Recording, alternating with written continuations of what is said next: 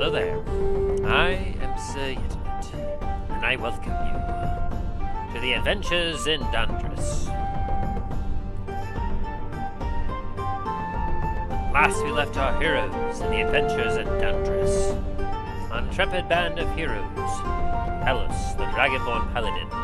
Dain, the dwarven paladin. Treth strange human individual, and Greyhound as himself, had made their way to Port La Montagne. From there, the party proceeded to collect their things and leave for Duskwood.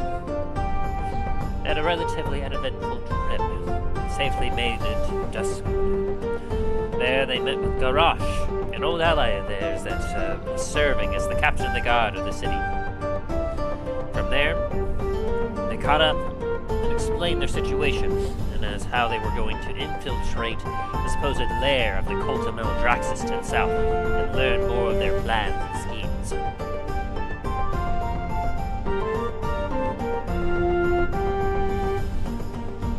As it was getting late, the party decided they would stay the night at Duskwood for their own safety.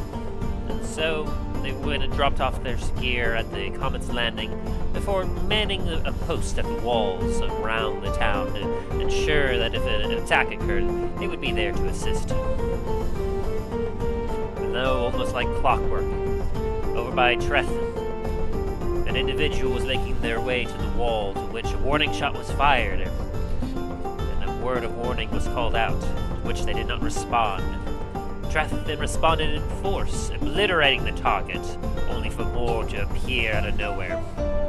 And so the horn was blown, and the gods grew to attention, while the rest of the party rushed over to aid Treth as they jumped down the wall onto the ground and took the fight to the fields.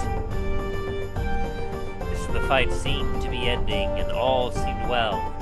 One final opponent appeared, in rusty black armor, glowing eyes beneath its helm.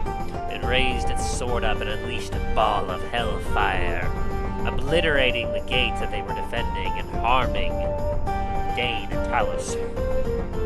As it swung its sword down and continued its advance forward, Dain and Talos felt a tightening in their stomach as they realized they now faced an opponent they had not faced one of its kind since the Catacombs of Duskwood.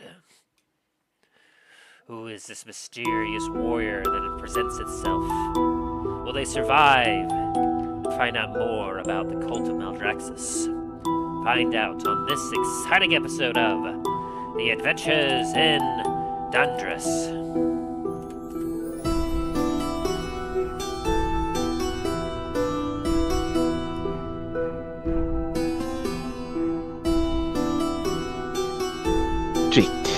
As they say. Hello there. I shouldn't. Hey, where was our warning that you were showing up? What the fuck? I said I was going to just put it in the chat. Mad shit about you. Oh wait, I'm in. You gotta warn us. Never mind. Never mind. Ignore me. Maybe you should be paying attention.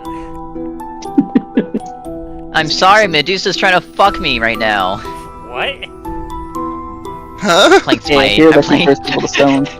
You gotta be careful about that. What are you playing? I'm playing Smite 2 right now, and I'm playing as Oh, Carrie, gosh. fighting against Medusa in Carrie Lane. Damn, he's at the Succubus Tavern. Oh, it's Smite 2. Not to say, it's like I don't remember throwing a Medusa at you just yet. What do you mean, Did they just have yet? those in D&D? Oh, yeah. Gorgons. Gorgons? I Yeah, gotcha. Gorgons, aka Medusa.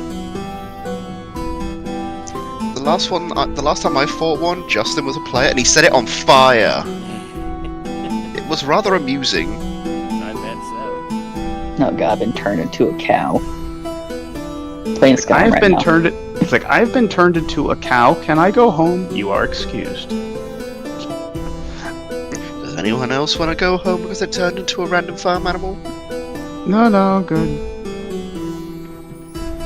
I mean, Gorgon is what they're normally known as, but I think in like D&D, I believe they are known as Medusas. Let me double check that. Because Gorgon is actually something else. Believe it or not. Yeah, they are known as Medusas in D&D. Yeah. They're a relatively neutral I think it's- challenge. Yeah, I think it's because there's another creature in D&D that's labeled as Gorgon. Yeah. How do you Gorgon, it's spell- like how do you pronounce this girl? it's an Name. iron-plated, like, Lena? Yeah, Really? there we go. Okay.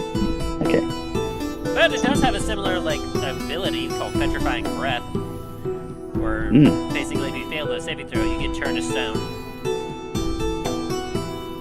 So, similar ability, just this one, like, one of it looks like a woman with snake hair, and the other one looks like an iron-plated bull. I was like, it looks like Festus's bronze bull. Sort of. But anyway, how are y'all doing today? Not too bad yourself. Doing alright. Just had a nice morning, just researching a few things, taking a look at some of the stuff, setting things up, and, like, for one, getting ready for tonight. I'm kind of, quote, house sitting / feeding their outdoor cat for a family friend of mine. But I already know I'm going to be having to go back and forth between my own house during the week because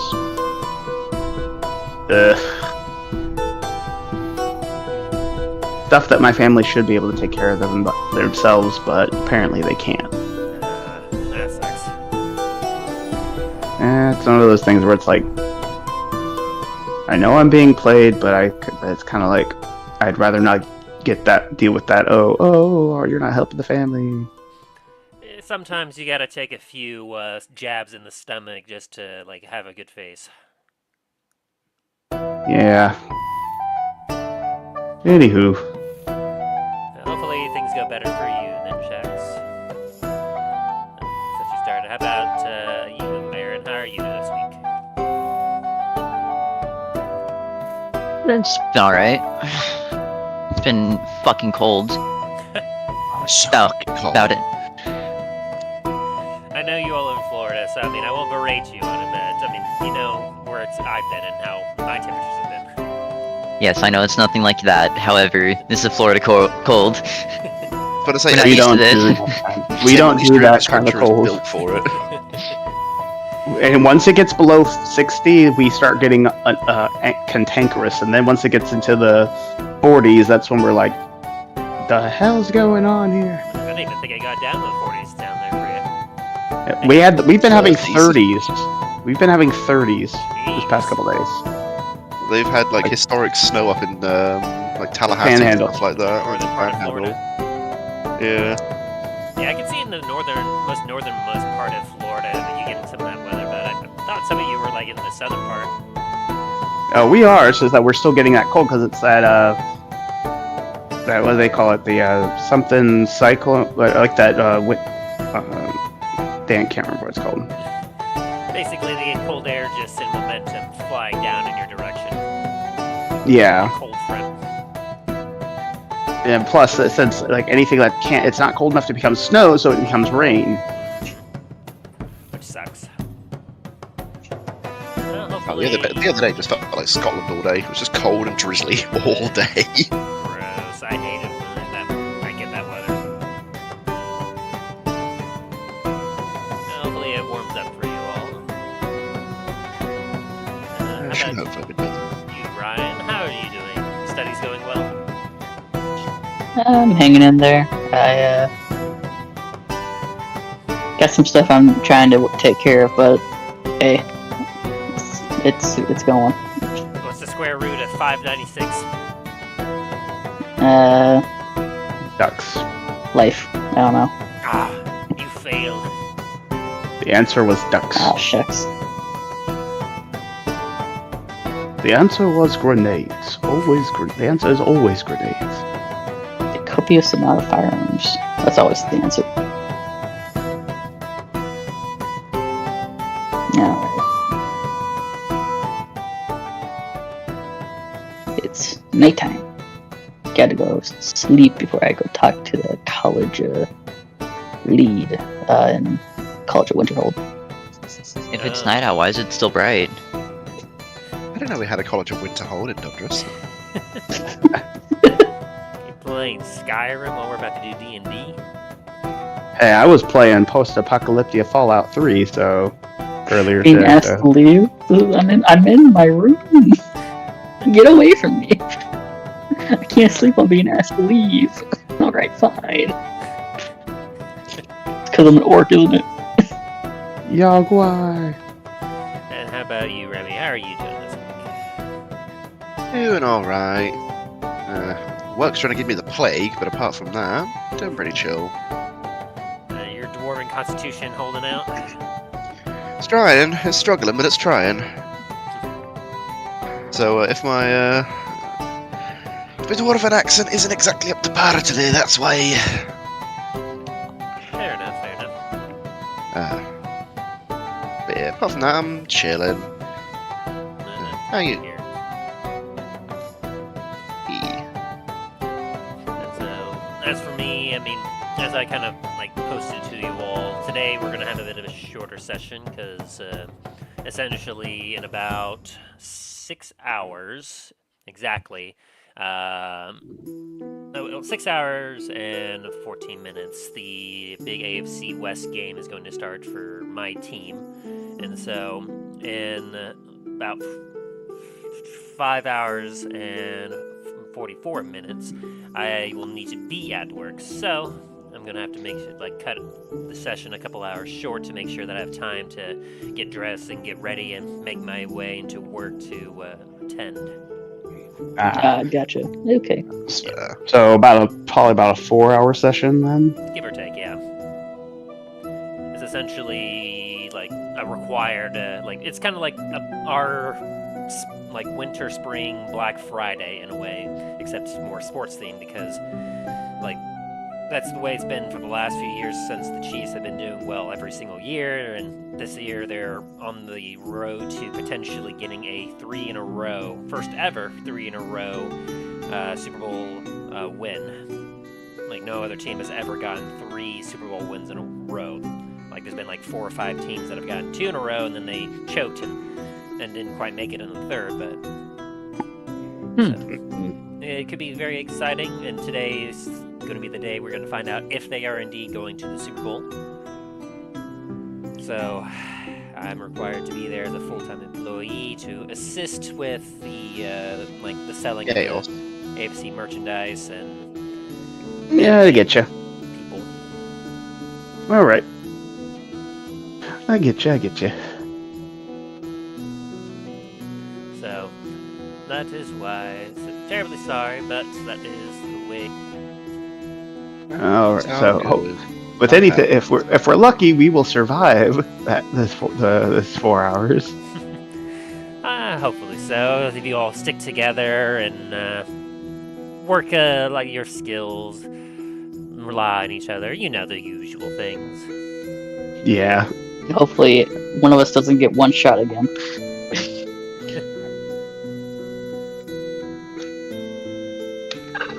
Are you having some flashbacks there, Ryan? Yes, I am. Can't say I blame you. Can't say I blame you at all. Let me see. Just making a quick volume adjustment because I guess according to my wife, she says that I sound very quiet compared to all of you on the stream for some reason. I'm not quite sure why. Weird. Yeah.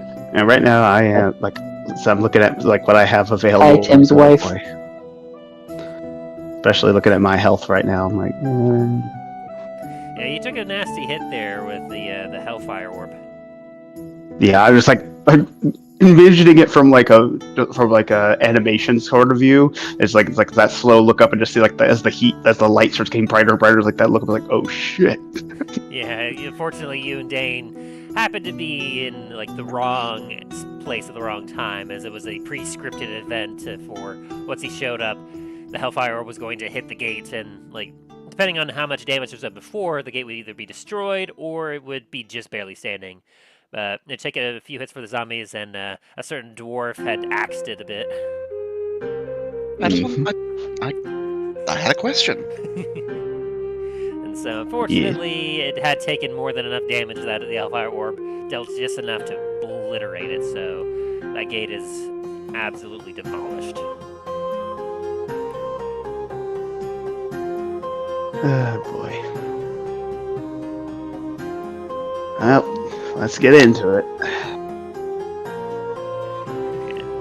One more adjustment down. We'll put it down to, let's say, 7.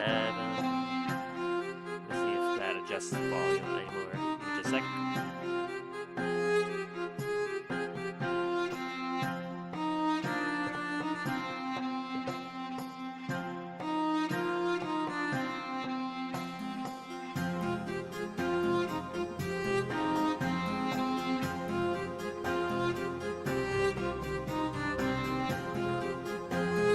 I think that might have maybe helped. Can't quite tell. I suppose we will find out if my wife is like, you're still super quiet. But in any case, I believe it is time we return to Dundras. Don't have a lot of time, and so plenty of adventure to be had.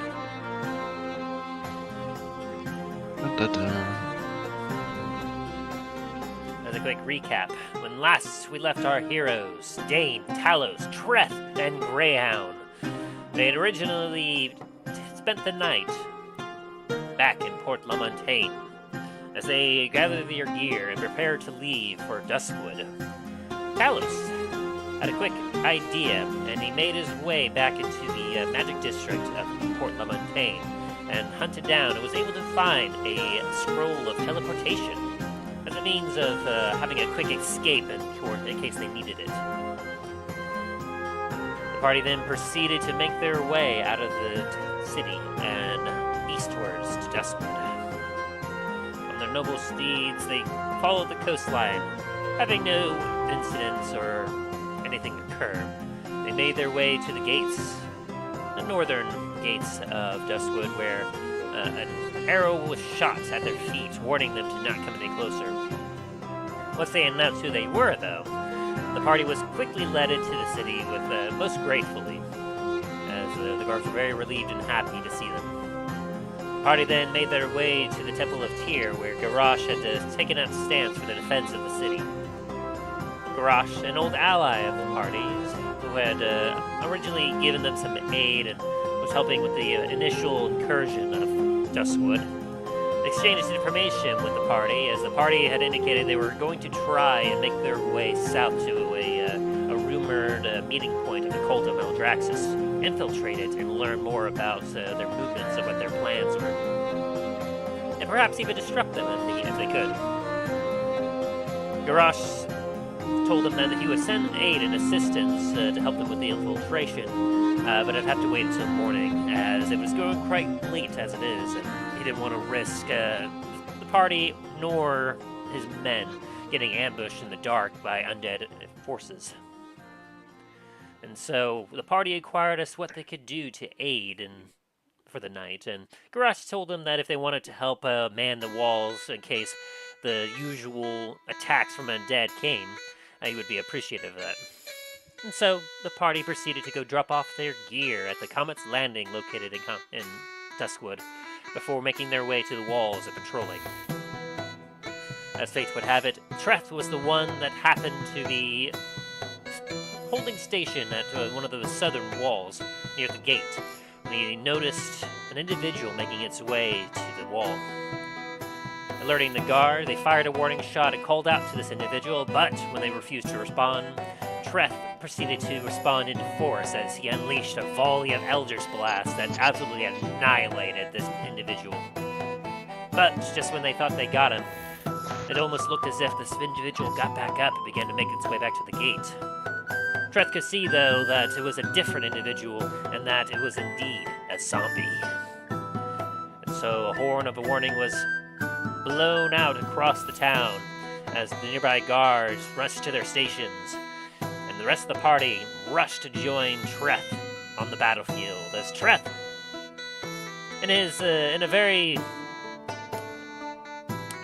in a way, he jumped majestically down the wall to the battlefield below. Very majestic, as we all remember. Yes. Very. then proceeded to fire off volleys of magic against the incoming hordes of the undead, with Greyhound on his feet, jumping down as well, also extremely super gracefully. He's practiced all his life for that moment. And so the two of them exchanged magic again across the field to help slow down the horde of undead as they made their way to the gate, pounding upon him, while Talos proceeded to fire off some arrows from the wall, as Dain himself actually did a very epic, shield dive over the wall and landing on the ground, rolling, looking super epic and heroic-like. He then proceeded to attack the undead at the wall, with Talos then using a grappling hook to follow behind. Just as the last bit of the undead were being managed, and all seemed to be ending for the night, a lone figure whom the party had seen making its way slowly to the battlefield finally got close enough that the party could see in his rusty black armor, his eyes glowing beneath his helm. It raised its sword up as a ball of hellfire launched across the battlefield, exploding on the gate, killing the two guards that were near it and harming Talos and Dain greatly. Just then, Talos and Dain, as they saw this figure, a chill in the air erupted, as the two of them realized that they now faced an opponent they had not seen since the Catacombs of Duskwood. And so, as the party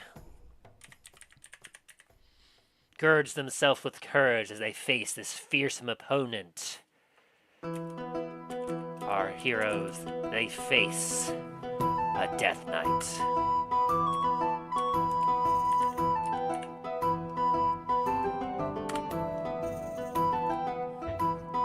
Oh dear. This is fine. Everything's fine.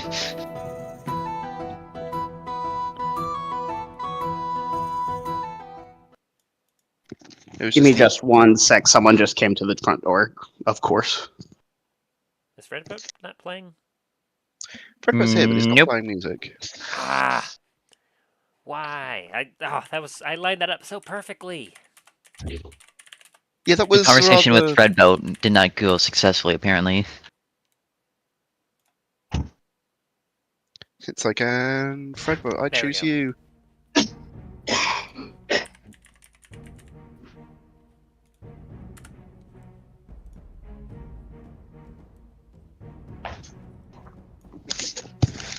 Okay, sorry, I'm back. You're all good?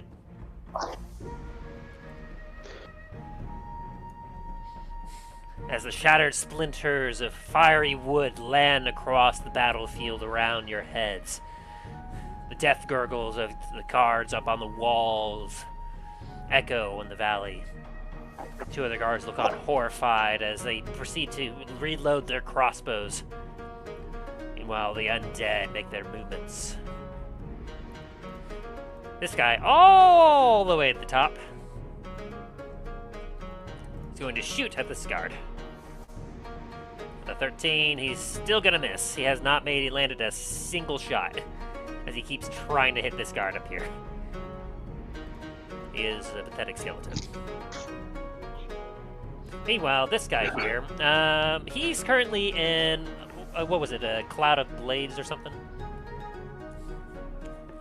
Cloud of Yeah, Daggers, I think so. if I remember correctly. Cloud of Daggers. Graham? Trying to find something. Give me a sec. Yeah, I was in a Cloud of Daggers. Now. Yes, that's a Cloud of Daggers. Very good. So he starts his turn in Cloud of Daggers. You feel the air with spinning daggers and a cube within range that the creature takes when it enters the spell's area or starts its turn there. So go ahead and roll me. Do you remember what level you cast Cloud of Daggers at? Was it 4th? Oh, I'll check right now. Should have it on here. Pretty sure it was 4th. If my thing will load. God dang. Hmm. Characters. Greyhound, where are you? There you were. I got way too many character ideas I've made.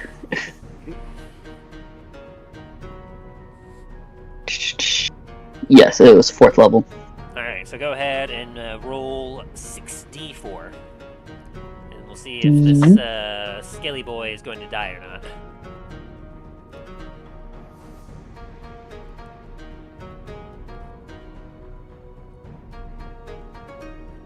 Ooh. 15. 2 max force. Yeah. He did.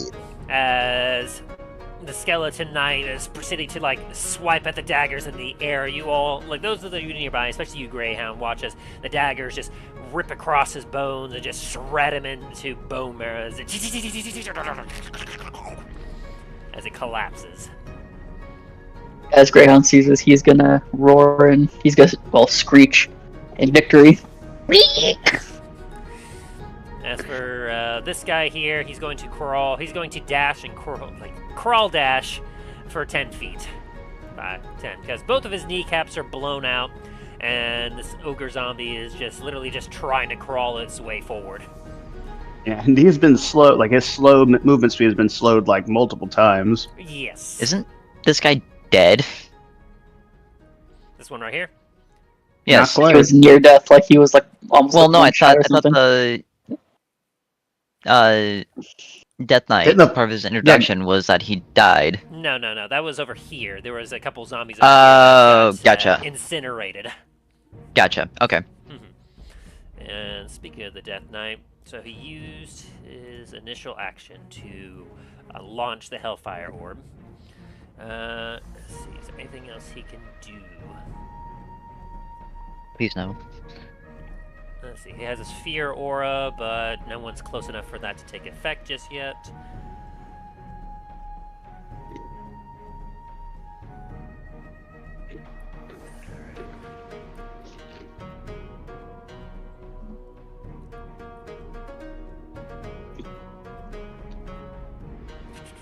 Require that. His reaction is that.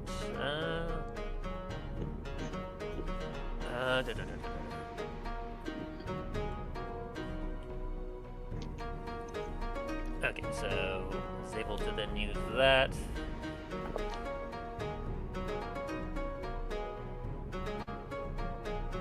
Okay, so he is just going to make his way slightly forward, and that will end his turn. Alright. Something just to tell you, like from, I was casting spells while I was in, I think, in rage last time. I don't think I was able to do that. Reading rage again. So, just so you know. Cast spells while in rage. Yes. So. I thought you weren't in rage. Yeah, I think I raged at a certain point, and I cast like some cantrips. Gotcha. We'll say that probably like it probably didn't matter at the time. But so is Greyhound currently in rage, or well, he could cast the blade, Cloud of Daggers, so he's probably not in rage right now. No, he's not. Yeah. Okay. Keep that in mind moving forward. It is now Dane's turn. As Dain, your beard is singed once again from hellfire, as like you're feeling a little sore from that hellfire blast that just shook you to your core.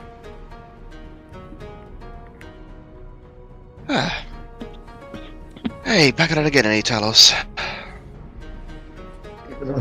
Yeah. Looks like the big boss has come out. Hey. Well, see you later. I'm gonna kind of jog up next towards Treth, and at the same time I'm gonna cast my... I don't actually have it up. Where is it? There it is.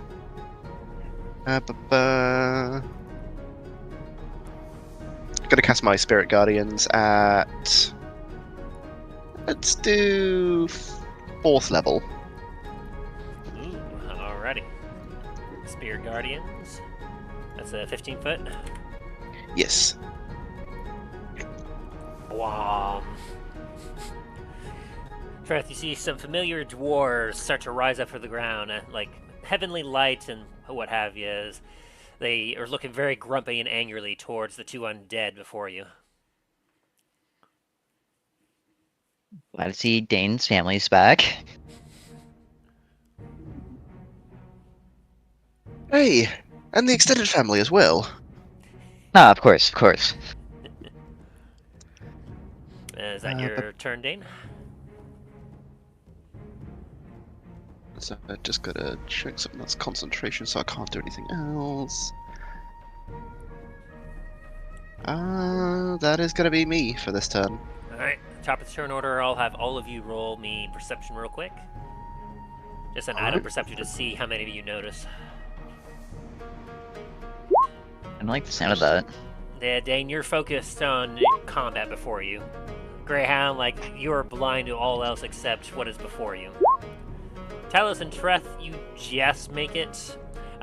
Behind you, like, somewhere back along the city, you're not quite sure exactly where, but you do hear sounds of combat elsewhere, as well as several other explosions that, like, ring out. But you're far enough away that it's kind of muted. But you're able to just hear that. Damn, we're caught in a pincer. Attack from the front, and then most likely attack from the other side as well. Talos, you're up. Alright, first, as a bonus action, I'm going to chug one of my potions. Let me see which potions I have. I'm going to chug one of my potions of Superior. Alright. Alright, and that one I have to roll it.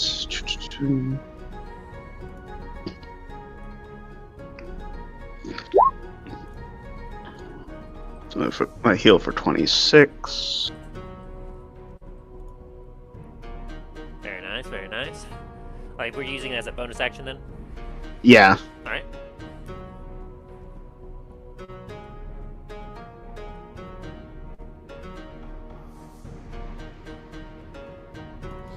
And so you still have your action and movement.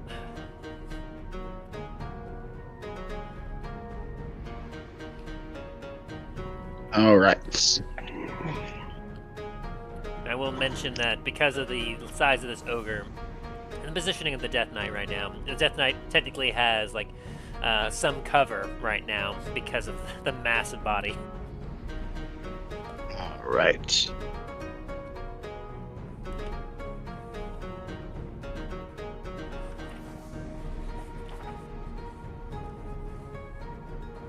I'm going to move here. I'm going to use my vicious bow to take out this one undead right above me. I just wonder if you all would continue to forget about him.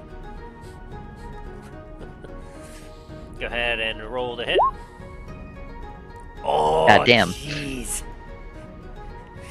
I think he got him. Haven't been a failure this entire battle. He sees you, like, come up on that rock, draw your arrow, and he literally leaps at your arrow to end his inexistence. My suffering. So he's gone. As, yes, his And- arrow literally, like, makes him shatter into, like, every conceivable amount of, like, bone fragment all over, just... I'm also going to aim my second attack, vicious bow attack at the ogre. Alrighty.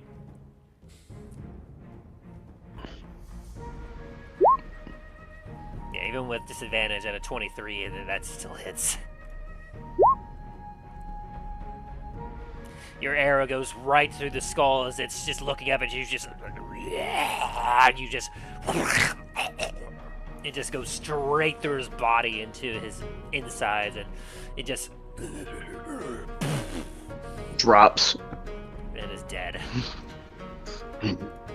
Just glaring now at the Death Knight. Like, I can... Like, part of me knows that there's something going on behind us, but now my, like, Talos' clear facial determination is deal with this guy as quickly as possible and then go help what's going on back there.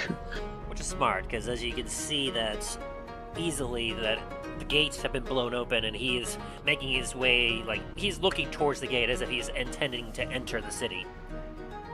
Alright, and that's gonna be Talos' turn. Alrighty. Well, the other knights are going to attempt to take a shot at him now that there's no other targets. Let's see, according to cover rules, 196. Wait, he still has cover? I mean, he's still behind this massive body.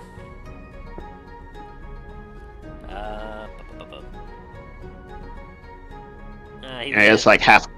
Yeah, he would have half cover, so he's a +2 bonus to his AC. I mean, this ogre's massive. Even Fair enough. laying on the ground. So the knights are going to proceed to try and shoot at him.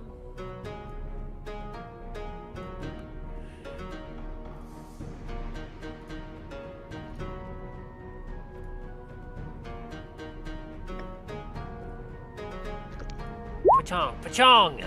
Yeah, they fly and just hit the body of the ogre. As Treth, it is now your turn. Very well.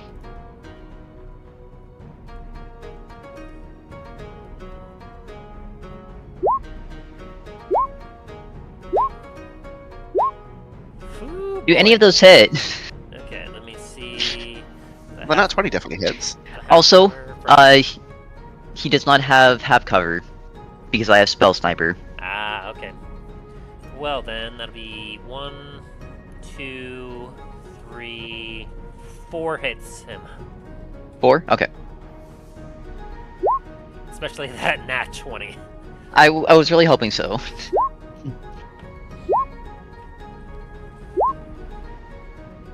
Alright. I'm also going to reduce his speed by 10 with one of my hits. And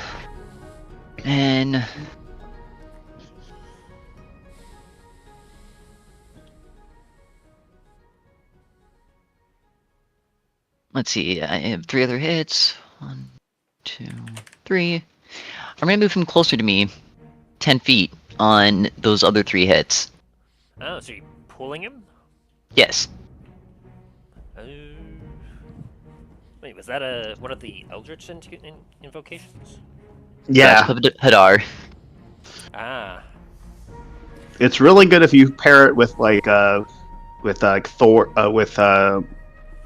Plane of Thorns or something like that, where like it's tearing through him as he's getting dragged forward. Oh god, you can make a cheese grater. Mm-hmm.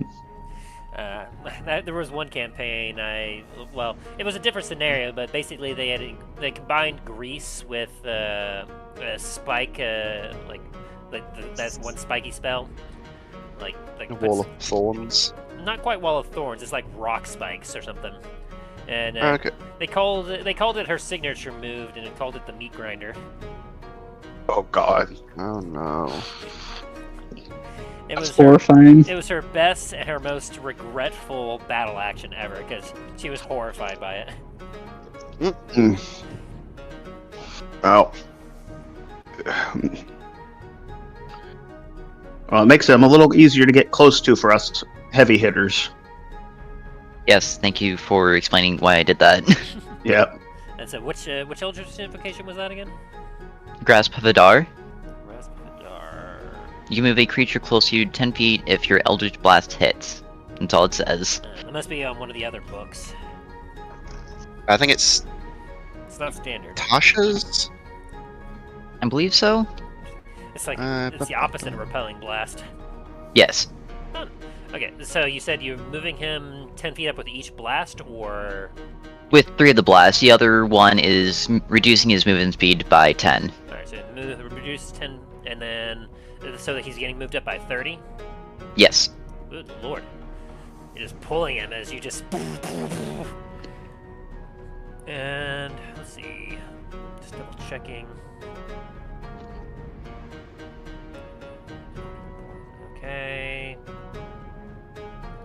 Those will be magical, so none of those will affect him. Well, no, those will take into account. Sweet. Yeah, this would be a lot more difficult if y'all didn't have magic weapons. And he doesn't have anything that says he can't be moved against his will, so that's 5, 10, 15, 20, 25, 30.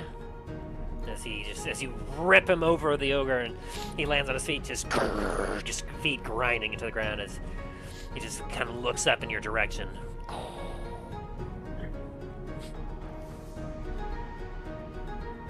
And is that your turn? And yes, that will be my turn. All right, Greyhound, you're up. Woo! Alrighty. Let's see. 5, 10, 15, 20, 25, 30, 35, 40, and I have 40 movement. 8. Ability.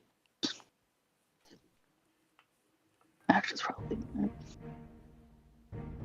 Why can't I find.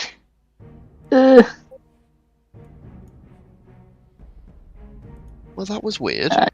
What? Speed. Here it is. 40. Yes. What did I miss? My internet disappeared for a second. It got very quiet. I'm like, hello? Is anyone there? Ooh. And then I looked down and there's the red mark on Discord. Well, glad you're back already. You didn't miss much. Alright, so I'm in Bladestorm currently. Mm-hmm. I want to rage on top of that, so I'll take a point off of that. Alright, you lose concentration on Cloud of Daggers. Yes. Phew. Get a point off of rage. And I'm going to 5, 10, 15, 20, 25, 30. 5, 10, 15, 20, 25, 30, 35. There we go. I think actually, no, that's 40 movement. If I do that right. So, there, and I'm going to... Now, if something's a basic action, a bonus action, can I do that in an action? Hang on, what was the question? If an action is a bonus action, can I also do that on my main action instead? Yeah, if you want to replace it with your action. Gotcha. Now, I will say, as you get within 20 feet of this Death Knight, do you have immunity to being frightened? Rage. That's resistance bludgeoning to the coast. Like, does your rage prevent you from being scared or frightened? Advantage strength checks and save throws. Yeah, I'm trying to read that right now. Early turn. I don't see it on here. As it says. You have advantage on that. You have resistance if you're able to cast spells. It says, I know there's some rages that will prevent you from, being able to, fall unconscious and some other things.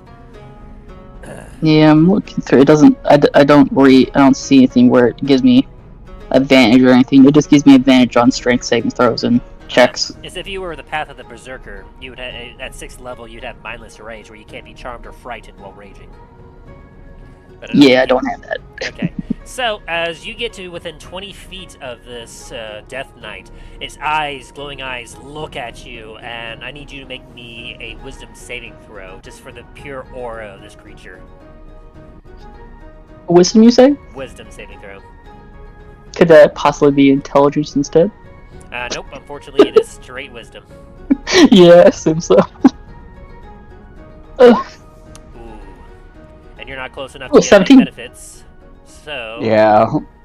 Let's see, 5, 10, 15, 20... So, you only get to about right here, so, once you get here, as soon as you get within 20 feet of this thing, you look at it, and your feet automatically stop, as you get a feeling that you've never experienced before.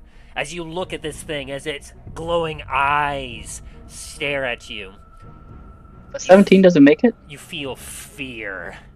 No, Apparently not. Okay, that's bad news.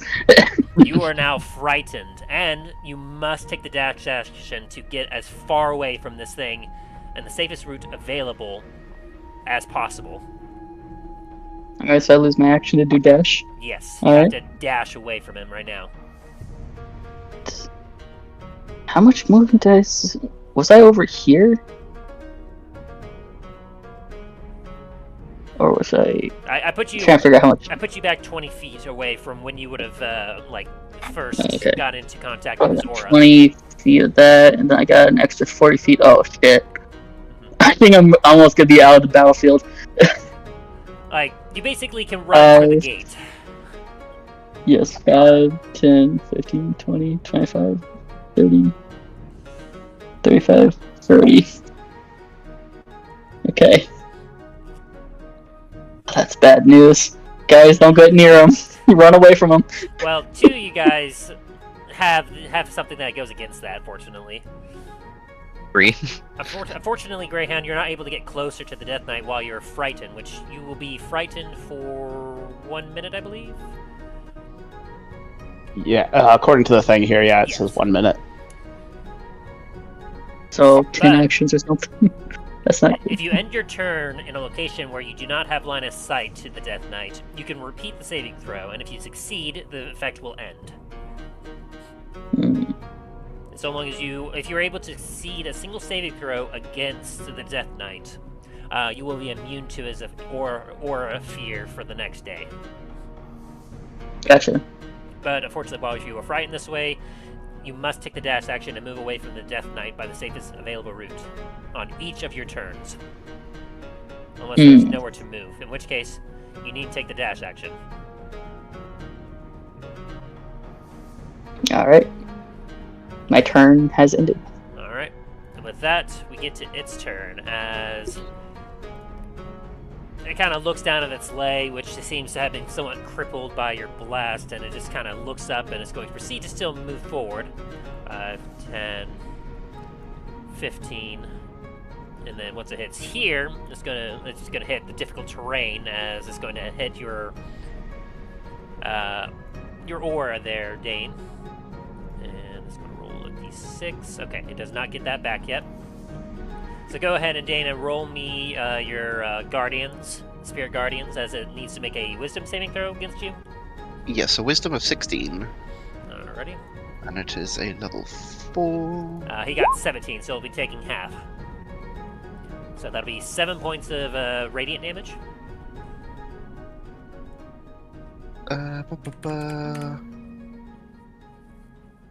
14. Yeah, 7 points. Sorry, I was looking at that for a second. I was like, hang on.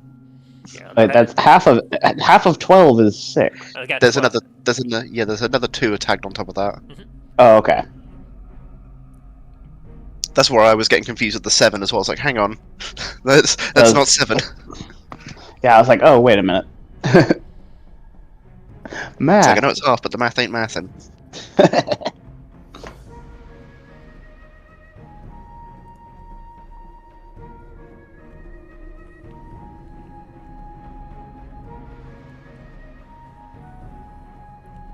Alright, so he took 7 points.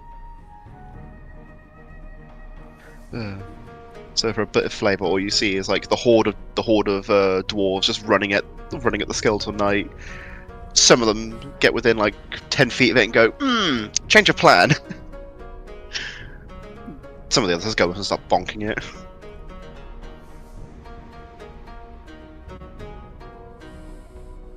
Wait, what is that? I think it's like, ugh! You got an ability that I need to do. Is that in the base? Let me see. He's going to respond after getting hit by a couple of these dwarves. He's not going to like that. Here we go. 30-foot radius. Oh.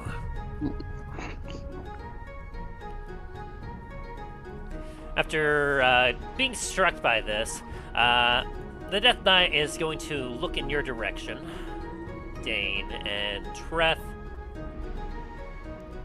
Okay, you're not in range, but you two will be in range. You're going to watch as the Death Knight takes his sword, like, kind of underhands it, and then strikes the ground with it. Boom! As a wave erupts from him of, like, what looks to be, like, conflicting electricity and necrotic energy. I need both of you to make me a Constitution saving throw.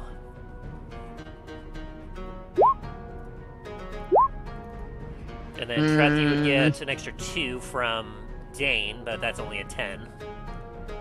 I'm afraid I don't believe that's going to work. And Dain, you just make it. And so, what is it? Okay. So, Dain, you will be taking half of this damage. And because it's Constitution, I can't use my shield to nullify it. Damn. And Dain, you'll be taking 7 points of thunder damage, specifically thunder, which is not lightning, mind you. Thunder is obviously more like noise based. Actually, I'm not going to take any damage. Oh, are you going to use your reaction to? Is that like my shield master evasion? I thought it was just a dex saving throw, but no, it just says if an effect allows half damage on success, you can use a reaction to take no damage. Oh, perfect. So, yeah, you won't take any damage at all, which means, unfortunately, Treth, you will be taking 14 points of thunder damage and 18 points of necrotic damage as you are knocked prone. So 32 in total? Yes. As a wave of necrotic vibration just shoots out from him and just knocks you on your butt. Meanwhile, Dain, once again, like using his shield, just blocks the earth and noise entirely as it just breaks across him like a wave against rock. Once again, making Dain looking like an absolute badass. Huzzah.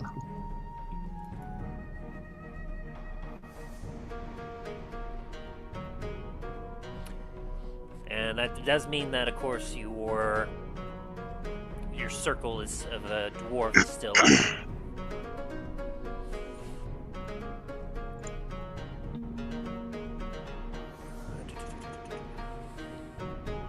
What does that do?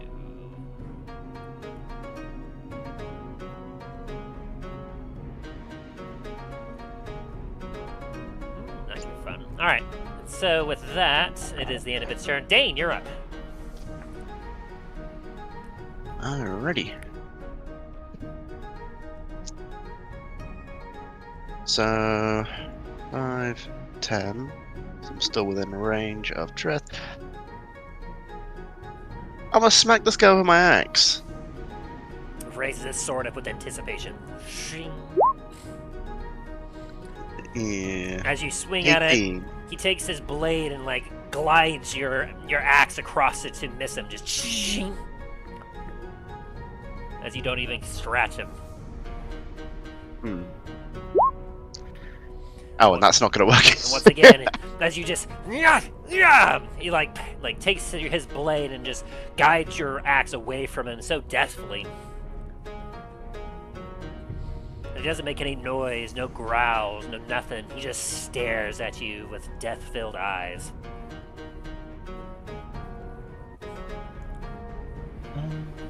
Glowing underneath his helm.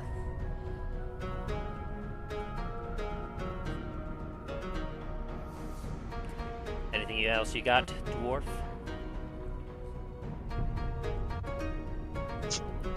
I can use my Shieldmaster shove to try to just punt him backwards with my shield. Alrighty. That was competing athletics, if I remember correctly. Should be. Oh dear. Yeah, not exactly the greatest roll in the world. Yeah, really not. As you take your shield, you bong! You just absolutely just chest check him, and he doesn't even shudder as he looks down at you. He just slowly hear grating as he looks down. It's like, oh no. And I think I've made a mistake. As you hit him, like he felt like solid as a rock, but the way he echoed on the inside, like it doesn't feel or like he has that much meat on him. Like he doesn't feel like a person should. Oh joy. And is that your turn? Unfortunately. Alright, as Talos, it is now your turn. Alright, let's see how far I can get. Let's see. Damn.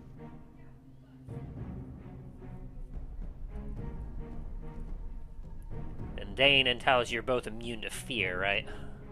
Yeah. And everyone that's within 10 feet of you is also immune to fear, right? Yeah. Okay, so Treth, you're still good. I mean, I would have been good either way. You also have an immunity to fear? Yes, with my weapon. Ah, right. I forgot about that. Yes. All right, I'm gonna move over here. Oh, one second, and help Treth up real quick. You're going to use your action to make him unprone. Yeah. All right. Use your action. You bring Treth up. And one sec. Bonus actions.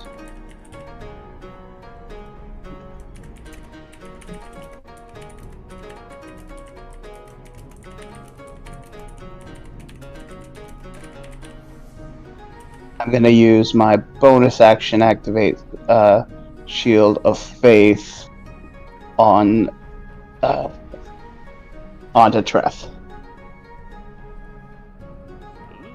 So, Treth, you get an extra 2 to your AC. Neat. And that's gonna be my turn. Also, while Talos is casting Shield of Faith on me, I'm just gonna look and just nowhere in particular and just say, yes, I know. Don't need to remind me. You hear that, Talos? I was just like, he just raises like his eyebrow for a second, but doesn't really think too much of it. He's more like focused on like, get this done as quick as possible, get back to the inside. Atta boy, knights! They hit him! Finally, they do something. Boom! They launch 2 crossbow bolts that fly past you, Dain, and stick it to the Death Knight. As they actually will deal 10 points of damage to him. Oh, wait, those aren't magical bolts, though. They will deal 5 those are points of damage. You watch as, like, the arrows, the bolts, they do manage to stick themselves into this Death Knight before you, Dain, but you watch as, like, it doesn't even, like, phase him that much. Like he's not even recognizing that it's actually touching him. Oh. I just reread again, never mind. Let me redact that. The bolts, you watch as they bounce off his armor, despite the fact that you know for a fact those should have sunk in. For some reason, the bolts don't do anything to him. Oh no. That's not good. Because I read that he had resistance, but then that's weird. But he also had that's odd because it says condition immunities. That's kind of an oxymoron because it's like he has damage resistance to that particular thing, but then at the same time, condition-wise, he's immune to it from. That's odd. Death Knights are bullshit. All right, Treth, it is now your turn. Oh boy. All right.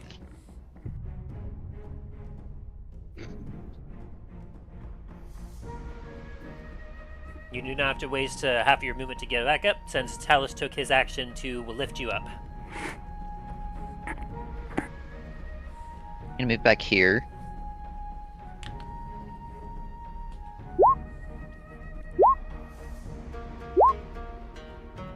Ooh boy.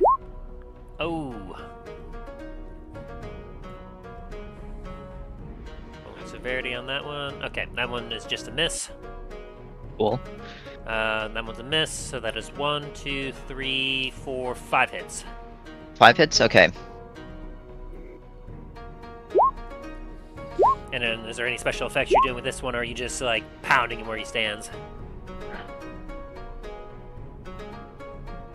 I'm going to pull him 20 feet towards me. Ooh, that gives Dain an opportunity attack. Yes. Talos, we don't need commentary for everything that I'm doing. I've thought about this. Well, I was just saying out loud. Not necessarily. Because Dain already uses reaction. That, but also, generally when it comes to the attacks of opportunity, the creature has to be willingly moving away from a target in order for them to make that opportunity attack. If they are being forced with their will. But still, so 5, 10, 15. In that case, can I not do that? Okay, so you just wanted to just hit him with blast?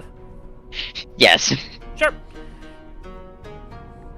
A good thought, but yeah, unfortunately they have to be moving, for example, if Greyhound happened to be passing by him as he was dashing away, Greyhound willingly moving away, then an attack by Right. could have occurred against him. But if Greyhound was, say, pulled away by someone else, no. But a good thought overall. So, you definitely deal some hefty damage to him as you just unleash volleys of blast against him. Just Dragon Balling him. Alright, is that your turn? Unfortunately, yes. Alrighty, Greyhound. You are still, unfortunately, within line of sight of the Death Knight. And so you must take your action to dash, but we could say that you can dash behind the wall if you so want. Yes, give me 1 second. I'm grabbing something. You're good. I'm going to move you just to where the wall is, and so you are now out of sight of the Death Knight as you are hiding behind the wall in fear. And let's see, the creature... If the creature ends its turn in a location where it doesn't have line of sight, so now from where you are, Greyhound, you are able to make another Wisdom saving throw at the end of your turn, which is now. Okay, give me 1 second. On my way. Yeah. In the meantime, while you do that, it is now the Death Knight turn. Go ahead and roll your Spirit Guardian's damage again, Dain. Alrighty. And he's going to roll another d6. Okay, he does not get that back yet. That's very lucky for you guys. Ouch. Yeah, and he needs to make a Wisdom. Yeah, wisdom 16. Ooh, he'll take that full 14. Very nice.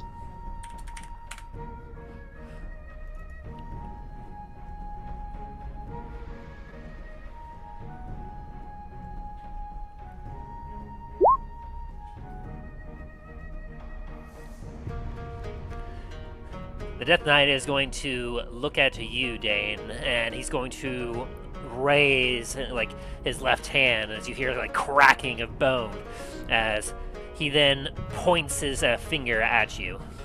I need you to make me a charisma saving throw. Charisma saving throw? Yes. Alrighty. Something I actually have very good stats in. Ooh, you do make the save as he points his finger at you. You feel a weird shifting, almost as if you're like he's trying to banish you to some other plane. But you put your feet down and you grit your teeth as you just resist as it just blows past you. Hey, it's gonna take more to stop this dwarf. His deathless eyes then Big looks old at you balls. as he takes his longsword in his other hand, raises it up, and proceeds to slash at you. Shink, Hey, but that might shink, do it. Shink. 30 and 2 21s to hit. The 30 will hit, everything else misses. As with the first hit, you will take 13 slashing and 29 necrotic damage, and you won't be able to regain any hit points until the start of your next turn, of the knight's next turn. As the one attack slashes you, whoosh, as it comes down so quickly as you're just recovering from his spell, being able to shake it off. You're not able to block this attack, and it stings real bad, but that encourages you to take your shield out and block the other two attacks. Bing, bing! As it stands there at the ready, just... And you made a 19 saving throw there, Greyhound? Yes, I did. Guess what? I made it. As you stand there behind the wall, just shivering, just like, what the hell was that? What the hell was that? You stop it, like, you take a deep breath, and you're like, that thing ain't shit. And you are no longer frightened of him, and will not be for the next 24 hours. Gotcha. As you take another step around the wall, and you look out at this thing, and you're like, I got this. Dain, it is now your turn again. Alrighty.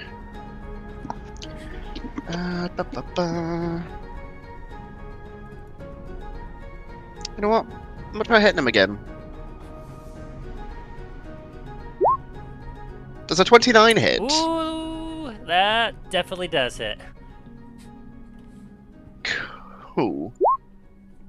And I'm also going to cast Divine Smite at 4th level. Go for it.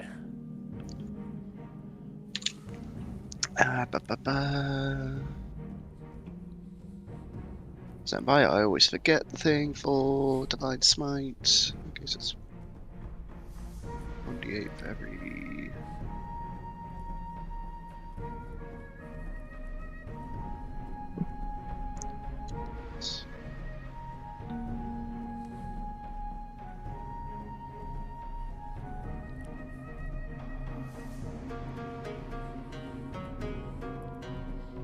You doing alright? Yeah, sorry, the math ain't mathin'. Not 5068. Oh, Dain, I need you to roll me a Constitution saving throw for your Spirit Guardians. Ah. Ooh, yeah. Unfortunately. High dwarves. Yep. You do lose concentration there. Ah well.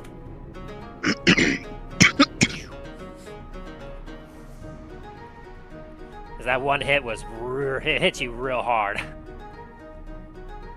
This flavor, like several of your dwarven allies literally jump in the way to block this attack, but it just rips through them as like the strike hits you, and then necrotic energy just blasts them all the way. Just and you deal an extra 22 radiant damage to him. 22 radiant damage. Very nice, very nice.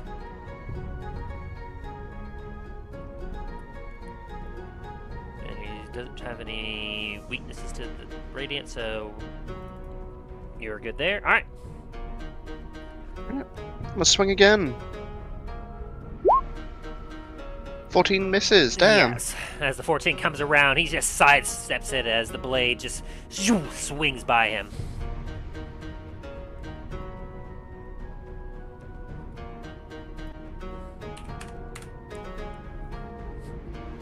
And is that your turn? Unfortunately. Alright, Talos, you're up. Alright, first as a bonus action, I'm gonna pop another one of my potions, same as the last one.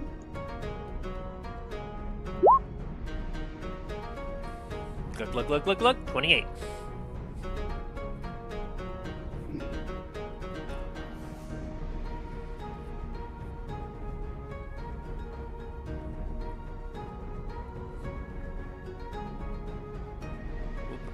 Oh crap, I'm adjusting. Shoot.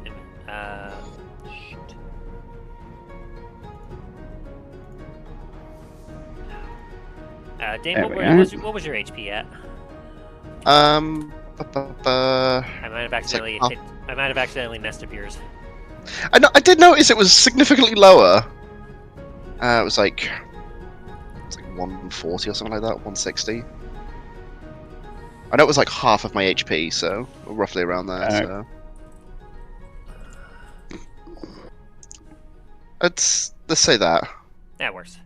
Sorry, I was messing with some stuff and I accidentally hit your HP and I didn't realize it. No, it's good. I'm gonna move to here, and I'm gonna go ahead and swing with my Sunblade, which is at full bright, which is as high a brightness without blinding it. Dain. Nice. But you feel just that, and I'm going to use my 5th level Divine Smite on that. So. Oh boy. That's a doozy. As it looks at you, it sees you coming up from the side, growling in your dragonborn style as you take your blade. Oh, sorry, I think I messed up with the Divine Smite. One sec. Yeah. Can you remove those real quick? It should be just one of those, right? I think. I'm trying to do it at 5th level, so... Okay, so yeah, I'll hide both of those. So the first 2 is your critical damage. If I'm correct, right? Yeah, that's the 2 main attacks plus my extra radiant that I gotta add. And let's see. Holy cow! And why is it not letting me implement this for so? 1 second. I'm pulling up something. Divine Smite, where is it? So I put as 5d8. 1 sec. I'm gonna have to manually put that in then. You said you're using Plus- your like highest level spell slot to cast this? Yeah, 5th level, so 5d8 plus 1d8. Yeah, because your Divine Smite, it is 2d8, and also you get to increase it by 1d8 if the target is undead or fiend. Alright, so 1 sec. So this is an initial 3d8 plus for another 1d8 for each spell above to a maximum of 5d8. So 5d. So I'm rolling at max at 5th level, so that would be. okay, so the way I'm reading this, the 1d8 comes into effect after. So for the initial smite, if you're going max to 5th level, that's 3, 4, 5. So that's honestly, you don't even need to use a 5th level. Like it maxes out at 4th level, basically. So 4d8. So no. So a 4th level spell, it is 5d8 Okay. for the X, because it's 2d8 and then plus 1d8 for each spell level higher, which means at 4th level you are like 4th level Divine Smite is maximum 5d8, and since it's undead, you will then add an extra 1d8 on top of that, so that will be 6d8 damage total. We're gonna add that, double that because of the critical, and that is going to be 12d8. Jeez. Alright. D8.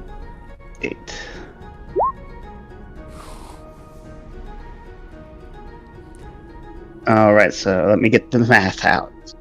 No need. Just. As you all watch as Talos, he takes his Sunblade out, like almost Star Wars style. You watch as he goes, "Bwom," as it is as bright as it possibly can be. You watch as he just like stomps as an aura of light just erupts around him from the blade and from his natural paladin self. You watch Treth as from behind, as each step he takes, the ground itself lights in radiant fire. As he steps around Dain and like stares death at this Death Knight.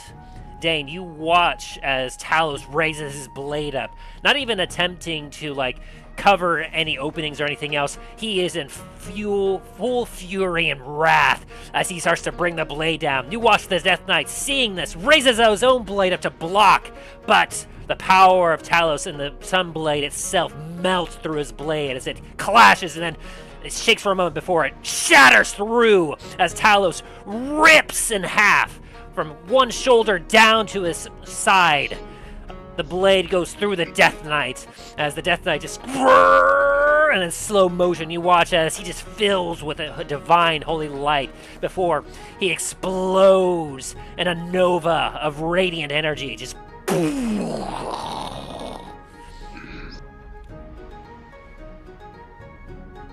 it was a mighty hit there, Talos.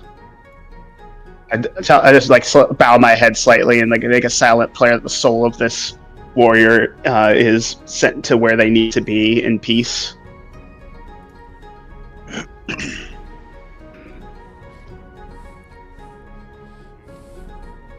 You watch as the pieces fall from the body of the Death Knight. Only thing that remaining is the helmet as it lands on the ground and rolls.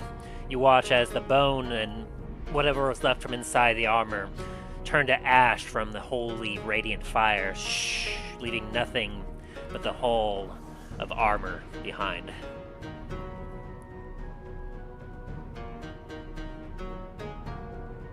I'm gonna silently pick up the helmet and kind of just kind of stuff it in my bag, just so I can probably do something with it later. But then I'm gonna turn, like, we need to get back inside. The others will need assistance.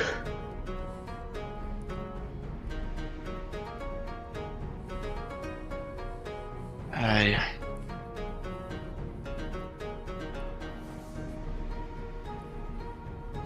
And as all of you make your way back through the destroyed gate, a few of the couple guards that were on the wall also make their way, and they hold position in the obliterated spots, just looking at it. He goes, that was absolutely ruined. Garrosh needs to know about this. We got a breach. We'll hold position We here may have- if you all can go find him. Hold fast. If any more come, use the signal horns. And then I'll continue moving back into the citadel, into the keep. We shall, Sir See if I find Talos. it. We're going to use it real quick to call for a few reinforcements to help cover here until Garrosh gives us further orders. Bop, bop, bop, bop, as he lifts the horn to his lips and sends out a different signal than before. I was gonna start just continue moving forward, trying to figure out if there's any more fighting being done. Are all you following Talos, or are you holding position here at the gate? Treth is gonna sit here and cast men continuously to try and repair this gate.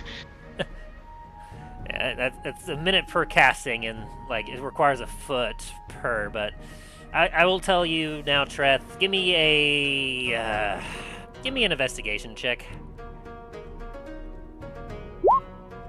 A 14. As you're looking at this, a lot of what was remaining of the gate was not only shattered and blown across the field, but a lot of it was burned away by the hellfire from that orb. The gate is completely unsalvageable, even through magical means, and requires replacement. Treth kind of just turns around to the gate, looks at it, and is just like, never mind. And continues inside. Yeah, unfortunately, that job is way bigger than what men would allow. Maybe if you were able to have all the pieces together and you spent 8 hours, you might have a chance. But there's probably better and more quicker ways of doing that. Dain, you following Talos? Yeah, follow Talos. Alright, and Greyhound, what are you doing?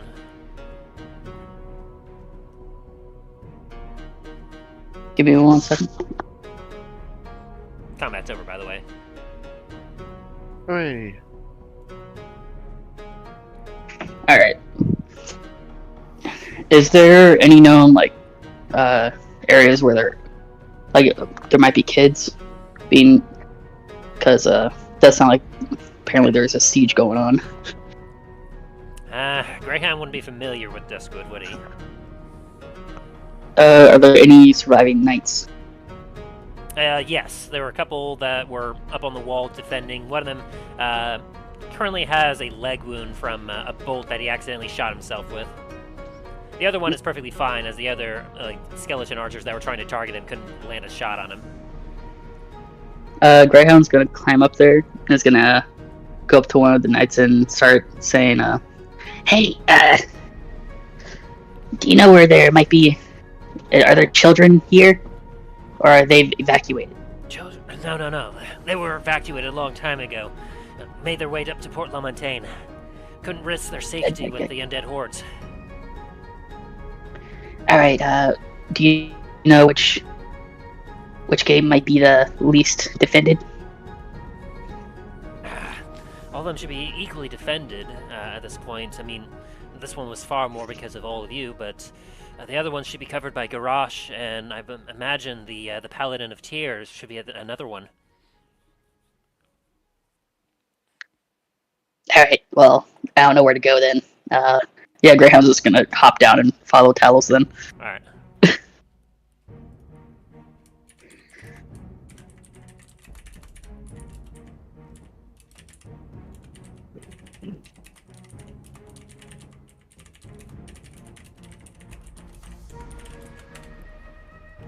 And then Treth, you're also following Talos, so the entire party is moving together.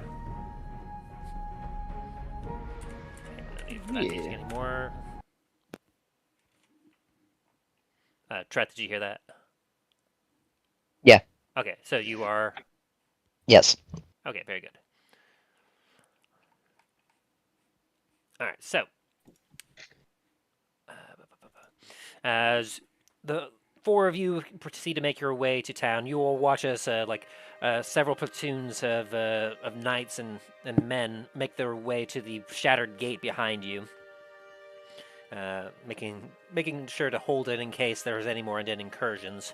As you kind of make your way, you hear fighting to the north and fighting to the east. But as you continue to make your way further down, it sounds as if the sounds of combat are dying out. Do you head in which direction? Let me roll a perception check to see if I can notice where the fighting seems to be going on the most. Real quick. An 18. As you're taking a listen out, to the north, it sounds like the combat is just about to end. You even from where you are, you see several blasts of radiant light flashing up every once in a while. Just woo, woo, woo. Meanwhile, over in the east, as you're taking a look there, it sounds as if there's a little more fighting.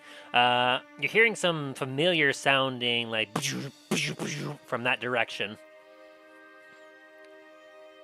that Treth would definitely immediately recognize.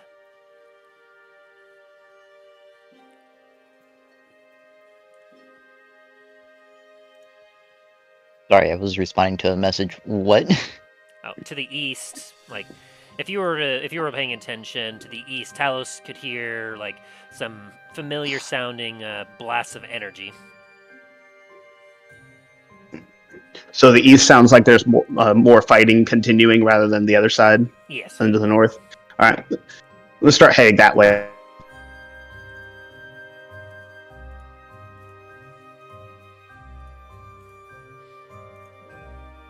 All right, so you all head east. Hey, sounds like a plan. Very good. As you all make your way east, before too long, it takes you a few minutes to reach the eastern gate. As you get there, you can see on the top wall, you see several archers taking pot shots down below. And at the top of the gate itself, you can see the familiar visage of Garrosh as has his hand outstretched as he's just blasting energy from his hand down below.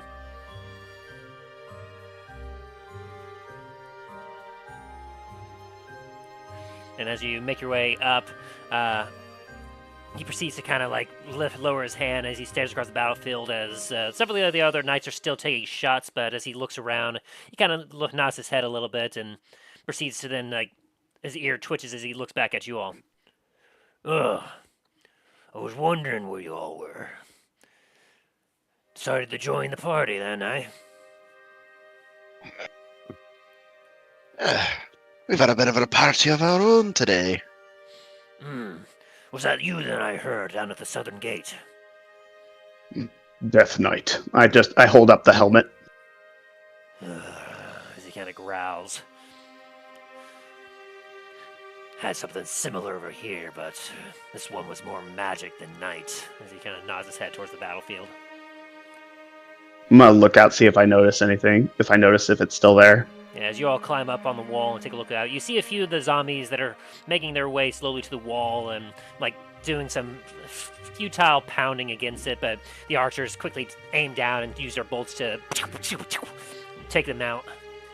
You do see a pile of smoldering black earth about midway to the gate in the field that he kind of nods towards it as he goes, Had me a bit on the ropes there for a bit there, but fortunately I was able to overwhelm it. We'll need to reinforce our position we just came from. Death Knight blasted the entire gate apart. He kind of looks at you with a bit of surprise. Hellfire. Blew the entire gate. Damn. How? Well, I fortunately, think these attacks.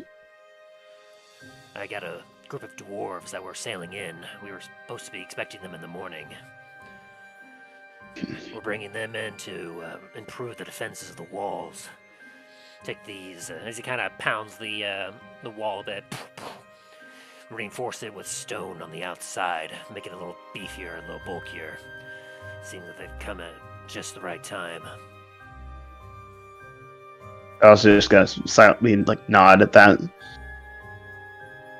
I'm thinking that these attacks from on the other sides were all just meant to be distractions for the big one.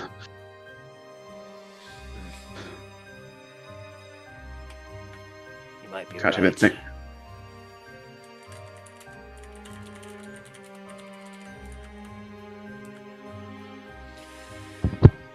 We'll have to check with the paladin of Tyr. She was supposed to be guarding the north gate. I imagine she had no trouble over there. From what we could hear, it sounded like they were starting to mop up what was over there. The sounds of battle were dying out. Not surprising. Glad you all were there to help defend the southern gate. There's not many of the big fighters that we have here in town left. With Elias and Varys off doing their business, there's only basically me left, along with the paladin. That's probably why they struck it. They must have figured out the war, noticed that they're missing.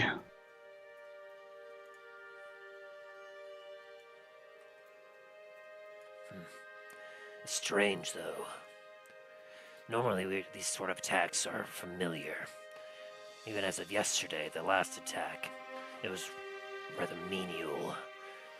Most of these undead incursions, they're generally some small fry, a few bigger ogres or trolls making their way to the gate to try and smash it, but for this magic user that I faced and a death knight that you faced, this is an escalation in their combat prowess.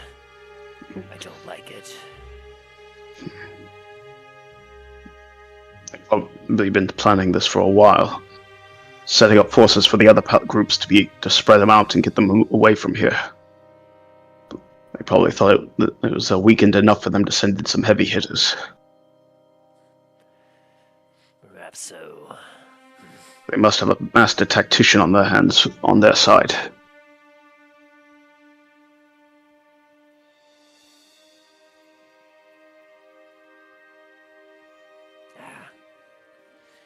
Shoot, I'm checking my notes now, and I've realized that I've mislabeled that paladin.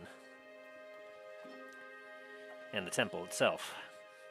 It was not Paladin of Tyr in the Temple of Tyr, it was Pelor.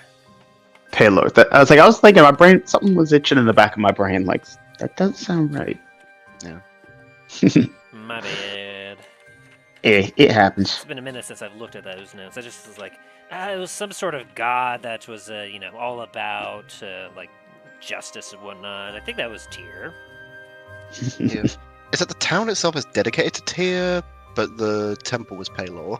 Yes, I believe so. If I'm remembering that correctly.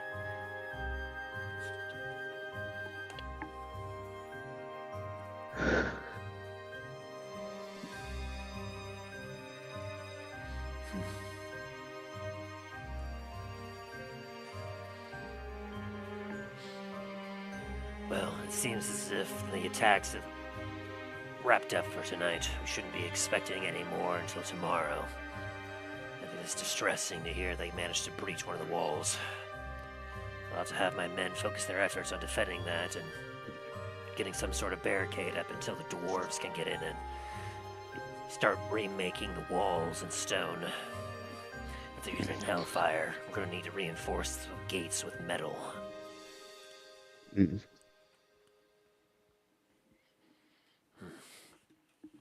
Once again, your efforts are invaluable. Dare say you've saved the town once again. It's like Talos is kind of just he's nodding, but he's thinking of trying to remember all the things that his father taught him, all the methods they taught to defend areas against certain things. If we had the manpower, I'd say we could dig a trench around the entirety of this position and fill it with water that's been blessed. But I don't think we don't have the manpower, nor do we have enough priests. No.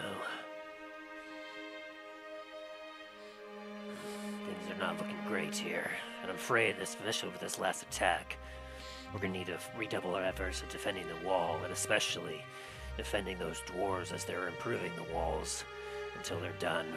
I'm afraid I won't be able to offer you any support with your mission to the south. Understand. Defending this place is more important. We can't risk them taking it. No, if they overrun this, there's not much we'll be able to do to put up a defensive barrier to try and stop them from getting to Port La Montagne or further beyond.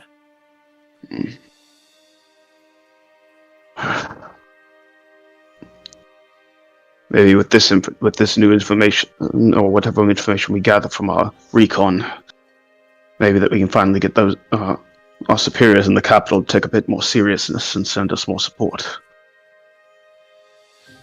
And that's what we're hoping Elias is accomplishing. Hey, is that what he's wandered off to? He's made an appeal to the other paladin orders, trying to see if he can convince them to offer additional aid and support and men. But it's been gone for Is a there any way? while. Is there any way we can contact him? Does he have a sending stone? No, he doesn't have one. We did have theirs here for a time that he could message him directly, but fortunately, without him, we need someone that knows how to do a sending, that knows him, Elias personally.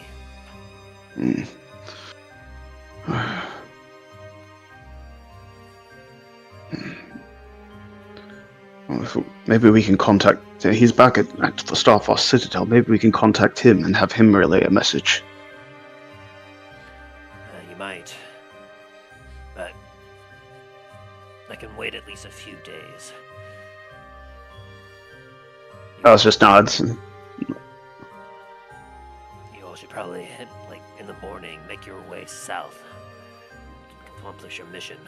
Or if we can get some information, anything at all, to some of their motivations or their movements, we'll be able to give Elias the information he needs in order to convince them to send us more reinforcements.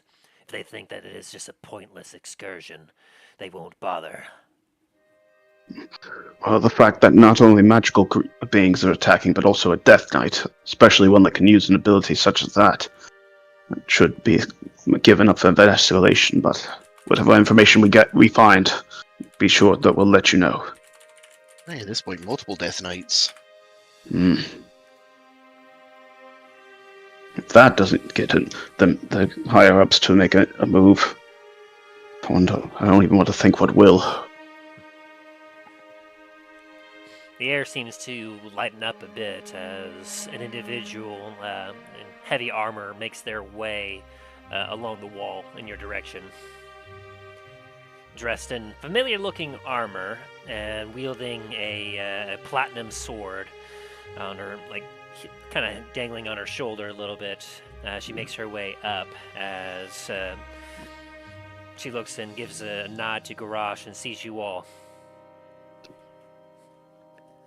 Comet's company.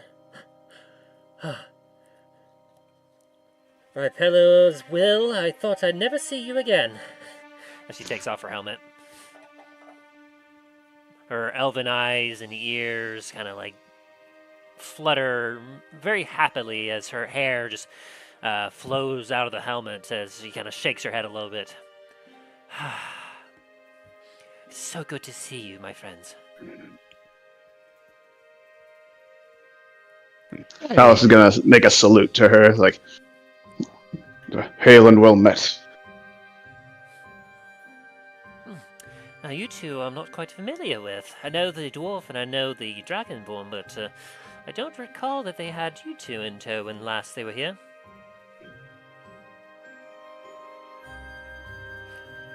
Greetings. My name is Elise. I'm the paladin of Pelord, charged with the protection of this town.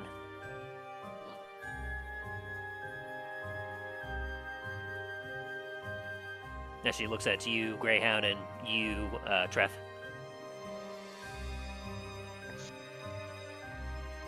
Pleasure to meet you. I am Treth Frostwoods. Pleasure's all mine. any friend of Comet's company is certainly a friend of mine. You two travel with quite the company. You know, these two saved my life a long time ago. Hello. I am Greyhound Auric. Nice to meet you. As Greyhound, as politely as he possibly can, but it's not very polite. Bows. She gives a warm smile as she nods her head at you. It is a full pleasure to meet you, Greyhound. So, as she takes a look at you, Dain, and you, Talos. You two came down to join the excitement, then? Yes. That's our original plan was to head farther south and try to infiltrate what we believe may be an encampment of the enemy, and do a recon of and gather as much information as we can on them. Then this happened. It's been happening on a nightly basis. Our men have gotten quite used to dealing with the undead incursions, a few losses here and there, but thanks to the walls we've been able to hold them back. Though today was very much quite different. I must say, they almost ripped through the northern gates. Garrosh, we're going to need to reinforce that, by the way. The southern gate may be a bit more in repair than others. As I hold up the helmet. Oh, you fought one of those as well. That's very curious. It completely obliterated the wall. You're gonna need a new gate. He was using hellfire. Yes, the one that I was facing did about the same. Unfortunately, his blast wasn't quite enough to shatter the gate, so it still held. Though he was still quite a pain to deal with. It saddened my heart, but unfortunately, I could tell that they were far beyond redemption. If the intel of this doesn't get those in the capital to send more reinforcements, hopefully the information we can gather from our own mission will. Yes, I believe that Garrosh informed me a bit. You intend to infiltrate the lair of the cult somewhere in the south, and from there garner enough information that we might be able to get some reinforcements, or at least shine some more light on the Cult of Maldraxxus' movements, and perhaps even get the capital more involved in dealing with him. Talos is going to pull out from his. Let's see, is it in my bag or? One of us has the cloak from that one guy we fought. That was. Hey, Aaron, would Ryan or would Milo have given that up? What would I have to have given up? Because Milo was the one that had quick. the cult, the old cloak from the cult, and he showed it to you Yeah. all, so that way you'd be able to use the seeming, or was it? Is that what it was? The seeming spell? Yeah. You'd be able to use the seeming scroll to mimic it. But the question is, would Milo have given that to any of the party members before they left Antiva? Yeah, that's what I'm thinking. I'm not seeing anything in my notes about that. I see the notes of him showing us. So. Is that something, Aaron, that you think Milo would have thought of? Yeah, Talos is just going to show the scroll of seeming to the others. I would say probably not, because Milo did not know where they were going after Antiva. Fair enough. Talos just holds up the scroll of seeming. So we have this, and luckily we were able to see one of their cloaks, so we know how it looks. So relatively know what the supporters will be wearing. Would Greyhound know what this is? The scrolls? Whatever the symbol is, like what the scribe, what he's showing us, what it means. Oh, the scroll? Yeah. Yeah, Greyhound would not have been there when he was given it, but give me an Arcana check as you're just looking at it. A 19. You immediately recognize this is an illusionary spell scroll, and as you kind of from what little you're showing of it, you're able to see that it seems to be a scroll of seeming. Which, continuing on with that 19 as you're thinking about it, you know that the seeming spell is a fairly powerful illusion magic, which allows you to change the appearance of any number of creatures you see within range. And whoever was the one that casts it will be able to give those creatures, or give them a new illusionary appearance, making them look entirely different from. They could be if there's a group of orcs, you can make those orcs look like normal men. You can give them knight's armor, make them look like a very noble force of men. Or likewise, you could take a good noble force of guards or soldiers and make them look like disheveled refugees that could maybe surprise attack bandits that might be attacking them. It's a very powerful spell that's so long as other creatures or other individuals try not to physically inspect, they will usually pass visual inspection very easily. What are you trying to do with this scroll, Talos? This is what we're planning on using. So once we get closer and to where we believe their base is, we can use it to sneak in, and pass as some of their cultists. Okay. You know where it is? We have a pretty good general location. As I pull up the map and show it's southward from Duskwood. And once we get closer and have confirmation of the location, we can use this to disguise ourselves. Okay, I don't have a problem with that. But what happens if they notice us while we're in that? If they notice us, I have a backup plan to get us all out as quickly as possible. So we'll Isn't a fun backup plan? And I pulled up the second scroll. This one is a scroll of teleport. It'll quickly get us all out. Well, that's not very fun.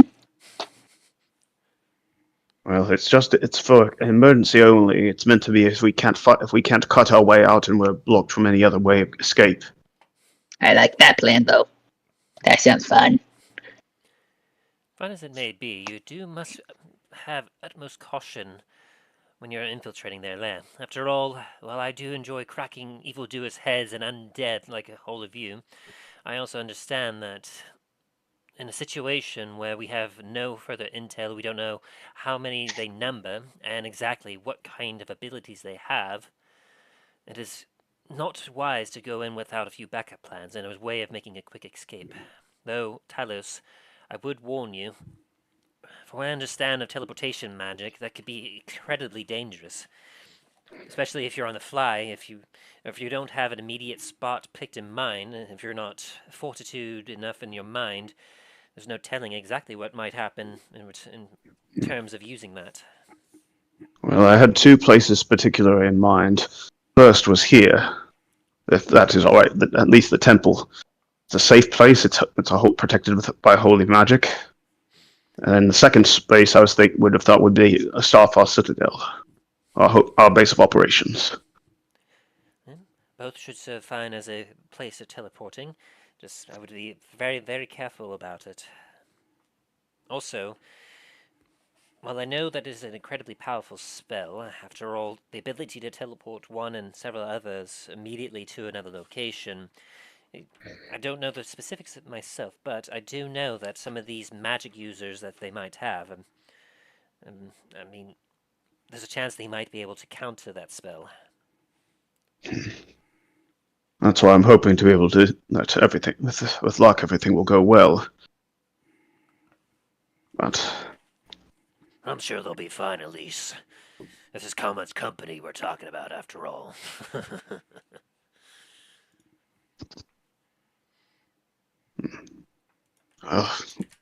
we should all get some rest and prepare for a bit of a journey ahead.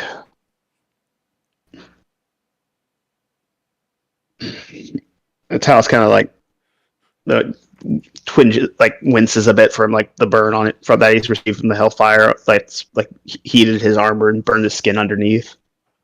I see you're hurt. Please allow me to help you a little bit. Yeah.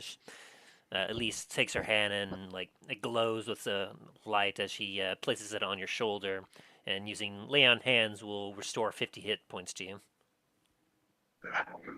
Thank you. Dain would need more than I. He took a direct strike from that thing.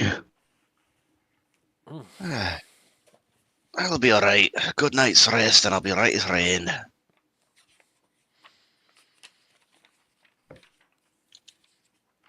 You were mostly almost at full health, weren't you, Talos? Yeah, because that potion definitely was a boost for me. Okay, like so, how far away from you were you from full?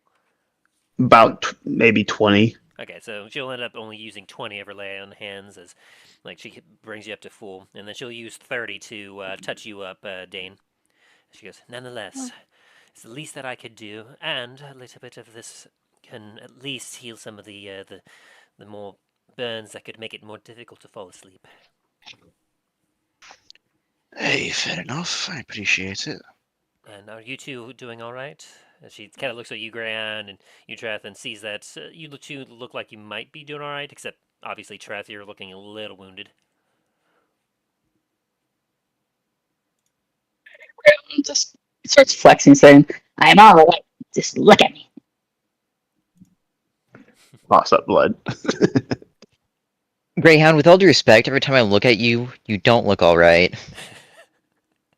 Granted, that's more of a mentality thing for you, but... Greyhound just does various different types of like muscle poses that like muscle men do at competitions. As he looks at you, like, "Why would you say that?" Like, look at this visage. I tell you, perfect. Just gonna look around to the other three and be like, my point exactly. Greyhound flexes and just puts up an two-arm salute. He goes, "Look at me! I'm the 9th wonder of the world!" Blood starts to spurt. It's like... Blood starts spouting out of every scar that he has. Well, I appreciate your defense of our little town once again. I usually sleep through the day to ensure that I can keep an eye on the night, so I'll be sure to keep an eye on the walls and make sure that if anything more comes up, they're dealt with quickly. You all should get some rest. You'll have yourself a big day tomorrow. Yeah. I should say about sending a bit more to hold off that section on the south, since the gate is completely gone. Yes, I will be sure to patrol that one very, very carefully. I believe, Garrosh, you said that we had a ship of dwarves that just came in a few hours ago, and they were going to get started on the walls in the morning, yes? Yeah. Heck of a timing they've got. They'll add some stone reinforcements to the outside of the wall, take this simple wood construction and elevate it. It should definitely hold well against the undead hordes, especially if they're going to start throwing magic at us. And then it seems that we should be just fine. Very well. We'll meet you in the morning.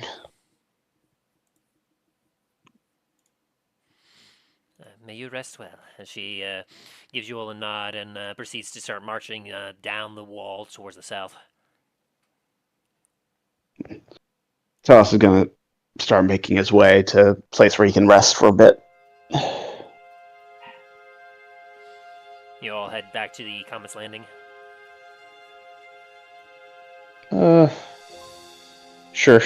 That's where you all placed your stuff previously, like your Alright. non-combat gear. Yeah. Yes, Greyhound's going over to the tavern as well. Alright. Hey, tavern sounds good about now. And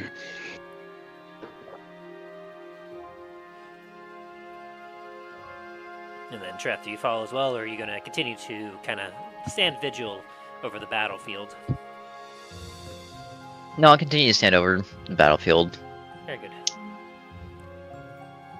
I assume you take a short rest just to recharge.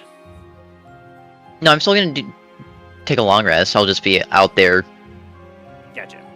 overlooking.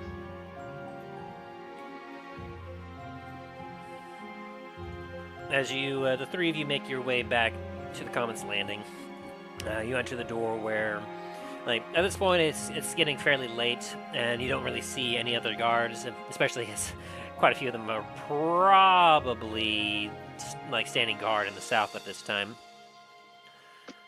But manning his post as always, you see obviously the tavern keeper you saw previously manning the counter and just kind of sighing to himself a little bit.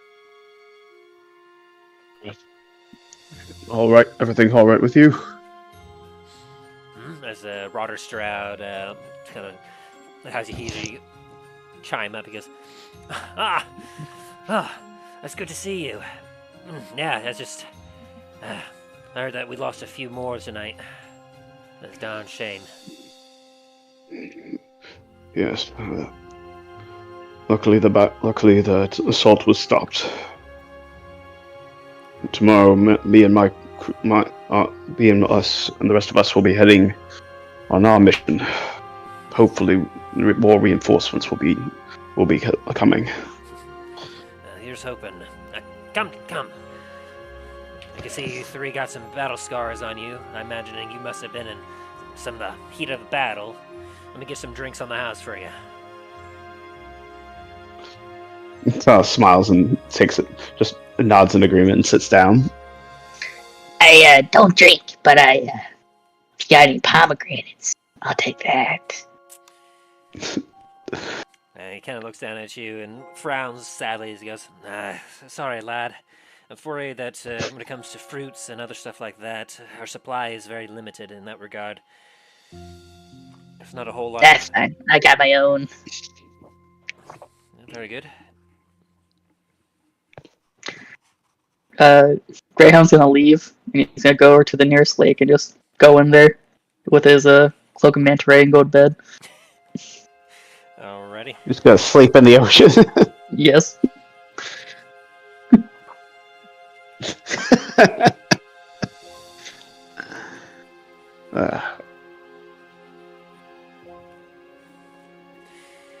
Very good. So yeah, Greyhound, you take some of your personal pomegranates and you enjoy it as you make your way back.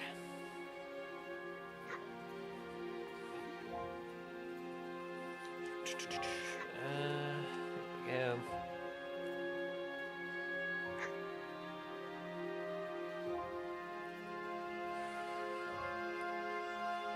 What'll be your poison tonight? I can make a mixture of drinks with some whiskey.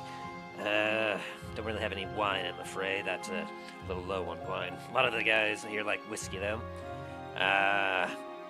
We got some beer, and I might have some bourbon or brandy stuffed around back here. For these fine guests, I'm willing to break out a few of the good bottles. Take some gin. If you have any brandy, that'd be great. Brandy. Let me see what I got. I think I'll join you on that one, Talos.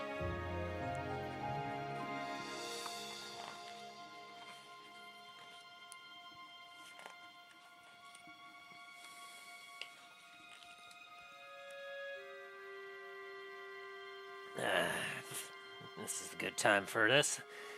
Looks like I have just enough to garnish you up some drinks here. As you watch as he takes a couple of glasses and he proceeds to combine some brandy. He gets another bottle out of Amaro and some vermouth and some aromatic bitters. He then fills the glass halfway with ice and stirs it with a long-handled spoon, about 30 seconds or so. He then strains and divides the mixture evenly between 2 smaller glasses and hands it over to you. There you go. I call this Madame Roseanne's nightcap. Talos chuckles and nods and takes a drink from it. As you take a drink from it, it's got a very, very lovely taste to it. Look at it. Yeah, but let's see. Obviously, you have like the kind of strong, earthy taste of brandy there, but the combination of the vermouth, the amaro, and the bitters that are very aromatic gives not only a nice taste in the mouth, but with the smell like erupting from the drink itself, as well as some lemon peels that he kind of tossed on the top there. It gives you a lovely experience both in taste, but as well as smell. Man doesn't have any fruit, but yet has lemon peels. Interesting. Well, I mean, he has dried lemon peels, Yeah, fair enough. and being mixed up with the liquid, it gives it a little bit. It rehydrates the lemon peels a little bit.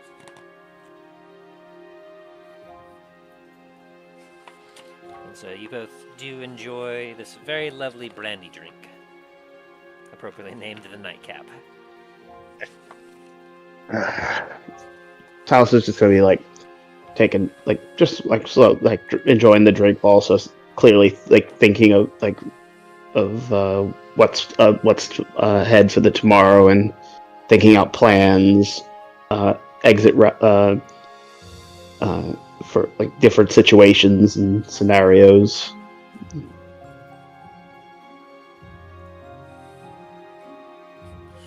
As he kind of finishes cleaning his glass, Stroud just kind of looks at you two and goes, "So, Milo didn't come with you then?" No, he's dealing with some business. Talos is a bit clearly a bit distracted from his own thoughts. Well, so long as he's doing all right. If he was here, I'd tell him that I'd be in 2 days. Well, after tomorrow, I'll be sending in the monthly payment that is owed to him. I certainly will appreciate that.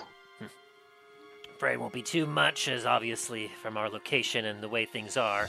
But I did get a little bit of profit I'm able to send his way. Ensure that he can still continue to afford sending us supplies and some assistance.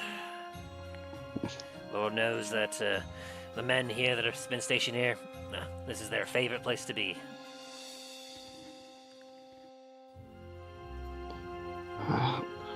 A good tavern is always good, as well appreciated, especially for morale.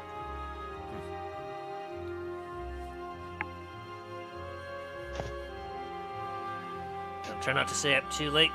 I'm going to finish up my cleaning here, and then I'm going to be getting some sleep myself, so I can get in time to start making breakfast for the men. Talos nods and and goes and finishes what's left of his drink before heading up to hit the room. And as I said, for as more of a tip, he puts a silver piece down on the table as he's leaving. Bless you, sir.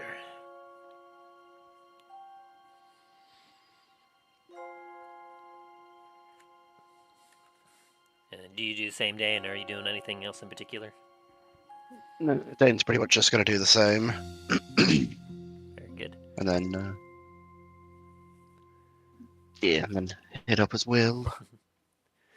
Greyhound, as you put on your cloak and you make your way west towards the sea, you do make your way to the dock where there's a ship currently docked there. It's sitting very low in the water. It's a very large ship, surprisingly large for what it is.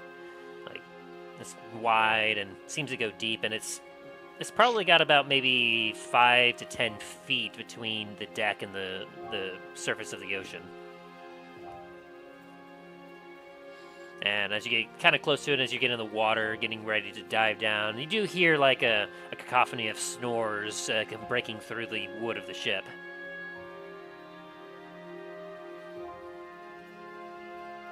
Before you kind of dive underwater and with your hood up, and you can see that like the water is very cool. Very, very, very cool. He can take it. Now let's see if that's so. Give me a Constitution saving throw to see if you can fall asleep to begin with.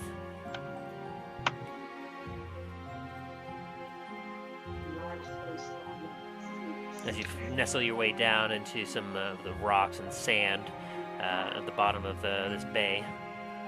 You said Constitution? Yes, to see if you can fall asleep like this. 18. Yeah, it's a little difficult at first, but as you kind of like pull the cloak around you and you nestle yourself very comfortably in the sand, you do and are able to fall asleep and get yourself a long rest. Nice. Meanwhile, Treth, as you stand your vigil, you will also enjoy your long rest as you watch as the patrols are very frequent along the walls. They're moving about. People are moving about urgently as they're keeping an eye out on everything. You also keep your eyes across the fields and give me a perception check as you're standing guard. An 8. You're distracted by your wife as you're doing this, as she discusses in length with you about the events. Sounds about right. Why are we even here? This stench of undeath is unbearable. Ugh. Yes, dear, I know. However, one of us is still alive, and we need money to actually keep him alive. That is true. We do need to find something soon. I couldn't eat any of those. They don't have any souls in order for me to consume. But I am starting to get hangry. And you know what happens when I get hangry.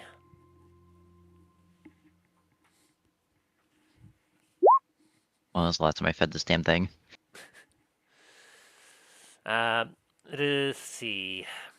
You arrived back at Port La Montagne about 2 days ago. And okay.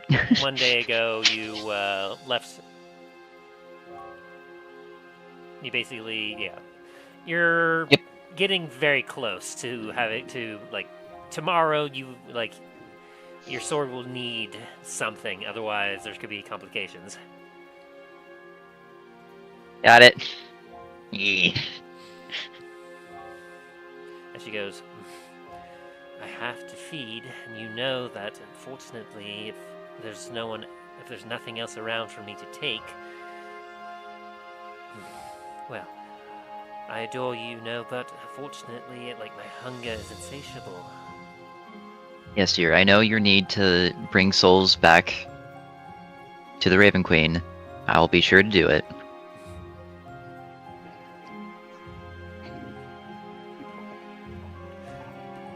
As the moon sets in the sky, the sunrise rises in the east on a very cloudy day, as everyone benefits from a long rest. As you are now on the 30th of Alliant, the last day of the month.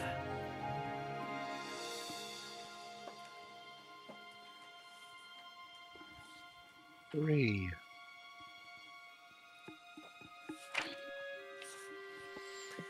On the morrow, it will be Marpenoth.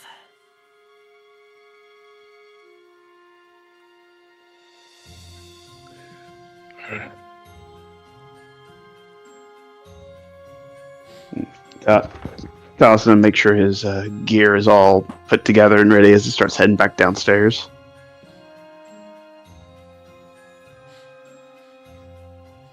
Very good.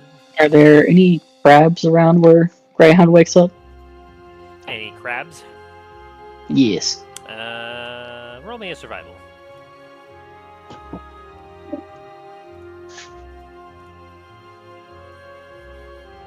Okay. Survival. Nat. Natural 20. You're As completely you- surrounded by crabs. As you take a look around, you can see that there are indeed several like smaller crabs that are scuttling about, starting to pick up stuff from the sand. But your eye slips past that towards an unusual-looking rock. That, as you kind of start to swim closer to it, you can see that you have found yourself a mighty king crab. Greyhound grabs it, bites his head, and go resurfaces as he's eating it. Does his breakfast.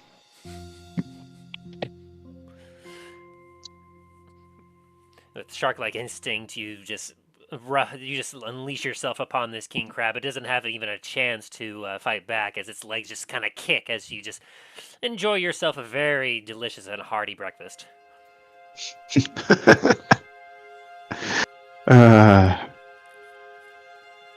Meanwhile, at the tavern, Dain and Talos, you're with several of the other men that are looking very much shadowy-eyed and just exhausted from their long night of patrolling and guarding, as they're enjoying some kind of like some sad-looking biscuits and gravy with a bit of porridge on the side. And you're getting the same because that's what they have available. Yeah. Fair.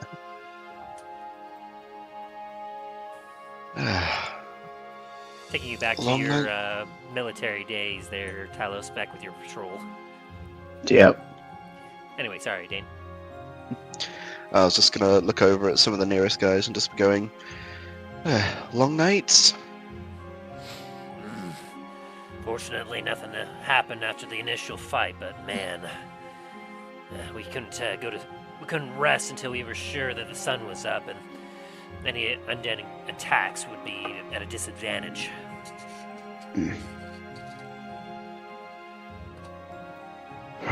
Well, fair enough. with luck, once our mission will go well, and we'll be able to get you all some both information and reinforcements. Here, here, as they kind of hold up a glass of grog.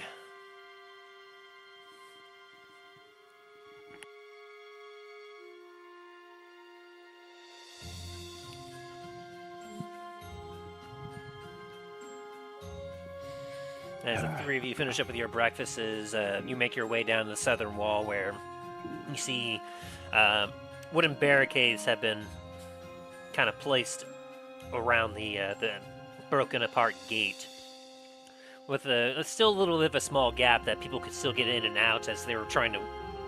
Well, you can immediately tell that there's a lot going on, a lot of activity, as you can hear a lot of tinking and hammering on the other side of the wall.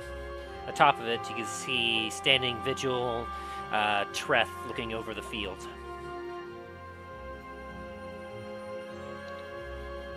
Treth! I called out to him.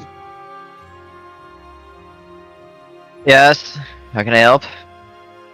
Getting out soon. Very well.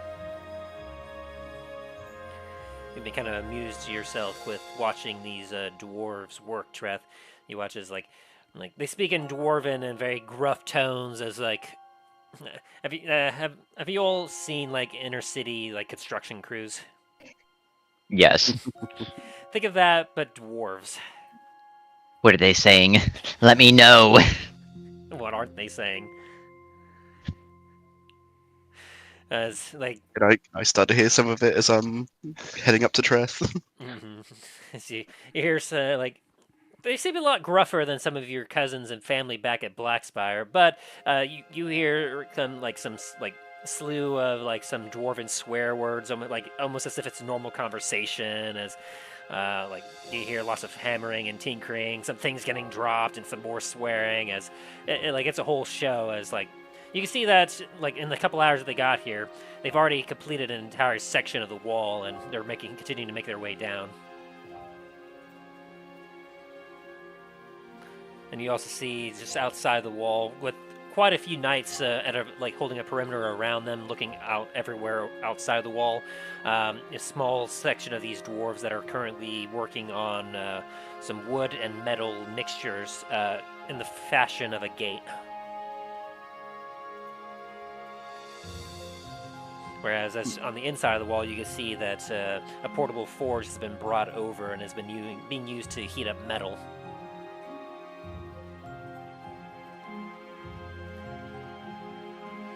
Not quite the work of my kin, but they got a decent operation going over here.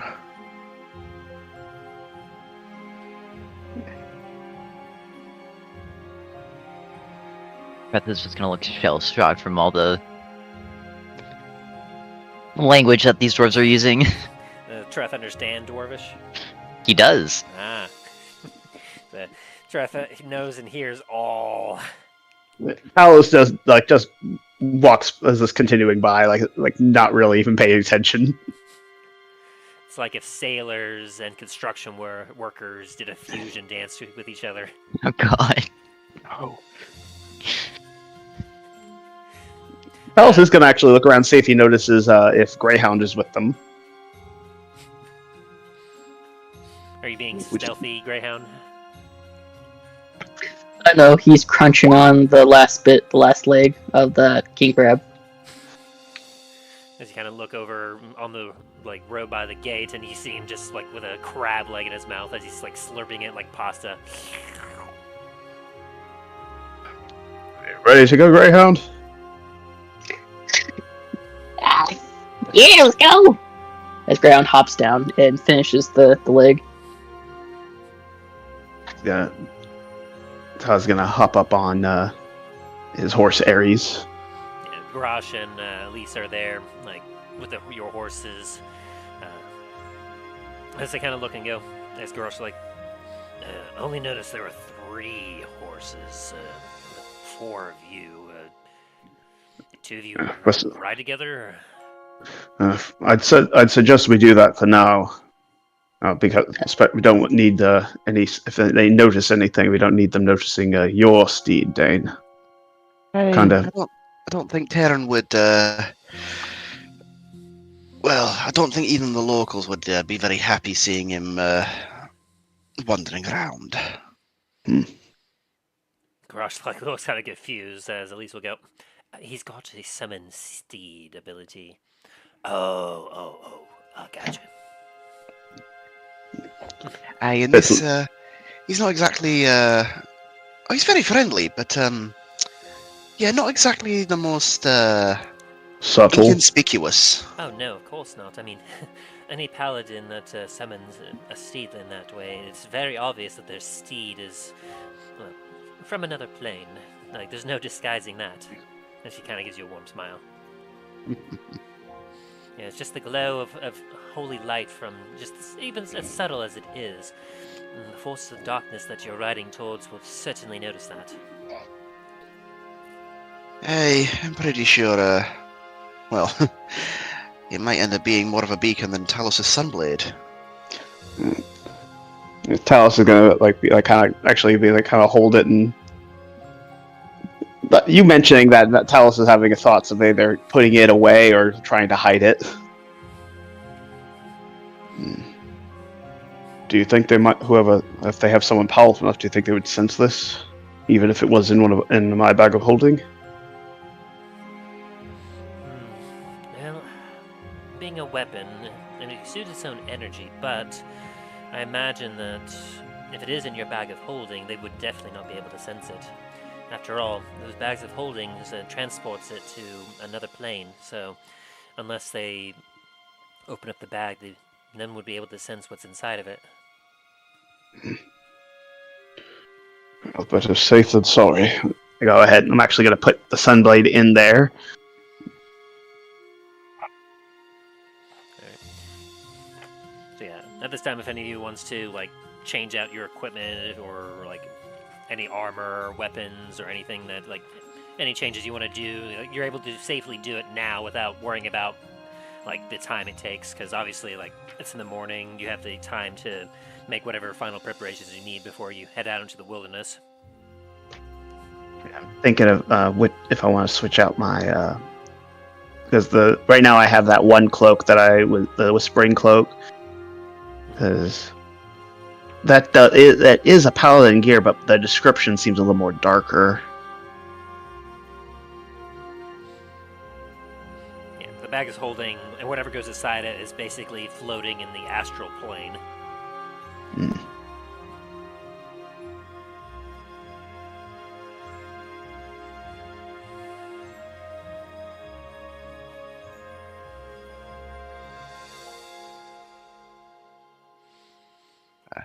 Dane's going to stay as he is for the moment, trusting in the seeming scroll. Very good. Mm.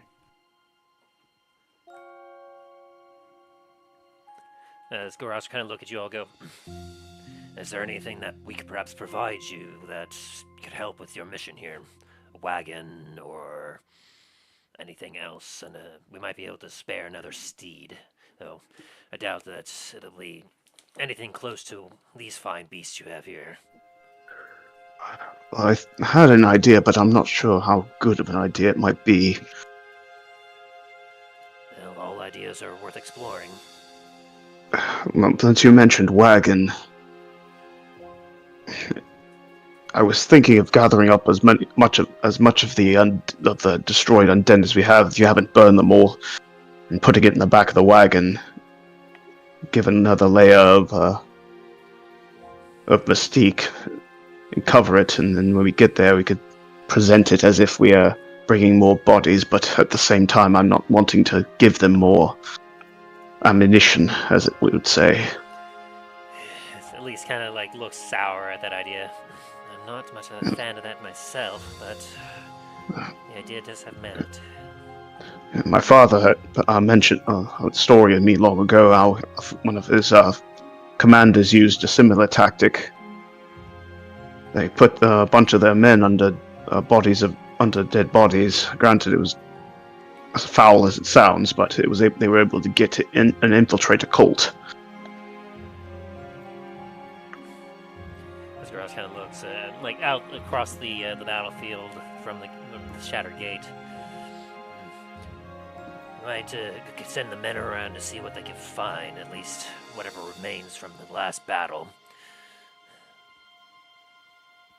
That's something, if you want to explore that option, we can certainly do that. I looked to the rest of the group and asked that, like, what are your thoughts?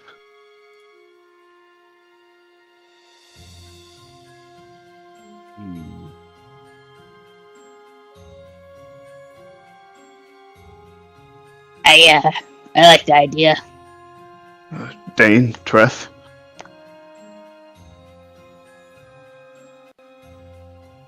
I mean, I'm probably not gonna like it, being so close to them, but if it gets us in, I guess? He's gonna look over at Dain. It might be an idea, but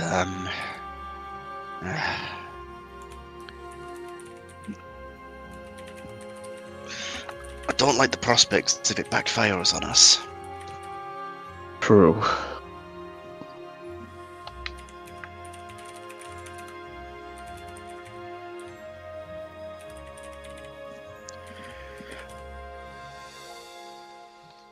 But I'm also down if the rest of the party is.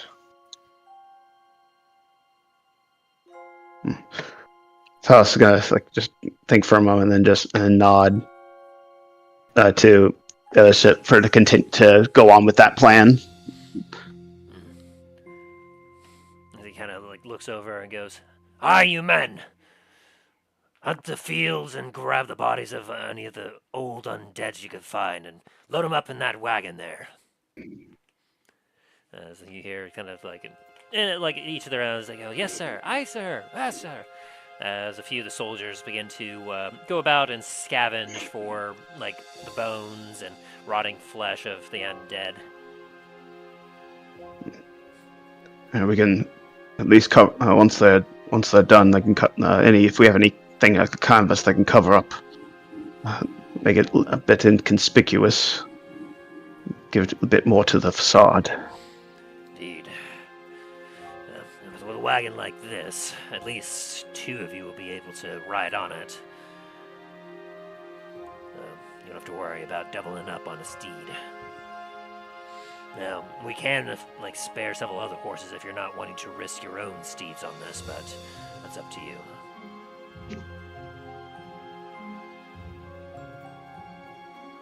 I'm pet Ares and kind of look into his eyes, see feel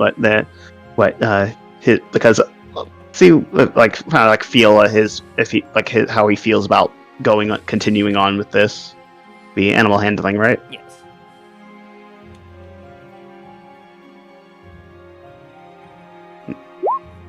Okay. Jeez. Yeah, as you kind of pat and look at Ares, he has a very look of confidence, just being next to you. You look at your seed, you know that he will follow you to hell itself if need be. Ares is willing to do whatever you need him to, go wherever you need him to. He's willing to he's a horse that will give his life for you if need be. I pat him. I say, Ares will stick with me. I have faith. I have all full faith in him. Is short stack up for this? With my nat 20, would I notice anything with short stack as well? Yeah, I could say that'll carry over as you look at that short stack and no name.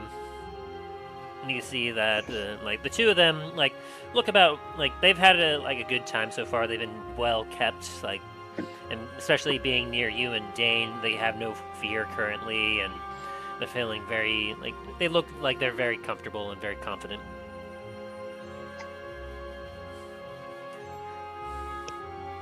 Now, as to whether or not that the fact that they're close to your 2 paladins' aura has anything to do with that, hard to say.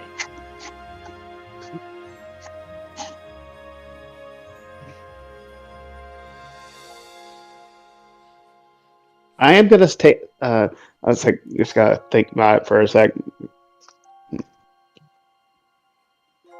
But short stack is Milo's, and I'd rather not drop the.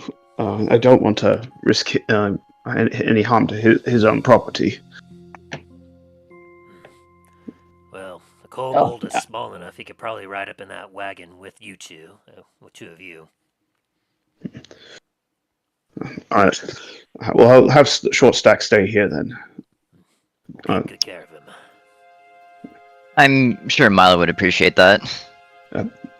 Yeah, that's why I asked. I didn't want short stack to die on my watch. Yeah. And no name belongs to Dain, right? No name was yes, Dain. But gifted. Gifted. So it is technically my horse, however, anyone is free to use the horse. If anything, we will have opt out for using Dane's horse. all right. So Treth and brain Greyhound. stop. I don't know. I need water. I need liquid. Greyhound can ride in the carriage while the rest of us are on our horses. Hydrate, people. Your brain needs it. Hydrate, don't hydrate. All right. Once we'll wait until once the caravans, once it's the thing's filled up enough. Obviously, you don't want to put too much in there, just enough to be convincing. Mm-hmm. Okay, and so while they finish up that, was there any last minute things that anyone would do before they left town? The supplies could be limited here, but there's still obviously options in case any of you need something. I am gonna actually go up to the temple real quick and see if they have, if possible, if they have any holy water that I could bottle, because I do have a couple empty bottles I could fill up. Any holy water? Let me see. Might be limited on it just because of the location.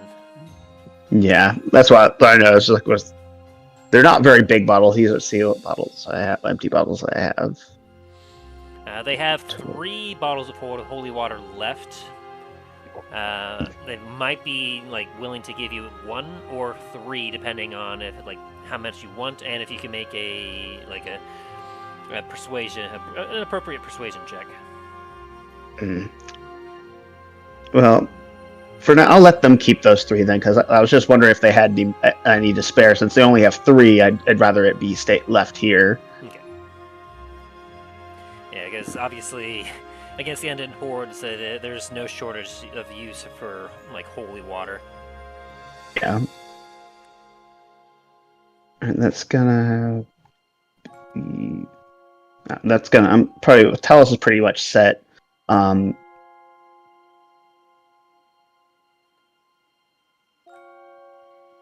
He debating if I want to switch out my cloak or not, because the one I have right now, because even though it is a meant for paladins, the description of it, the whispering cloaks, from the description, it sounds like it would give off more of a dark aura than a radiant. Yeah, so I think I'll keep that on for now.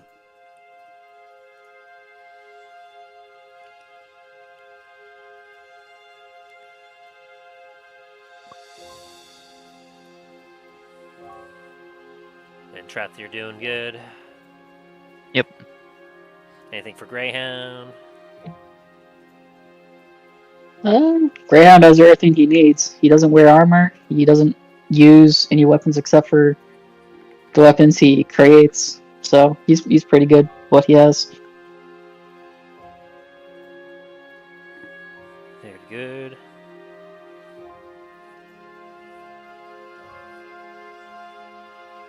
And Dain is all good as well. Alright. So then, after a little bit, a wagon is pulled up to the destroyed gate as the dwarves continue working on it.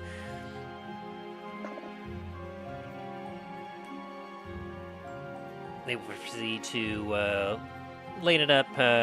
Like, would you want Ares? Like, probably Ares to be like hooked up to it. Yeah. Very good. So Ares is hooked up to the wagon, and Treth is essentially acting bodyguard for the wagon on the outside. Ooh, actually, Tim, before we do leave town, can I go to the church and see if anyone is on death's door? And that is not looking good. I don't like that. What? Yeah, you can go take a look. I gladly will. Let me help that. Oh no, what are you doing to this person? Let me cook. As you head over to essentially like the hospital part in the temple, you can see that there's a lot of wounded soldiers, a lot of wounded, just several people from the attack from last night that aren't looking great. Some of them have some minor wounds. There's a couple in particular that are looking very there's a couple that were over by where the paladin Elise was, that very clearly they were there when the hellfire orb went off on their face. And so they're not looking very great at all. Gonna look for like a cleric or something and ask them if there's any way that they will survive their injuries. To which they'll kind of look at you and be like, "It's hard to say.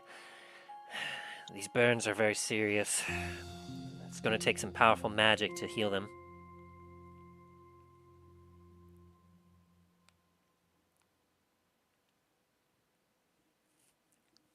Sir, do you have a family? Are you asking that? As I'm asking that to the patient. My family is the order. I serve Tyr.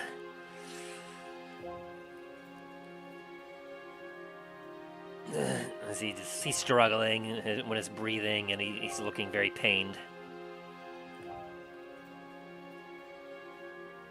Sir, how would you like me to put a donation of 500 gold to the Temple of Tyr here in exchange for your soul?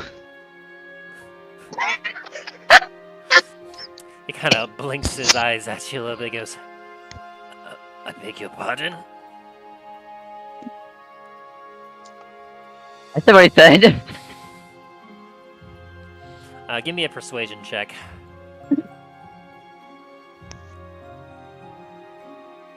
This actually fucking works.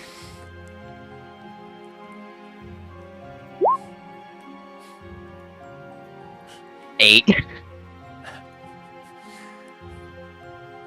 He kind of like groans a little bit as he looks at you and goes, I don't quite know what you mean, but I need help to Tyr.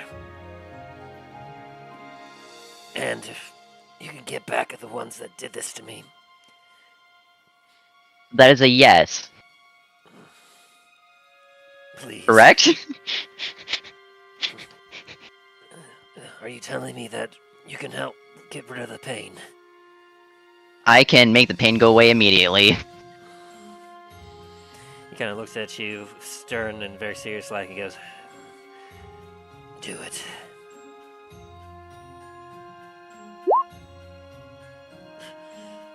I'm assuming a 19 and 29 hit. I was going to say a coup de grace. The question is, are you doing this stealthy-like? No, I'm doing this in front of everyone because he did agree to it. Alright, so as you take your sword and, like, you thrust it into him, he grunts for a second. As you watch as the soul leaves his body and enters the sword, as you hear her go, yes, feels so much better.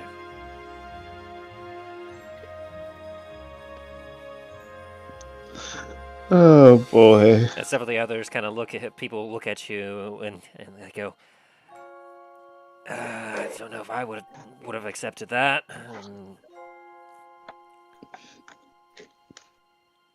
I'm gonna look to the cleric and just hand him 500 gold. Looks at the gold and goes, as per his wishes, we will put this to good use. Though I would ask that you don't do that ever again, please. Yeah, I know that was kind of grim. Not ideal, but it is what it is.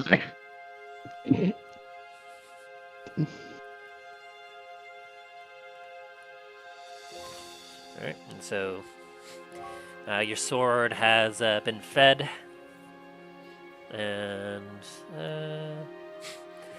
give me just a sec. You gain 51 temporary hit points Neat. for 24 hours.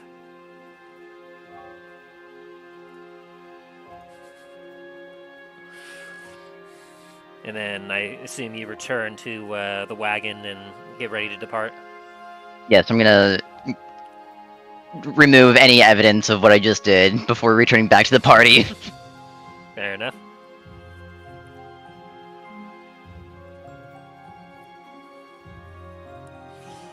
And so, Talos and Dain, as you kind of mount yourself up onto the wagon with Ares ready to pull, Greyhound at your back, you watch as Treth leaves the shattered gate and makes his way over to No Name and mounts up.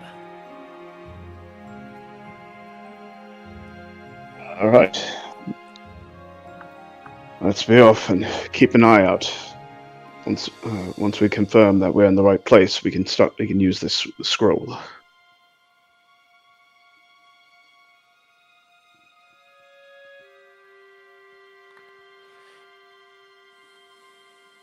Hey, best to get out of town before we start doing any of this. Alice shakes the reins to get Ares to start moving.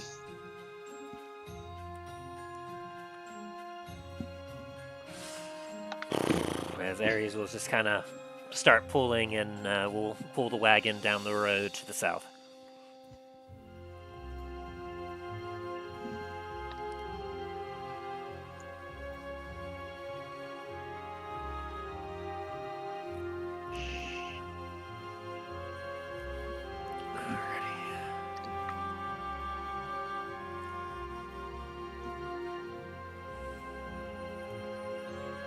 Okay, as you all are traveling, I'll need one of you to roll me a D100.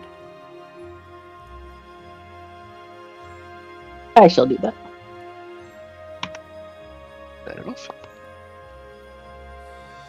Whatcha? 50. Right down the center. Hell yeah.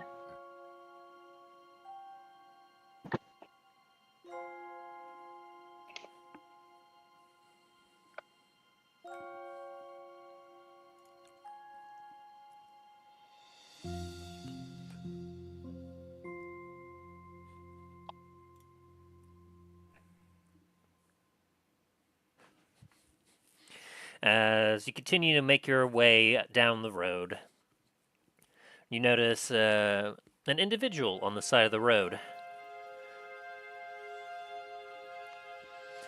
He's got a generic-looking cloak on, and he's currently holding up what appears to be a parchment, looking terribly confused. As you clip-clop along, like Treth and Talos, he kind of like he hears you, and he kind of like shudders a little bit and looks up and sees you all surprised, and he just kind of like, you see, he looks almost like a sigh of relief as he just kind of relaxes, and then as he gets closer, he goes, "Hello there. I don't suppose that if you're familiar with the area, are you?"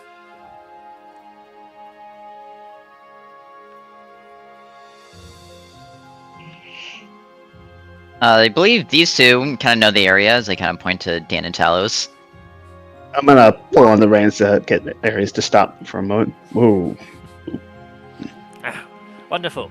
You see here, I'm an adventurer of sorts, and I've come across a treasure map. As he kind of holds it up, and you see that there's a large X on the map. Perhaps if you can help maybe lead me to where this is, maybe we can split the treasure once we find it. I believe it's probably like full of gold and perhaps maybe weapons, armor. Honestly, I don't quite know exactly what's there, but whatever's there, I'd be willing to split with you.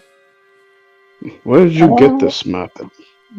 Also kind of looking at the map itself with a little bit of an odd look, like. I got it off of a trader. He said that he had no use for going out on adventures or anything.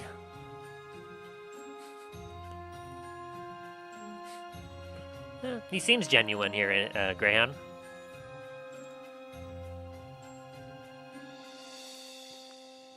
I tell you what, if you agree to take me there, I got, as he kind of ruffles into his pockets and pulls out, here we go, I got 8 gold I can give you right away, and half of whatever the treasure is that once we find it. Why don't you pay for that treasure map there? I paid about 5 gold for it. I'll give you 10 gold for it. I was kind of like looking him up and down.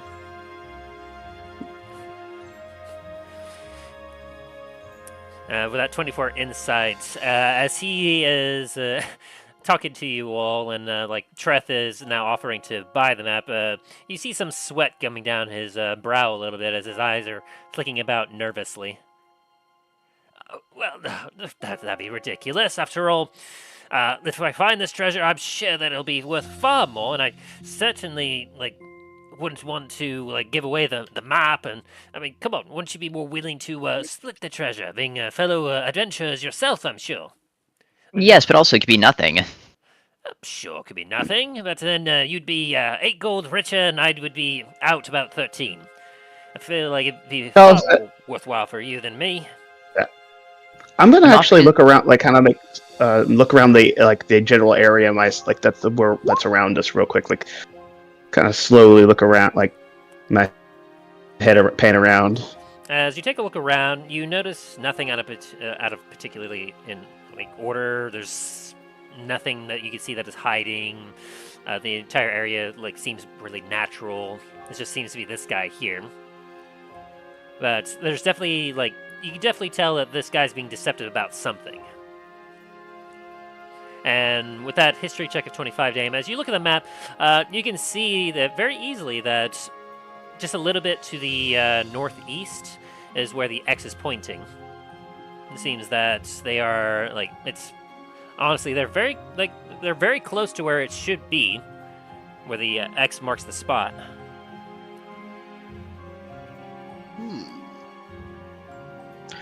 I'm keep that info to myself for a second, just to see how the rest of this plays out. So what do you say? A guaranteed 8 things of gold plus half of whatever we find. And no, I'm not willing to sell you the map. Alright, fine, 15. Therefore, you triple what you spent on it and make 10 gold off of it. And it's worth more than whatever is in that chest, according to you. Well, we don't quite know exactly what the treasure is. I'm sure it's definitely far more than 15. I mean, for all we know, this could be a lost treasure of some sort of rich noble. It could be worth like 150 gold for all we know. And it could just be rocks. Talos is gonna slowly like stand up and like hop down from where he's sitting and just like walk over and kind of stand in front of him, just looking at him. Yeah, you can have a look at the map here. If you're familiar enough, maybe you can guide me there. Maybe I can hop on that wagon of yours and we can make bigger time. I bet with that wagon it could probably carry all the treasure of what we find. Talos is gonna like smile, put his hand on his shoulder. He's like, "Enough games, my friend," and like slow and slightly squeeze his shoulder. How about you just come out with it? What's this all about? Are you intimidating him? Yep. Alright, intimidation check.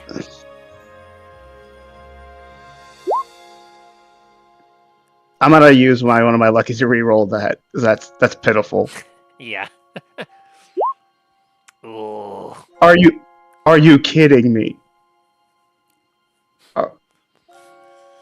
I don't want. Are you kidding me? He looks at you and Maybe, goes, well, there's nothing to come out with, mate. I'm just a fellow adventurer like you, and I'm just a little bit lost in unfamiliar territory. Looking for some kindly blokes to help me hunt down this treasure and get rich quick. You know, every adventurer's common dream.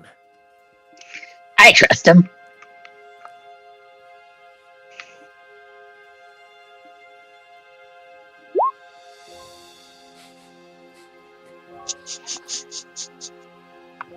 Which means it's not willing to sell this map. There's something wrong with him. Yeah, Treth and Dain, like, as you take a look at this guy, like, you can see the sweat and the nervousness he is. Like, he's pulling up a good show. Like, he's doing his best to be kind of courageous, but, like, you both can immediately tell he's being deceptive in some way. I look at the others and give them a look that just says, "Do," kind of look. Now, of You course, cut out there. Now, of course, if none of you are willing to, I suppose I could look around for another set of adventurers to help me find this treasure, but you lose out. You don't want to be the ones to lose out, do you? Sir, why don't you just tell us what this game is about? Please.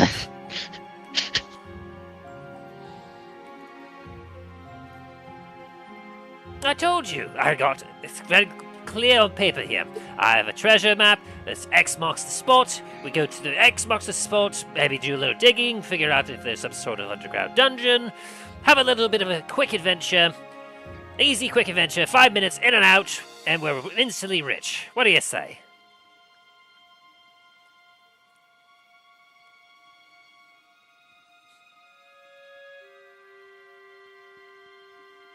As he kind of holds up the map, goes, huh? Huh?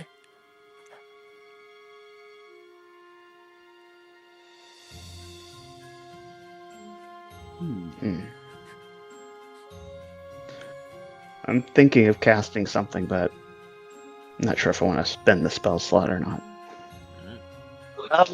Since everyone does not trust this guy, can Greyhound do another insight check? Sure. Okay.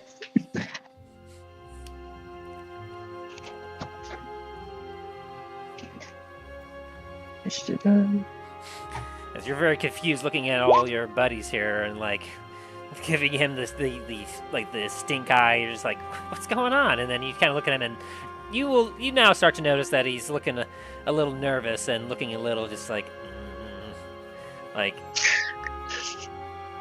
gonna hop down and go over, grab onto his leg like he's trying to put his hand on his shoulder, and just squeeze on it as he says, "Tell us what you're doing now." Jesus Oh Christ. gosh. I'm actually. Can I kind of move him to the back of the cart, like just kind of like lead him, like gently lead him to kind of yes. like Greyhound, or close enough as he's like enough for him to start smelling probably what's coming from that. Yeah, you start guiding him as like, he's like, hey guys, you're getting awfully grabby, touchy here. I must tell you, I don't swing that way. I'm just here for adventure, eh? dude's just short. That's the only place he can grab to try and intimidate. Adventure. Yes.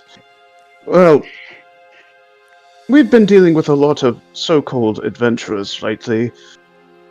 Many of them have been not truthful.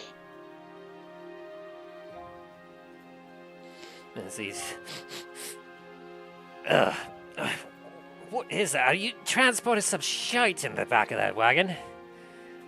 As I said, we've run into a few so-called adventurers lately that have proven not to be quite as adventurous as they say. As you get around the back of the corner and you can see into the wagon from that angle, his eyes kind of widen a little bit. Give me an intimidation check with advantage. Alrighty. Ooh, a 10. Jeez. What is with Well, what is with these intimidation rolls? He just beats you out with his modifier. As he puts his hands up and goes like, all right. I can see you all are a very busy lot. I'm going to see if there's anyone else nearby that perhaps you're clearly busy transporting bodies. None of my business. You all have yourself a great day. I'm gonna lean down next to Greyhound and tell him to steal the map.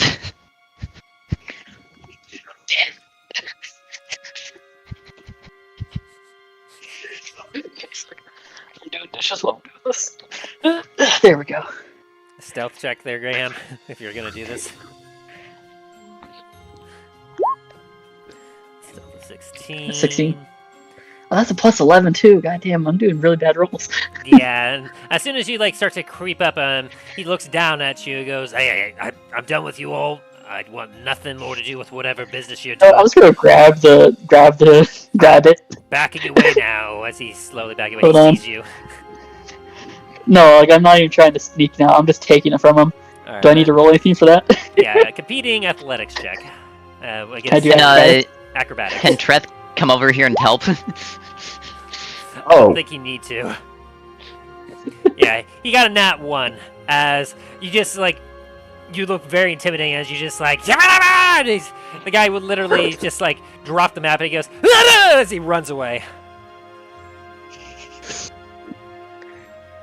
He scares him with his acrobatics. He does a little twirl. He's like, "Holy shit!"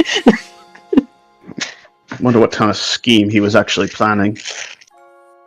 I'm Probably gonna like some- look at the map, just have a go at it, see what this is all about. You have a treasure map ? Wonder if he probably has a gang waiting there. Alright, so we're going there, right? Gotta uncover these secrets that might be hidden there. Where do you put stuff in? I kind of look at I look at Dain and Here it is. Couldn't find where I usually put stuff for some reason. I'm actually going to pull out my the main map and see if and compare it to the one that's on that map. As you pull out your map, you can see that it's a very crudely drawn map with a big X on it.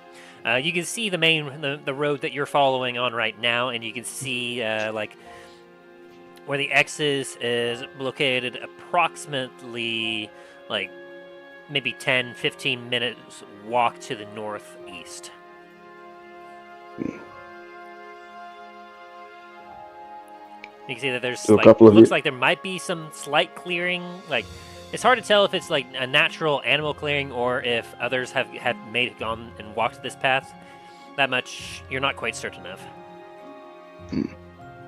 Do a few of you want to go and investigate that while some of us stay with the cart? I shall look. Very well, I'm coming with you. Ground does big giant steps towards where to look.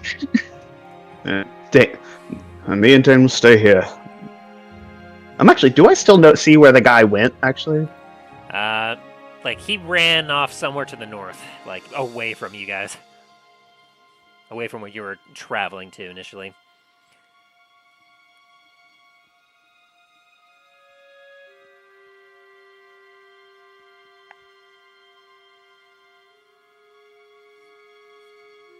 At this point now, he is gone. Okay. He gone.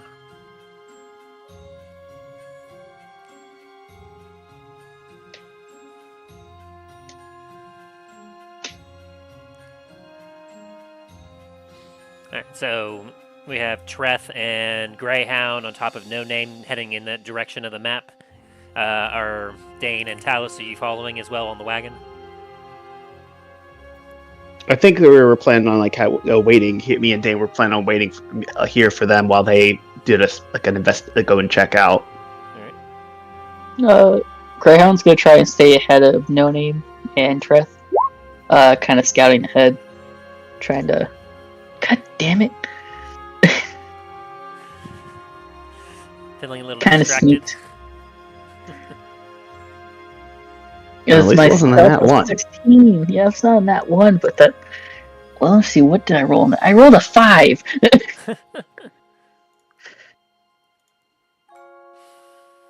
Oh boy.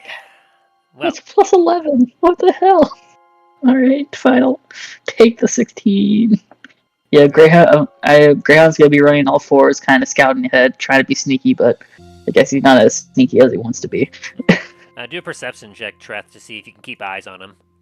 Or if he's too sneaky for you. A 10. Within a moment, as you're following behind Greyhound, you lose track of him. Does Greyhound, mention to me that he's gonna scout ahead, or...? Yes, and he hands you the... Forgot to say this, sorry. He says that he's gonna scout ahead, and he hands you the map. Oh, okay. Treth continues to follow the map.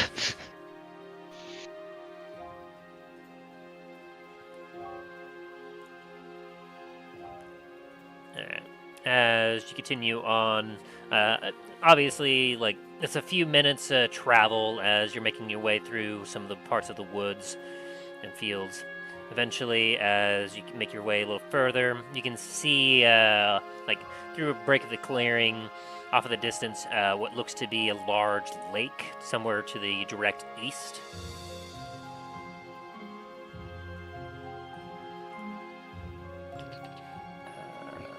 There we go. And...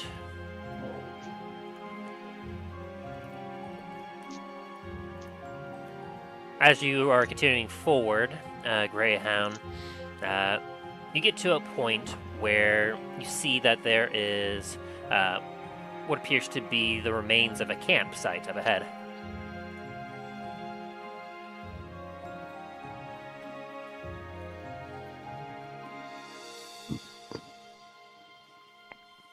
Do you continue forward into it? Greyhound's gonna run back over to Treth and he's gonna report what he sees. As you're clip-clopping along, Treth, suddenly popping out of a bush, you see Greyhound. Oh, hi, Greyhound. What'd you find? What is it, boy? Things. Place. What was it called again? What did I find? Like the remains of a campsite. I found the remains of a campsite. Hold on, looking for the secrets. We must go now! Let's go! You two charge in. No, I'm not charging in, but I will move towards the camp. Alright. Greyhound's gonna stealth again.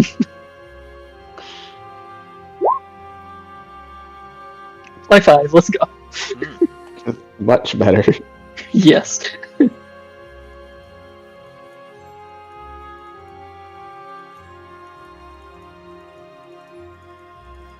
And he's gonna try and stay ahead and go in, see if there's anyone there. Alrighty.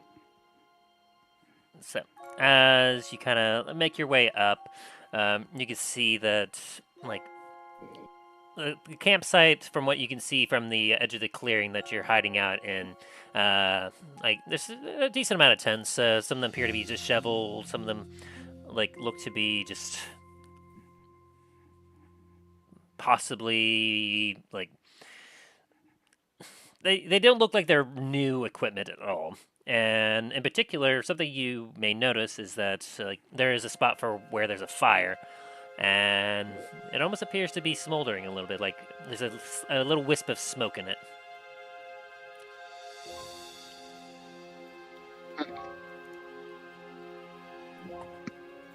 Are there any tracks? Make a roll, probably. Yes, you would need a roll for that. So, like, nature, survival. Survival or perception. Or investigation. One of those three.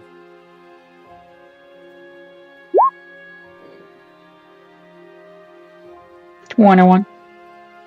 Very nice, very nice. As you're taking a look around from where you are, you can definitely see that there are signs and tracks of other people having been here. You can see that, like, clearly this was a well-used camp, as there's lots of movements all around. And in particular, you can see that some of the tracks seem to lead outwards to the surrounding forest. Whether that was intentional, as if maybe they were going out to collect firewood, or if they ran out there to get away from something, you're not able to tell with this check. Gotcha. Is Treth shown up yet?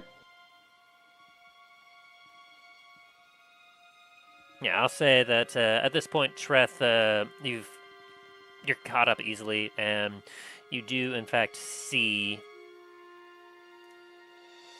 like the remains of this campsite here. Mm-hmm. See that Greyhound eyeballing the ground. Yes, who'd you find, Greyhound?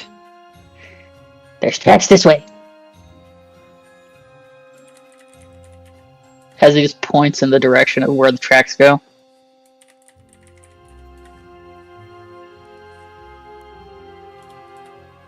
Very well. Which way is the map lead us to? Let's take a look at the map. You see that it is just on the other side of this camp.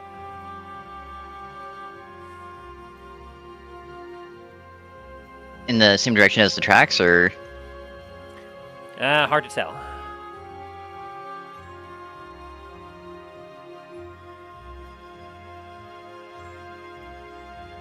What if I were to roll a survival for it?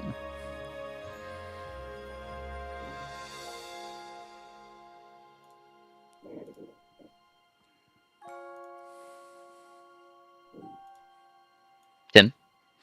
Survival? Yeah, you can roll a survival check for it. No, shit, 20. Wasn't a great year for me. 20 on both sides. Yeah. As you take a look, like you see that like these tracks go all over the place. Like the tracks kind of go out into the woods. Like sure, there's some that go towards the direction, but then like it's not focused in that direction.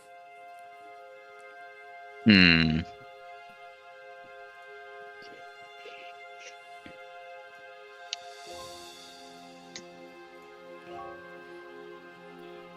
Greyhound, I think we don't worry about the tracks for now. We find this treasure. Treasure. As Greyhound looks at the map and goes towards the direction where the treasure is.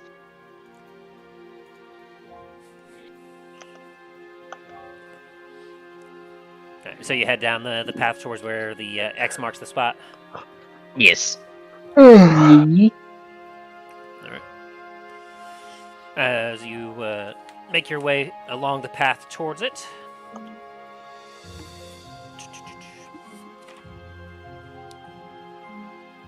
Let me just double check my notes here.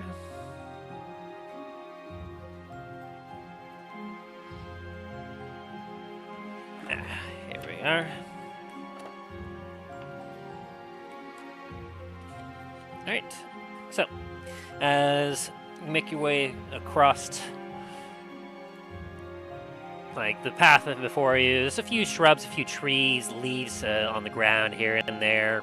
You can see that the pathway continues to head towards the large lake in the east.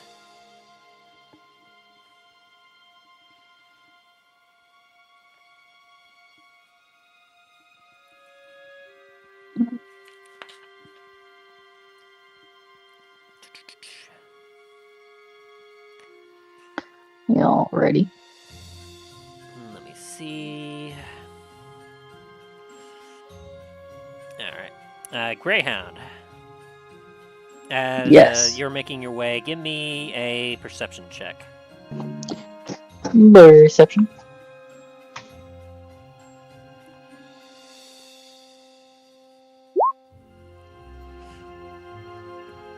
14.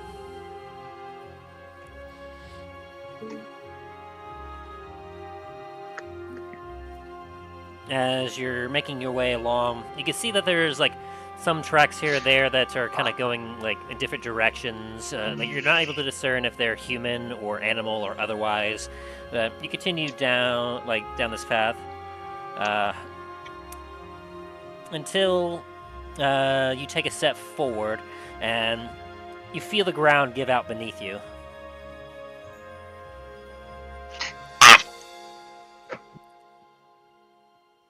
Can I do acrobatics to get out of this? Or dexterity saving throw or something? Let me read my note here. When the creature steps on the cover, it swings open like a trapdoor, causing the intruder to spill into the pit below.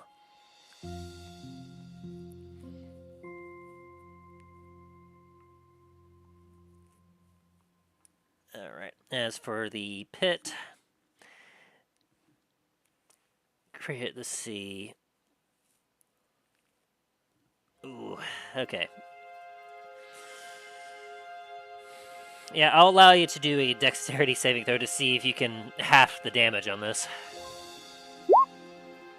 Alrighty. So, Treth, you're kind of like riding behind when suddenly you watch as Greyhound goes from like crawling on the ground and like scouting ahead to suddenly he disappears again. Greyhound, you feel the ground give out beneath you. As you fall, you manage to kind of grip at the sides and slow your fall down enough, but you will still take half of 2d10. That will be 5 points of piercing damage as you land on a couple spikes. But as that happens, you need to make a Constitution saving throw. Can I also uncanny dodge that? I probably can't. You can uncanny dodge the spike pit, but for the next thing, you have to make a Constitution saving throw. Yeah? Gotcha. As soon as I see Greyhound start to fall, can I shoot Eldritch Blast at him and see if I can't pull him towards me? Give me... What kind of check would this be? Give me a sec to think. Good lord, where's all my notes? Where are you guys at? Oh, I actually did some. Okay, there we go. Let me see what check this could be.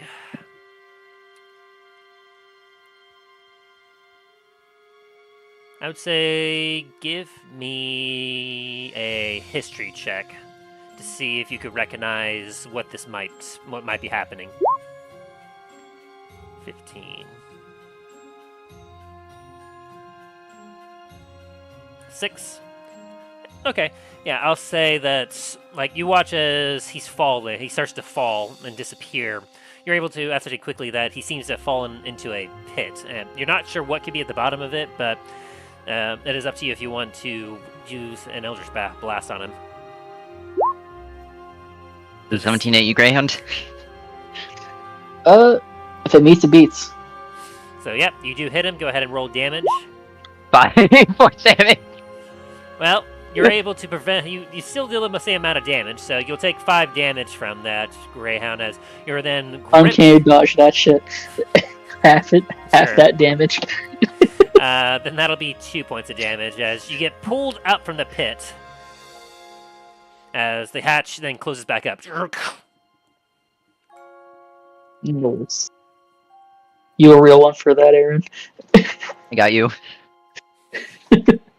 You still sting from that, but do you look into the pit itself? Is the pit Yes, right where the yes, X it is? Do a history check. Yes, very much so. God damn it. Or at least, it's not pinpoint, but from what you can, ascertain between what you remember from the map and, essentially, cross-referencing that with the map you have here, yeah, it seems that this is, in fact, where it would be. And as you look into the pit, Greyhound, as you kind of open the hatch just a little bit, you can see that there's spikes at the bottom, and you can give me a perception check as you're looking into it. Reception? Yeah. Yeah. A 22.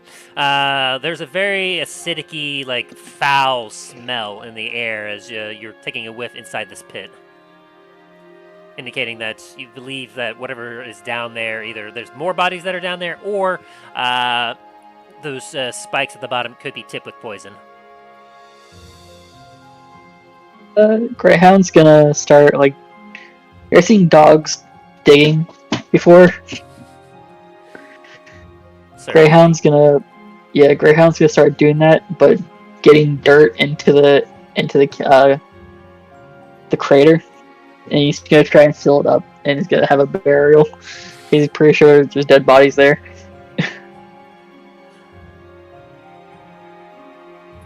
As you're doing that, you all hear some footsteps around you as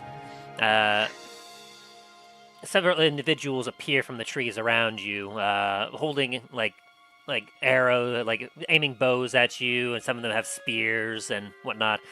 As one of the bigger ones goes, "Well, well, well. It seems we didn't quite catch you the way we wanted to, but nonetheless, it seems like we've caught you." As you take a look around you, and you see roughly 11 individuals surrounding you. Greyhound's just gonna be looking at him, but he's not gonna stop digging. Sir, are you the one that drew this map? As I kind of just show him the map. Oi, where'd you get your hands on that? What'd you do to my man? I touch it. I spared his life. Ugh, that dog of yours can talk? Woof. Yes, this is actually Greyhound. Have you ever heard of such a monstrosity? Hey, that's a little hurtful. Greyhound, shut the fuck up right now. Let me cook. Alright. No, I don't know what... I don't even know what kind of breed a greyhound is. I've never heard of that breed. What is that, like a blue tick hound? What am I talking about? Alright, this here is your classic stick-up. I'm sure you might have heard about it or seen it before. Now, we outnumber you. There's 11 of us and 2 of you, so I would suggest that if you don't want to end up in that pit there, to be forgotten about by whatever relatives or friends that you may know about, I would highly suggest that you give us all of your gold and whatever magical doohickeys you could have, anything of value, really. Give us your valuables, or we'll take your life. And take both. Counteroffer. Putting dirt Counteroffer. into the hole. Counteroffer. You walk away and you live with your life. As you see Otherwise, your ass will be shot up into the fucking air, 80 goddamn feet. Do not fucking try me right now, my guy. As you say that, it's like the captain looks at you, and you hear a cacophony of laughter from the 10 other guys around him.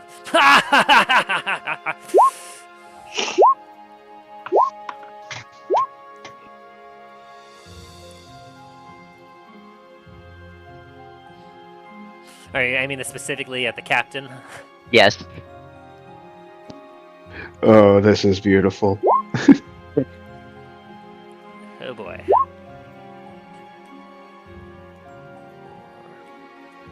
I don't think Greyhound would have the opportunity to attack him unless he attacks first. Just in case, if I can, I'm gonna do that. That's what I'm doing. I doubt I can, but just in case.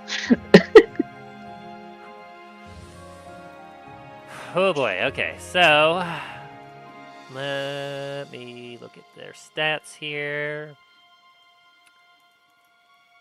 Whew. Okay, so as you unleash all these, 1 will miss. Okay. 2, let's see.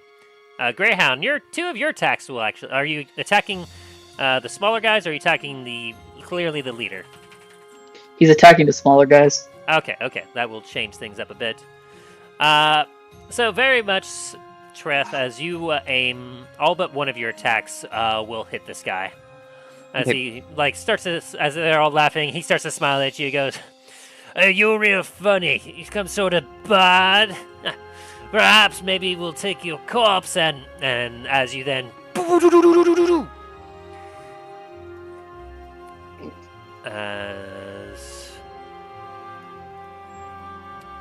Swoop.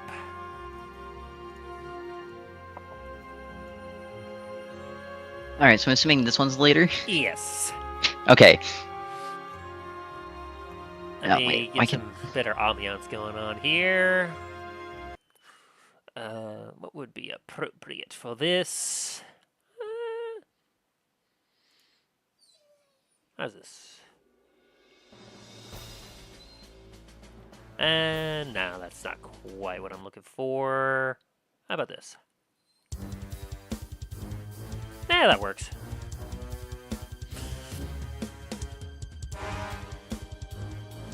Alright, so go ahead and roll damage on this guy as you... Well, real fast, I was hoping I could run closer to him, kind of crouch down, and still get like an angle to push him back, if that's possible.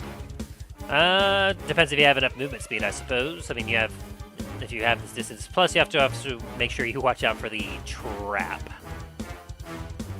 And I'm assuming Greyhound is right next to the trap? Yeah, it's right in front of you, and Greyhound is right next to it. Okay. Let me put down a token. What do I got here for tokens?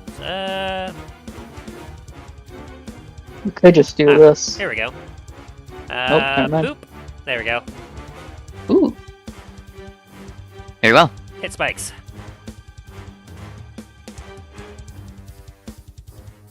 Alright, go ahead and make your movement as, I can't control the token. What? Oh, hang on a sec. Anyway, I guess first before, let's go ahead and have you roll, well, give me a sec, let me assign your things first, because otherwise it might be broken, kind of things. Boop. Okay. Probably should have control over that now. Yeah. Yes. Roll me. Oh. Goddamn, Greyhound. Ooh, boy. Alan was ready as he was trying to put dirt into this hole. Oh boy. Yeah, this is not going to go well for them.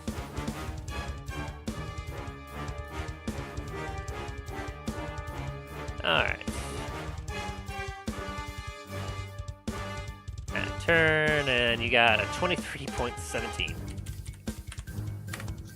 And let me go ahead and get this guy's initiative going. Ooh! Wait, why didn't it... Don't know why I didn't add him to the initiative. It's all gone wrong. Oop.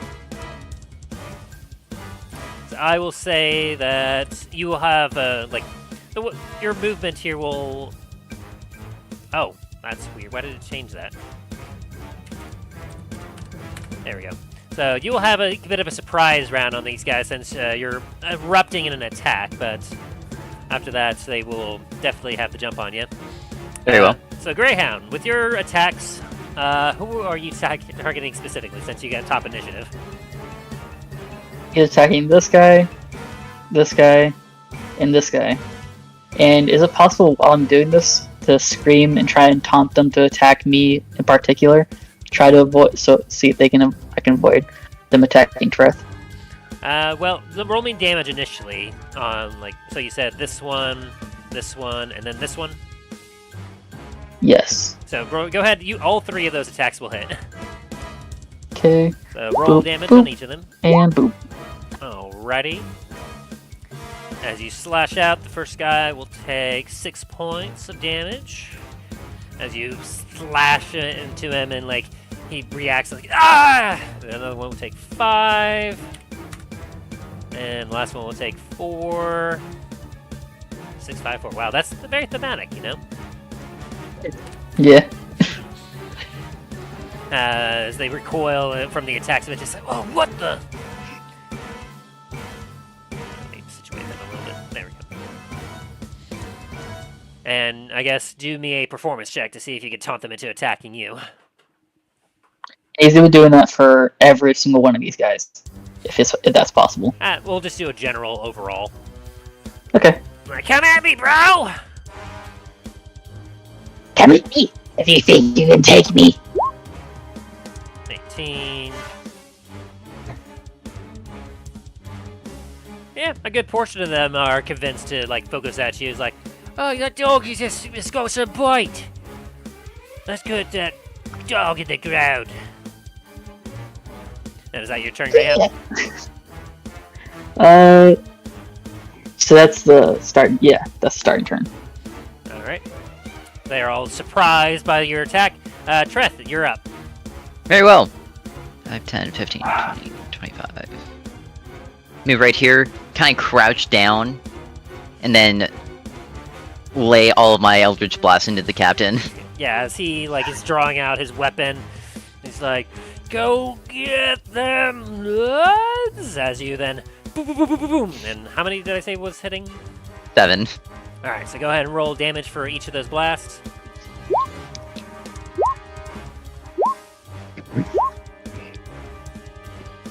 Woo, boy. And also, he will be... I'm trying... I don't know if you're going to allow this or not, but I'm going to still try. I'm trying to launch him into the air, kind of at an arc. For each of those hits, it's 10 feet per. Yes. I mean, yeah, I'll go ahead and allow that. I mean, we're kind of wrong about the 80 feet, but you did launch him 70 feet. So that's 1, 2, 3, 4, 5, 6, yeah, 70. And then if you're hanging at an angle, you would be going up about roughly half of that, so maybe about 30 feet up. So it'll take about 20 feet of fall damage when he lands. Okay. Now, as for the damage, let's see if he survives this or not. So, -7, -4, -9, -10, -4, -10, -9. Okay, so he would initially survive that. Somehow he just barely survives your barrage of attacks as you're breaking every single one of his limbs. And was it 1d10 for every 10 feet of fall damage? Let me double check that. Fall damage. Where? Falling. Okay, 183. Okay, at the end of the fall, the creature will take 1d6 bludgeoning for every 10 feet, so he'll be taking 2d6 bludgeoning damage. 2d6 for an additional 6 points of damage. And, like, he is, like, off the map technically, but way up here. As you and you watch as he flies up and then poof, he hits the ground. And from the distance, great distance that you are, you hear from him,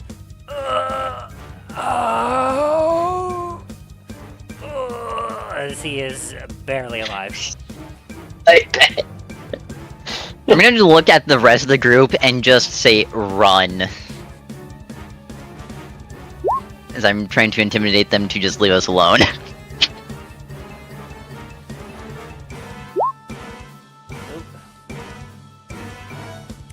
Yeah, they meet, so they look at what you did, they're like, oh wait, look what he did to the bush! Get him! Because unfortunately, with him still alive, like, they can tell that he's still alive, so they're all like, he messed up the bulls, we're gonna mess him up. So, Very well. They're about to go down on you. Very well. I'm going to use Action Surge. Ooh. And then pull out the longsword. As you hear a voice go, yes, these will do nicely. Does a nat 20 hit? Oh my god, does it? How do you take out this guy? I mean, I would like to assume that this is the guy that said get him. So, Treth is just going to start pulling out the sword and just splash straight up his body, cutting him in half. Easily done, as like swing, he just splits in half. As you still have the temporary hit points from that last one you took out. So. Yes. But So I won't be getting that. if it would be far less anyway, as he would get 11. And so, yep, he is dead immediately. The rest of the bandits are getting out their weapons and getting ready to still attack you as they're determined to take you out. Just like, get up! So, do you have any more? You don't have any further movement, I'm assuming. Yeah, I don't have any more movement. Crap. Well, I guess that's my turn then. Alright. As Greyhound, it's your turn. Oh. Yeah, alrighty. My turn. Alright. So, how many are actually taunted to attack Greyhound?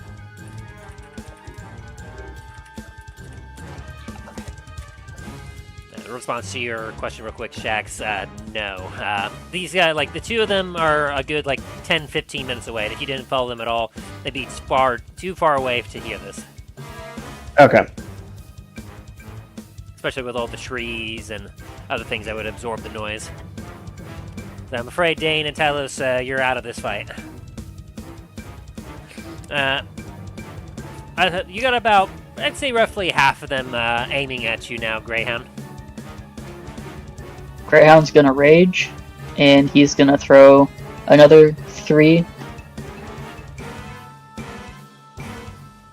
Let's see. Yeah. All of those will hit. Anyone in particular you are targeting? Him, and him. Alright. And they're all archers? It looks as if they do have some bows on them. Like crossbows, looks like. Ah, gotcha. Alright. Boop, boop, bada boop. Whew.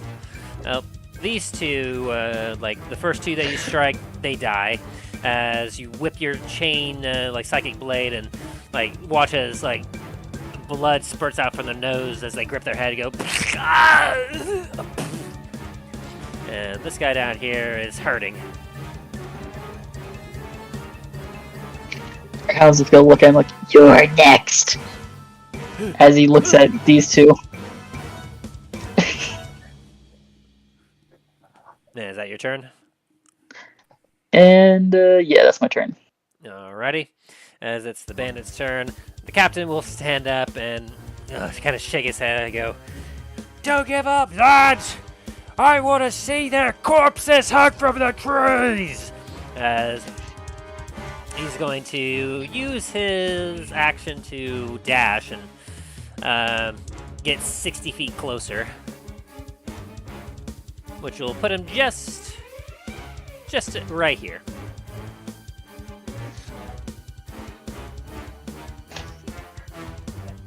So just on the outside of the battlefield, and he has a scimitar and dagger in his hands. That's not a good match against against Treth. This guy here, he's going to 5, 10, 15 charge up to you, Treth, and he's going to take his scimitar and he's going to slash at you for a 14 to hit. That's a funny joke. As he and you take your sword and deflect his blade with it, just bing. This one right here, he's going to attempt to shoot you with a light crossbow, the 19. Will the 19 hit you, Treth? 19 would. I'm gonna cast Shield as a reaction. Alright. You flex your hands just as you see a bolt flying its way towards you. And it bounces off the bubble. So he goes, "Oi! I got magic!" Meanwhile, this guy is going to shoot at you, Greyhound, with a light crossbow. The 19 to hit. 19 does it. As a bolt will go into you for 9 piercing damage, or half that with your raging to... that will be 4. 4? Okay. And, yeah, I'll round it down to 4. Nice. 15, 20. This guy will run up to you with his scimitar as he slashes at you with an 8 to miss. Yeah, that's what I was hoping he would do, and yeah, that does not hit. 25. This guy is going to rush up, and he's also going to slash at you for 12 to hit. Nope. And the other 2, one of them is feeling hurt. He's not going to charge at you, so he's going to shoot at you with an 18 to hit for his light crossbow. And the other one will shoot at you for a 22. Man, their crossbows are good. Jeez. I'm assuming both of those hit. Yes, both of those do hit. That'll be a 3 and a 4 to hit, to damage to you. 3 and a 4? Okay. So 7. Treth, we get back to you. Very well.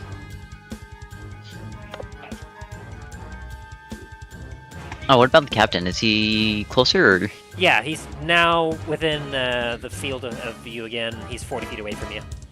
Damn it. Alright. Struggling to make his way back.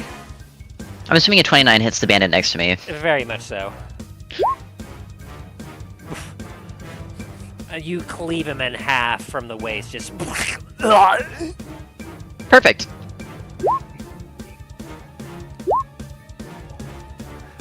One strike, one kill with each of these, as like you go from person to person, just as if like you're a skilled surgeon. You dissect the limb from limb practically, ending them with single strokes.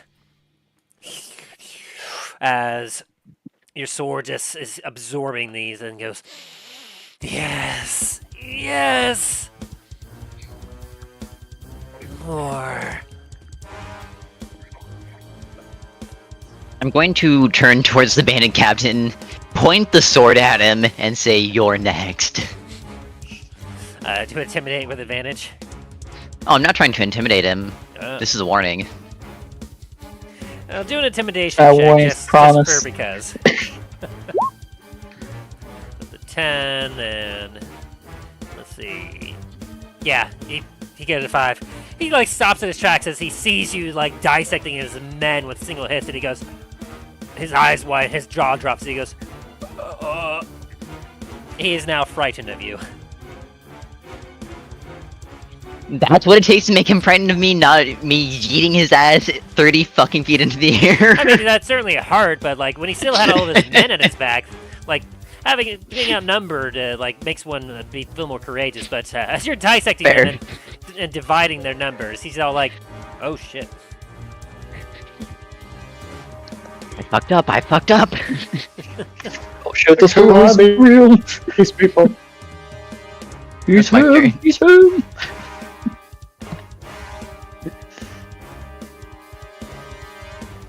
And yeah, Treth, you feel a surge of speed and energy as your blade goes, "More! I want them all!" As you have haste upon you. Ooh. Does that give me... target speed is doubled. Ooh, so I have my speed back. Mm-hmm. Greyhound isn't part of them, is it? You want to find out? I would rather not.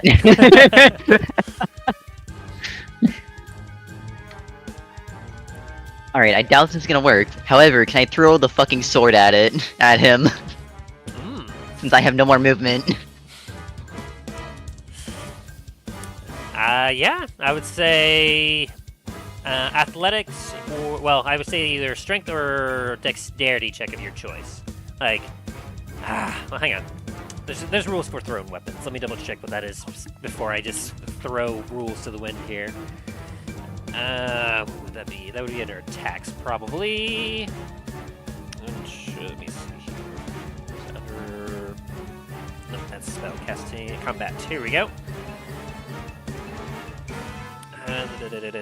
Being prone. Nope. Attacks. Here we go.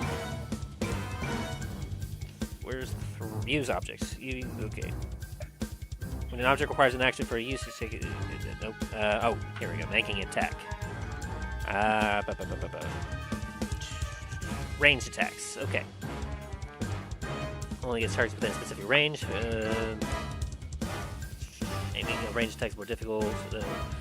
When you make a ranged attack with a weapon, spell, or some of the means, you have disadvantage on the attack roll if you are within 5 feet. Now, yeah, that's not what I'm wondering. Where is throw? I think it has to have the throw property in order for me to actually... Yeah, no, it has to have the throw throw it. property, so I'm trying to see... There should be... I thought there was a thing here. I think it gives you disadvantage on it. I think it'd be easier if I Google this. Thrown weapons. Here we go.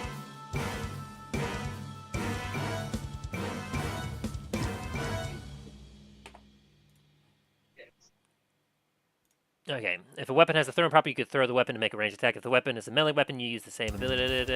Come on. That's not what I... Let's throw the new... Let's see, allows you to draw the new... Okay, so thrown weapons apply dexterity to ranged attack rolls. So... yeah, so you would use your dexterity to roll... so yeah. And since it doesn't have the thrown property, it will be with disadvantage. I use strength more so to just, like, yeet the sword at him, rather than trying to, like, be precise about it.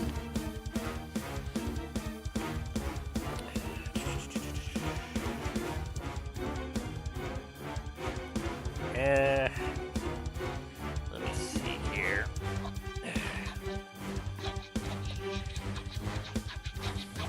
There's... What is it? There's a... This would be, like...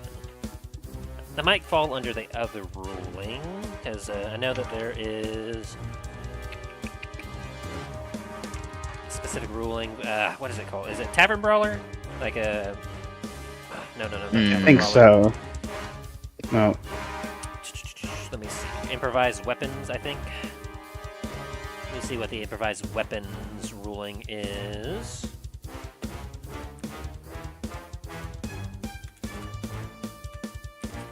Improvised. I like what you're doing here, so let me see here.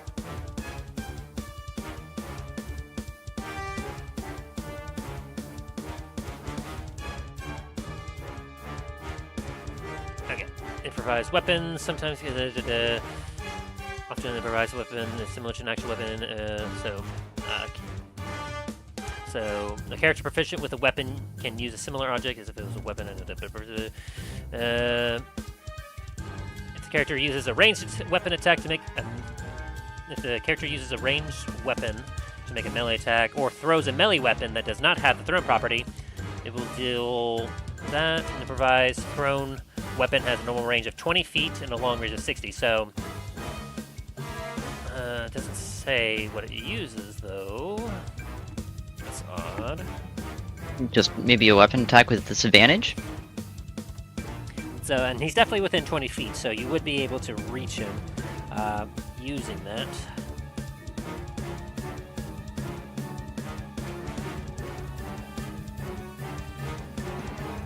Now, it's another weapon.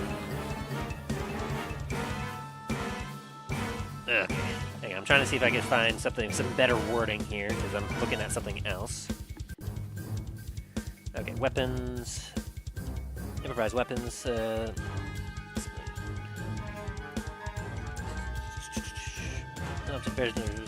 it just says the same exact thing. Fantastic. This has a thrown weapon has a normal range of 20 feet and a long range of 60 feet. You're throwing what is essentially a long sword. Is there something that's similar that what has the thrown property that could be similar? And that's none. Definitely wouldn't be a dagger. Actually, A spear. I'm willing to let this happen. I just need to see some specifics to see. No. I kind of want this guy to suffer now. And looking at my spells, I have something that would work perfectly for this. Oh. I'm gonna cast Hold Person on him. Oh, okay. So set up here. As you're getting ready to throw the sword, you're like, hang on a sec. He needs to make a saving throw on that? Yes. He needs to make a wisdom saving throw. Alrighty. I don't believe an 8 will work. That definitely does not. As you flex your hand, you watch as he's like getting ready to run away from you, as he begins to turn around, about to make a dash for it. His limbs freeze, but he's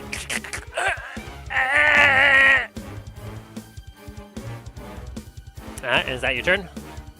That will be my turn. Alright, Greyhound! You got 2 on you and 3 at a distance from you. What are you doing?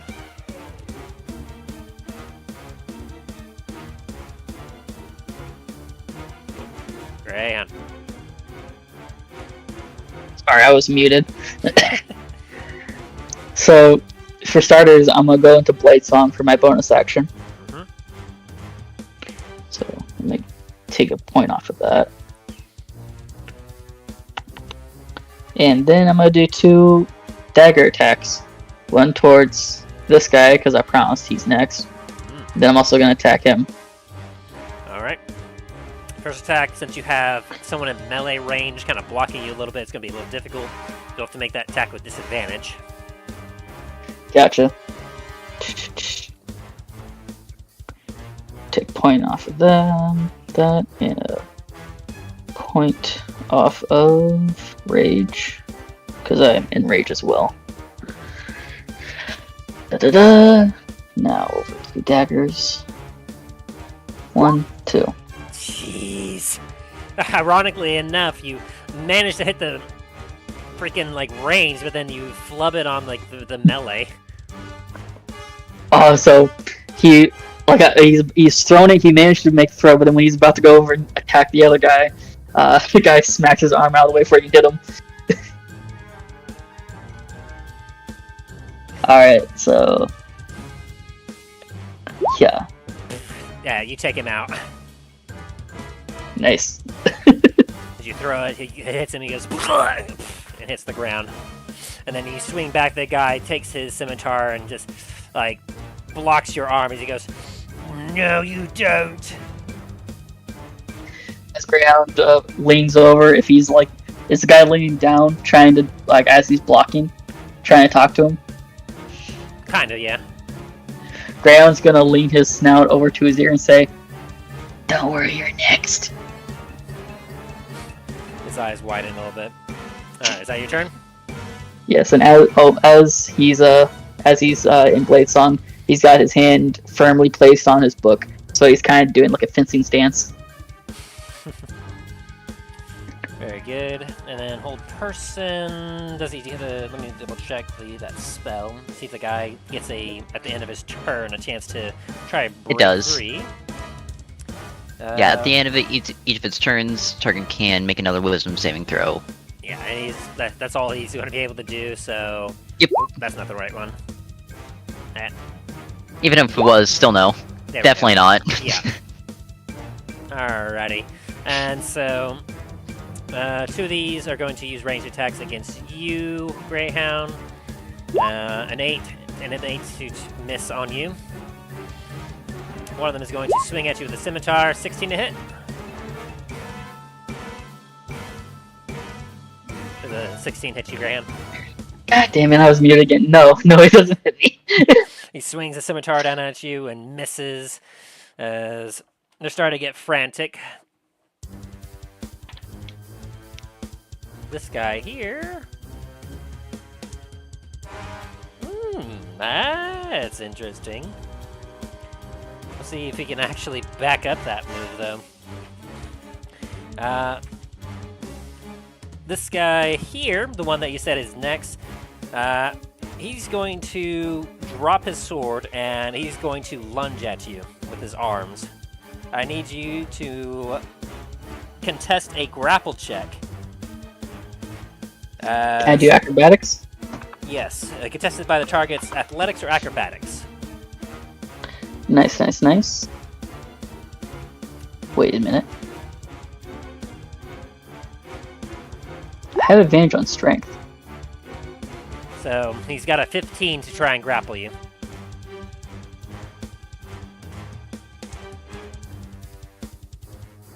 Do I want advantage or do I want to have a +7? Good question. +7. All right, as he lunges at you, he lunges and he hits the ground as you just kind of hop over and jump on his back and then hop on the side as he kind of gets up quickly and is looking angrily at you. He's like, no! As Graham gives him a devious grin. All right, as Treth, it is now your turn. Very nice. Sir, which one of these men of yours would you like to die first? He's just he's absolutely petrified as he just I don't think That's a shame. I don't think they can talk when they're in. I don't think so, but I'm just making it painful for him. So I'm gonna blast this guy first. Which one? This far one. Alrighty. It definitely hits. 6? Does 6 kill him? No. Are you pushing him around or anything, or no? Nope. Not pushing him around. That doesn't hit. That one hits. As one hits and he dodges. God damn it. Now, you're making him suffer, though. Please pull him. Pull him forward. Pull him over to you. Does a 15 hit? Yes, a 15 will hit. Okay. That will For kill 7 damage. Okay, cool. him. As you punch a hole through his abdomen and he flops to the ground. Since you're still not responding to me, how about this one next? As I will target this one now. That definitely hits. For Ooh, that hurts him. 8? Yeah, you blast off his leg as he hits the ground and goes, ah! And then, shit. with that one, you take off his head. As his body just hits the ground. See, all you had to do is I'm gonna attack this one. Was just let us leave. 2. Now that pulling thing, is it up to 10 feet you can pull him, or can you determine how far you pull him? That is a good question. Because you have an opportunity here if you wanted to pull him your way about 5 feet. Move a creature closer to you 10 feet if your Eldritch Blast hits. It doesn't say... does it say like up to? It just says move at this certain amount. Yeah, it just says move a certain amount. However, with the ground underneath him and me being in a straight line with him, would he start to like fall down and then get like Repelling blast says you can hurt? move up to 10 feet away. Like repelling blast specifically states you can move Right. up to. So I would be willing to say that if this particular ability is like the anti of the repelling blast, I would say you could do up to 10 feet towards you. Let me just reread it, just to be double check. Like I'd be willing to make that ruling. It's like if repelling blast is well known, it is definitely up to 10 feet. You can push them away. So I'd be willing to say that if you have the ability to move them up to 10 feet closer to you, if it's the opposite. That's fair. Okay, then yeah. Well, with that, then yeah, I'll only move him 5 feet forward. You like hit him for 2 points of force damage, so he's not hurt all that bad. But obviously, as he gets pulled forward, he like hits the trapdoor as it falls out. He goes, "No!"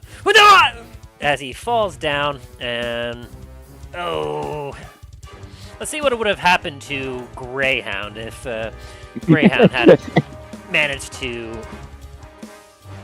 fall for this particular trap. Are you curious, Greyhound, about what you were missing out on? What your good friend Treth prevented? Oh, I can't wait to figure out what this is. Alright, let me go back to my notes here. Where was it? I need to get some bookmarking things for this. Here it is. Whew, boy, okay. So, for this particular trap, as he falls into it, takes 2d10 piercing damage.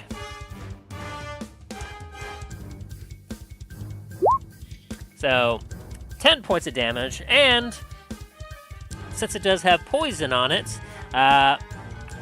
he's pretty much already dead, but let's, just for funsies, let's have him make a Constitution saving throw, which he fails, and so even if he somehow survived that attack, he would then take an additional 10 poison damage. So, that would have been about roughly 28 points of damage to you, Greyhound, if you fell in. As for this guy, though, like, he falls down, and you hear a sickening crunch as... Oh, he also takes an additional 1d6 falling damage as he falls more than 10 feet. For an additional 3 points of damage. He is very dead. As this guy here looks at his buddy and goes, "No! Damn! I was wanting to do that to you!" As he looks down at you, Greyhound. As Greyhound grins at him. Is it my turn yet? Treth, are you done? I still have one more Eldritch Blast. Go for it. Can you wait? Oh. 29 will hit him. Are you just gonna like, obviously if you try to pull him, you're just gonna have him run into Greyhound, so, or are you gonna repel him, or are you gonna just leave him? Actually, as soon as I hear Greyhound say, "Can you wait?" I'm just going to, like, use my cane and just, like, or throw my cane towards the ground to stop the Eldritch Blast.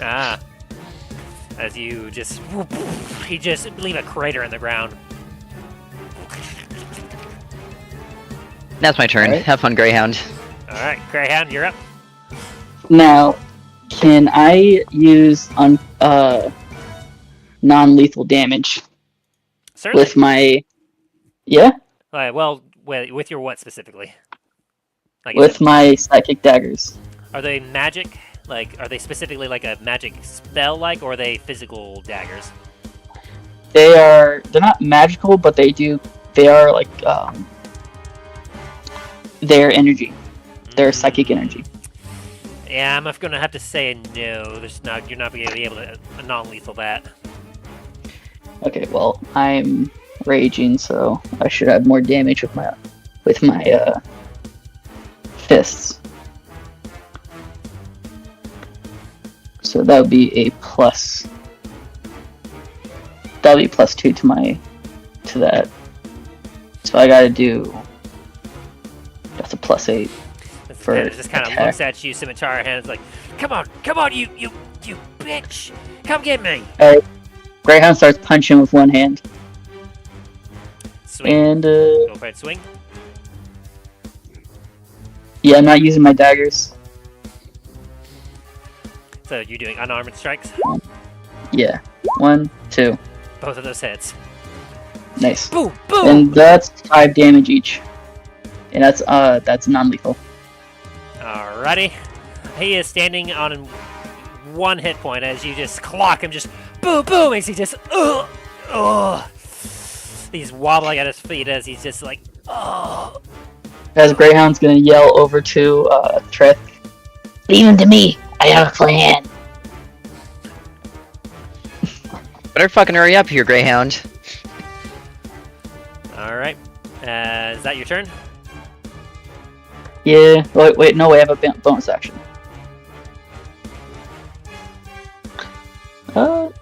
Wait, I can't punch with a bonus. Yeah, not unless you have a specific feat for it. Yeah. Alright. Yeah, I'll wait for my next turn if I'm allowed to attack him on my next turn.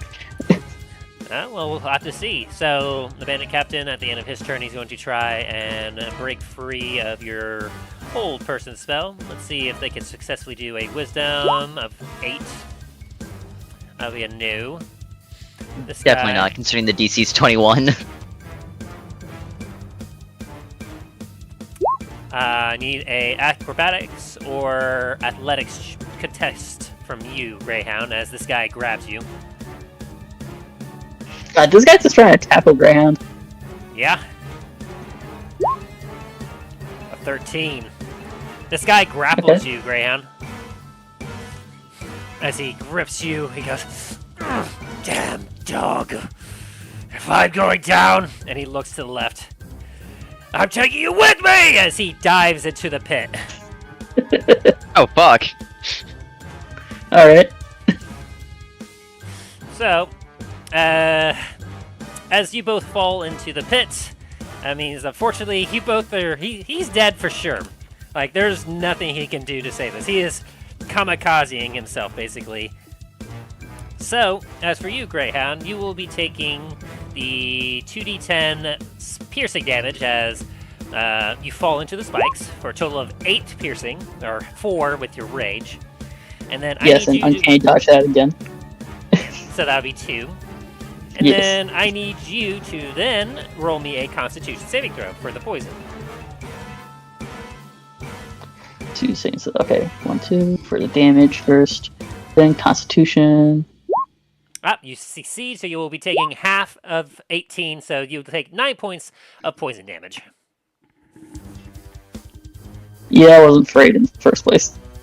So he said 9. Honestly, I'm shocked that the guy actually managed to do that. I mean, I had like a pretty fucked up plan for him. So Were you planning on Sparta kicking him? no, I was gonna knock him unconscious, drag him by the head over to his captain, and have Treth slit his throat. Oh, damn. Yeah. Jeez. Oh, you also take 5 points of bludgeoning damage from fall damage. And that was halved already? It's 1d6 for falling.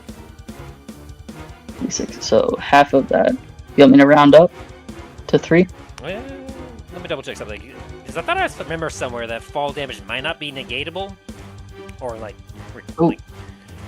was Let me that? check I think it that. would be negatable with rage, but I think that's about it.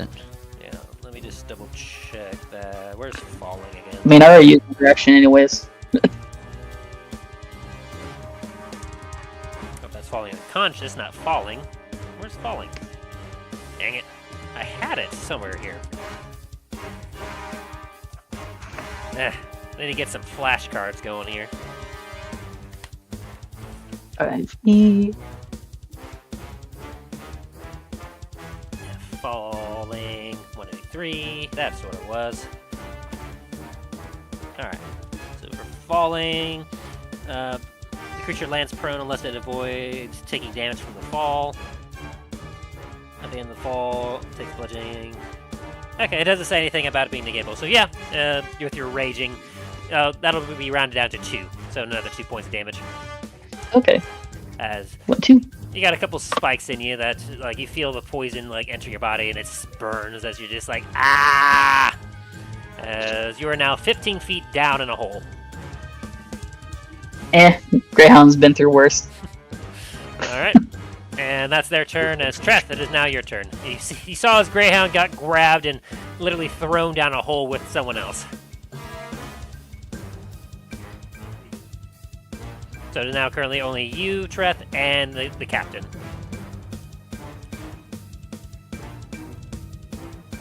If your man just killed my quote-unquote dog, I will find you in the 9 hells myself and kill you once again.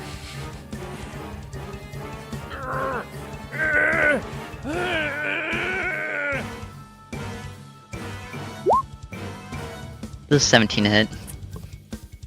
It does indeed.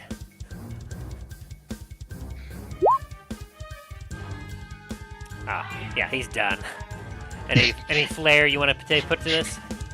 As Treth kind of just drops his cane to the ground, uses both hands on his longsword, and just swings like he's trying to chop a baseball bat, or baseball, and cleaves his head right off. As the magic fades away from the whole person, as his body just flops to the ground, as his head then rolls. Just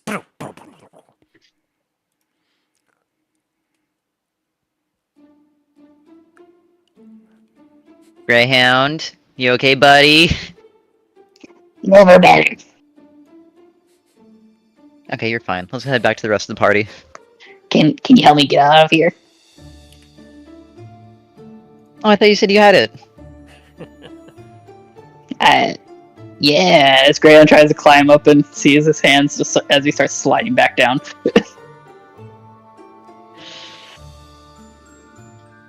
Alright, fine. As, you said it's 15 feet, right? yeah. Okay. I'm assuming a 31 and 32 hit you, Greyhound. Yes. As I will pull Greyhound 20 feet up. Yeah, you will I'm take. trying! That's 14 points of force damage, as I don't believe anything can negate force damage. So yes, Bear Totem Rage does negate force damage. Ooh, that's handy. Yes. I'm pretty sure Uncanny Dodge does that too. That'd be Actually. 4 and 2, so that'd be 6 points of force damage when you half it. Yeah. The only thing that Bear Totem doesn't negate is Psychic. Ah, that's it. And if you half that again, that'll be 3. So, Nah, Greyhound has plenty of health. okay.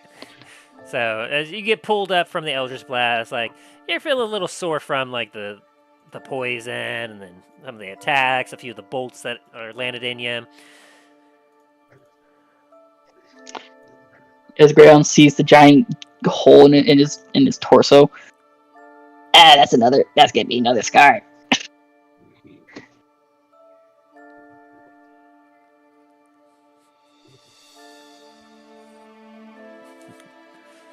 And so you mount up on No Name and ride your way back to the rest of the party. Yep. Greyhound's not gonna be scouting again. He's just gonna be laying on the back of No Name, just looking at the sky. After another... So, at this point, Talos and Dain, what have you been doing for the last hour? Because that's how long it takes before they get back. Talos has probably been like going over the map and trying to make plans on like possible exit routes from, like, it like kind of look at talking with Dain, probably like thinking of any exit routes when they get there, probably like whatever they can do like for to increase their believability on their cover or whatnot.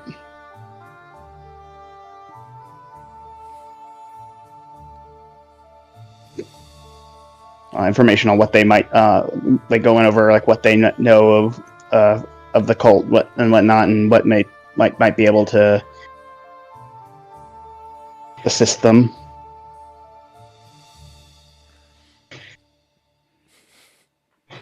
Anything you would contribute to that, Dane?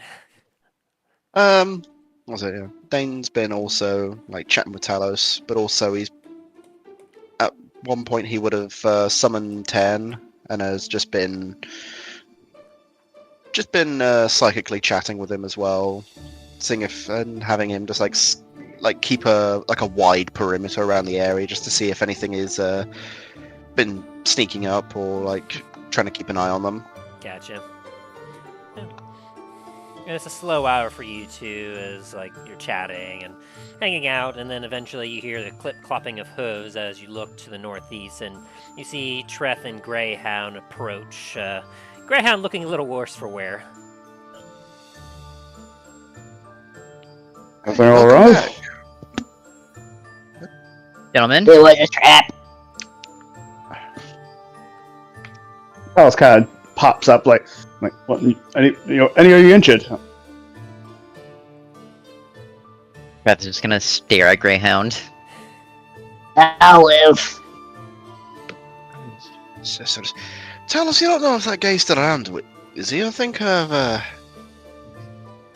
a lovely business end of a hammer that he needs attention to. Well, his friends are dead, so maybe he'll just live with that. I'm not quite sure where he ran off to. I'm pretty sure it's far enough away. Probably pretty far enough away where we couldn't get to him. Yeah, let's see. Let me take a look at you. Let me take a look at you real quick, Greyhound. Sure. As Greyhound sorely turns over to you. Do a medicine check on him. A 10. You can see that he's had some bolts that are still stuck in him, and he's got some piercing marks here and there, some dried blood, and a couple of bits of his side. And aside from that, like, you can see that with a 10, he's definitely injured, but you can't tell the true severity of it, but he seems to be mostly fine.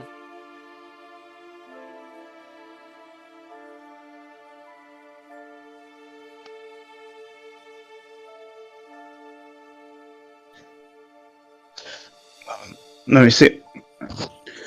Maybe I can do a little bit of help. 1 sec.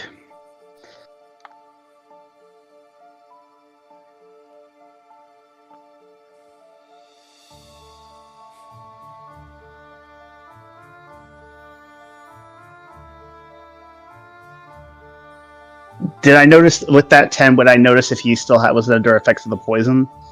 I would say you would not be able to tell with a 10. That the way he's acting, you may not know if he was poisoned at all at this point. Okay. I'll use 20 from my pool for lay on hands. On Greyhound. You watch as a lot of his wounds stitch back up immediately, as he looks like he's almost back up to 100%. How about you sit up here in the cart for a minute and rest up while we continue?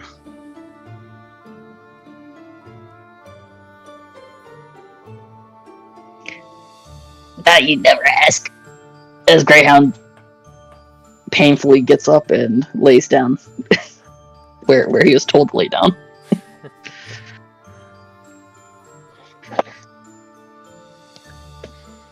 So as you get back up on the cart, do you all continue on your way?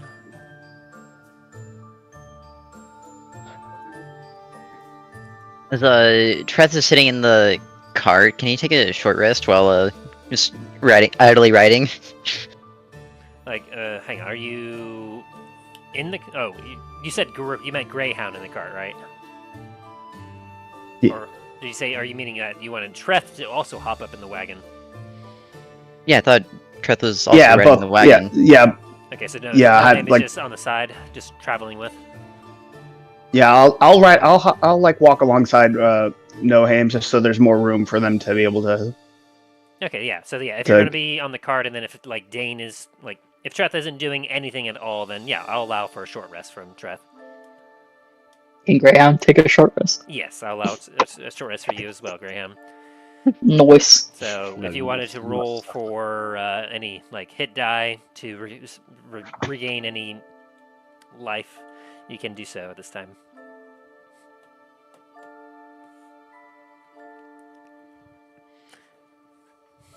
I know, shocking. We can actually do a short rest sort of thing.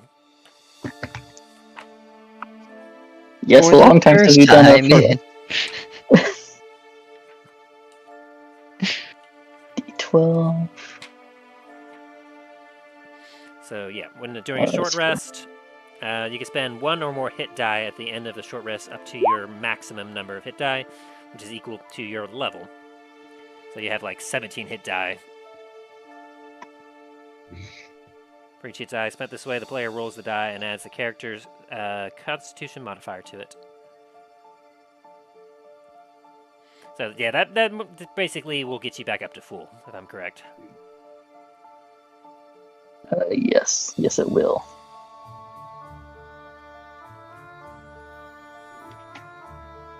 All right.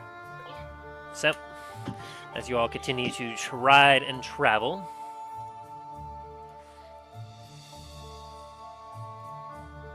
the sun is starting to get low and set as like essentially the hour of delay that you had with Treth and Greyhound going out on this little endeavor here.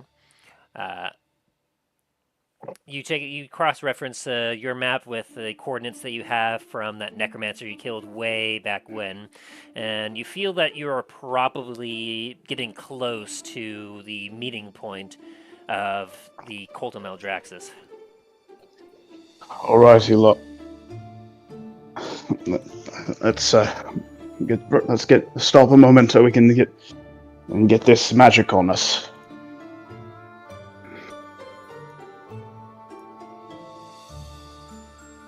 Hey, sounds like a plan. Okay. As you all stop and kind of get going, get down, you take out the Scroll of Talos, and are you going to use it? As you recall, from when you cast it, you will have 8 hours before the magic will fade away. Yep, I'm gonna go ahead and focus it on us. I'm gonna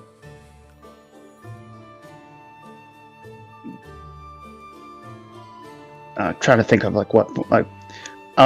each of you have a form you'd prefer to look like. Yeah, you can relay any information how you may want to appear, and then Talos, to the best of his ability, can make that. Unless anyone in particular feels more confident about casting the seeming.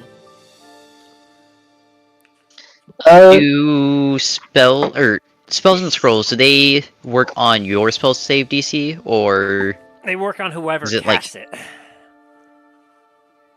Let's see. Let me actually look at my spells. Talos, with all due respect, I think it would be best if you handed that scroll to me. Well, when I say caster, I meant whoever created the scroll. Oh, whoever created the scroll, okay. Yeah, and one that created the skull was pretty sure has a high, definitely has more than I do.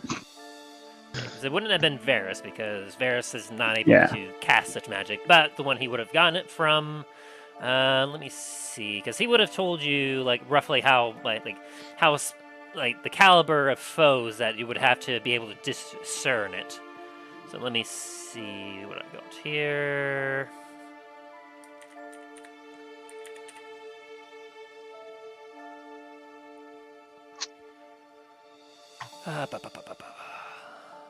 Come on.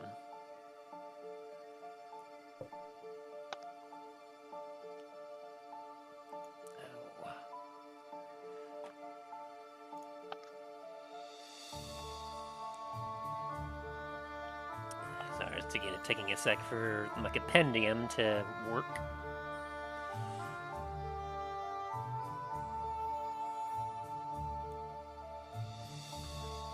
Alright, let's see here.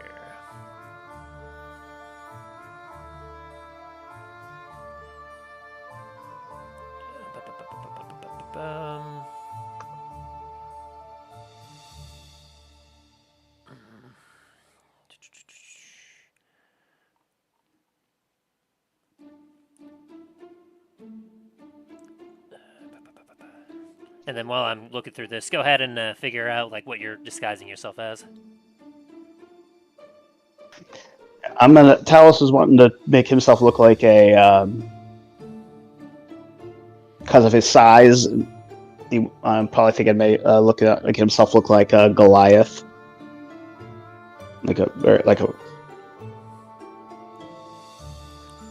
from his memories of like the ones he's met, plus the two that were in his old group, his unit. Okay. Rough, scarred, make him look like someone that would be more inclined on working with a group that serves Maldraxxus, that's like more like the muscle. I gotcha. Make sure you all keep in mind how you look, and then would there be any way that Treth would have a description to make him look any different that Talos can relate through the seeming spell? I'd probably just say just do more of like commoner clothing, maybe with like a darker cloak and change hair color, but other than that, none of them really know who I am, so One of the things you want to make sure like pretty much everyone's going to have is the cloak that the cultists were like the ones that were showing that they're serving Maldraxxus. Mhm. So. What about you, Dain? What is it? Dain would probably stay looking. Actually, you know what? Dain is going to try and recall how the cultists looked originally, and kind of like make himself appear more like a how is it? Like a common human with like, you know, disheveled cloak and stuff on. Try and blend it a little bit more. And you know, he might remember a little bit more of how they look like. Yeah, you had you and Talos in particular had a very close encounter with a lot of cultists back when you were in the temple itself, and they were throwing sacred flame at you, and a couple jumped in and did kind of a kamikaze explosion of their own bodies upon you. So you remember with horrifying detail like how they looked like.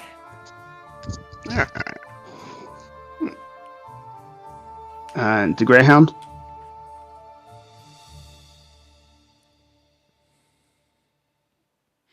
And so, how tall are you right now, Dain? Dain is where is it? He's 4'2". Okay, so if you wanted to, you would be 1 foot shorter or taller. So if you want to be human, you could be like a 5'2" human. Yeah, let's do that. And unfortunately, you know, as much as it pains Dain, it'll look like he has more stubble, but no like luxurious beard that he's used to. Right. Sacrilege. Yeah.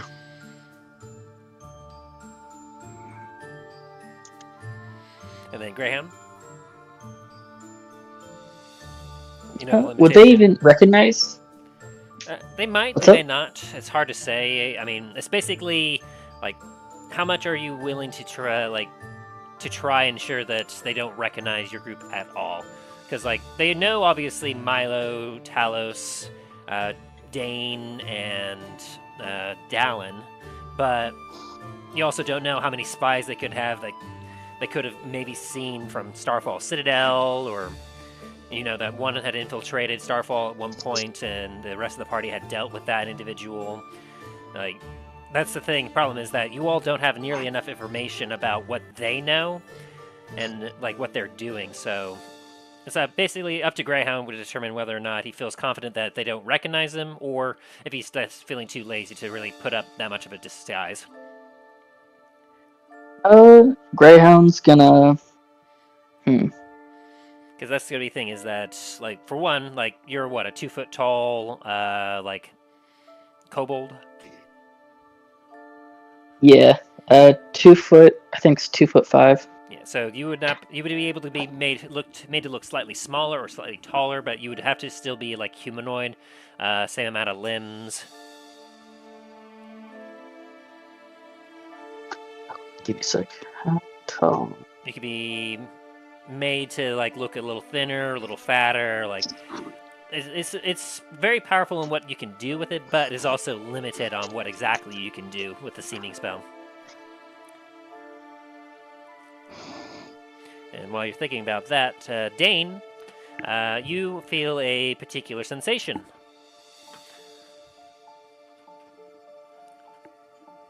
Oh.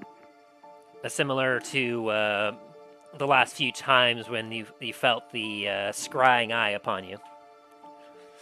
Like you feel it started to come up. Do you resist it or not? I'll accept it. Alright. And so, as you kind of like are idly chatting and having Talos like carefully get a good description from each of you as to what you prefer to look like, you'll hear a voice. Dain? Where are you all? I see you're in the woods.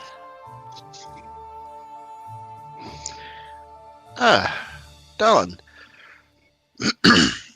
We're, was it not too far off from Duskwood right now.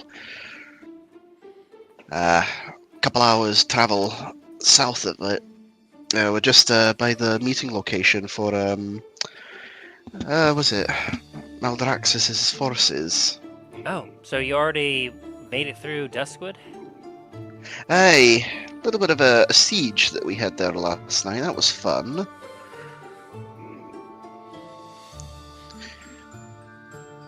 I see. And so you think you've made it close to where the cult's activities are? Hey, we feel like we're in the area for it. See. And so you're planning on, as you can, like you hear like a pause for a moment. You got some sort of wagon and looks like dead bodies in it. Hey, are you nearby? Afraid not. Me and Fradnir are still somewhat north of Montagne, trying to make our way towards Starfall right now. Ah, fair enough. You're seeing it through the through your what, the scrying Yes. orb, was it? Yes, through the scrying eye orb, the crystal ball, Hey. if you will. Hey, fair enough. Didn't know you could actually view the area around that. I thought you could only use it to talk to people. No, that's it allows me to like scry on a particular individual or location, after which I am then able to, of course, it's quite like really it's like quite simple. I'm able to whoever I see within, I can communicate telepathically with them. This crystal ball is really quite a fantastic artifact. Like, you have no idea how lucky I was to come across it. Aye, it's definitely been proving useful.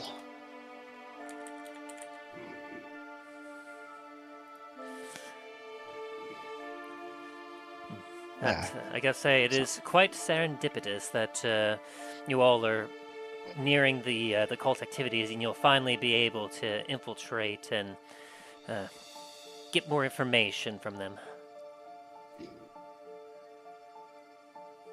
Aye, definitely. We definitely need a to at least put a bit of a dent in their operations.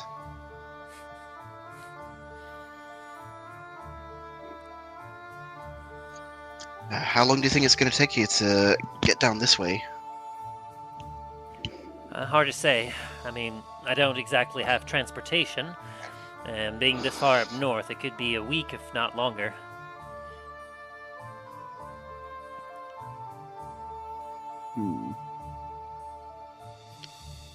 Alright, fair enough. Hopefully you'll both end up down here before the party starts. If there is a party. Yeah, here's hoping.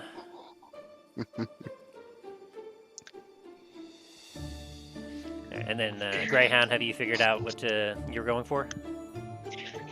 Greyhound's gonna morph into a very buff goblin, All right. and he's gonna have a kilt on. No, never mind. He's just gonna have common clothes on, and like some what everyone else kind of theme of clothing they have on is he's gonna match.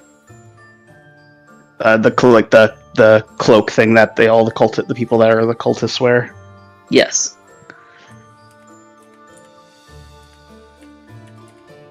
That's what I'm going for right now. Alrighty.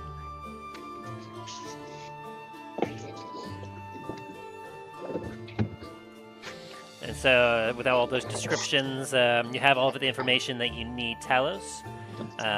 You cast the seeming spell. Yep. Alright, as you cast the seeming, you wave your hand, and the four of you proceed to change in form into something unrecognizable. As in your head, Dain, you hear, "Oh, wow, you all really do look quite different." Hey, I'm trying to blend it a little bit more. Hopefully the cult won't think twice about us coming in. Now, I'm sure with the way that you look now, I'm sure they'll let you right in. Here's open.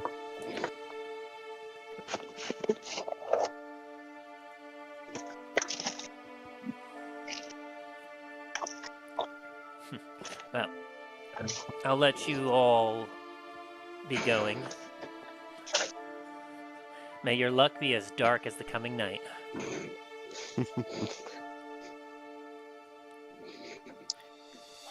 I hope to see you guys soon. And may your travels be swift. And you feel the scrying sensation go away. Right. And the rest of you may notice that Dain seemed distracted, as he was not really saying anything, and he seemed to be kind of lost in thought. All right, Dain. Hey, Dallon says hi. Is he doing that? Just make that little wiggle my fingers, like magic thing where he's able to talk to you. I was using his scrying to see how we were doing. He's unfortunately not nearby. He's over by Port, or heading towards Port La Montagne and Starfall. At least he's on his way. Hey, definitely. It'll be good to see him again. Hey, Manfred near. Good. Well, kind of just looks at everybody and he's like, "You ready?"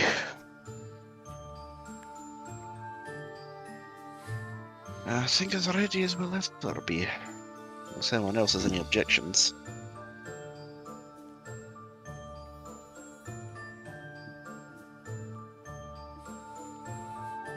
Hearing none, you all... Oh, I was just saying none by me because there was a silence.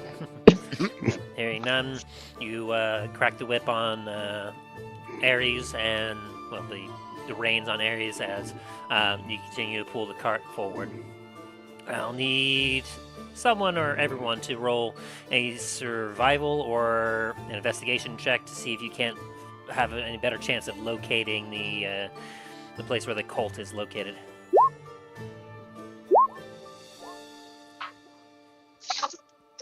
All right, Talos with an 11. You're regarding the coordinates from the letter that you have, trying your best, but this is unfamiliar territory, so you're trying your best, but you're not having much luck. Greyhound, your survival instincts, you're picking up on some scents and some footprints here and there that you begin to try to follow. Well, Dain, you notice some signs of movement, and you look and you see some looks almost to be like scraps of cloth caught on some tree branches here and there. And then Treth, are you just riding along back on No Name, or are you on the cart? I'll be on the cart. All right. So is someone riding No Name, or is No Name just on just kind of walking alongside the wagon from its reins? Well, Dane, if you want to ride on No Name, Talos can walk on the side, and both Greyhound and Treth can be on the cart. Yeah, sounds good. At this point, Dane would have also was to dismiss 10 again. Alright. As you continue to follow the path, what little path there is, the tracks essentially, the night begins to fall as the sun sets behind you, until eventually twilight has arrived, and in one way it's beneficial, as you're now starting to see lights popping up in front of you, flickering, clear indicator of campfires as you make your way forward until eventually you crest over a small hill, and you see a slight clearing before you with what appears to be a couple mounds of earth that, from where you can see, the largest mound of earth has several individuals standing in front of it, where the scene arises as such.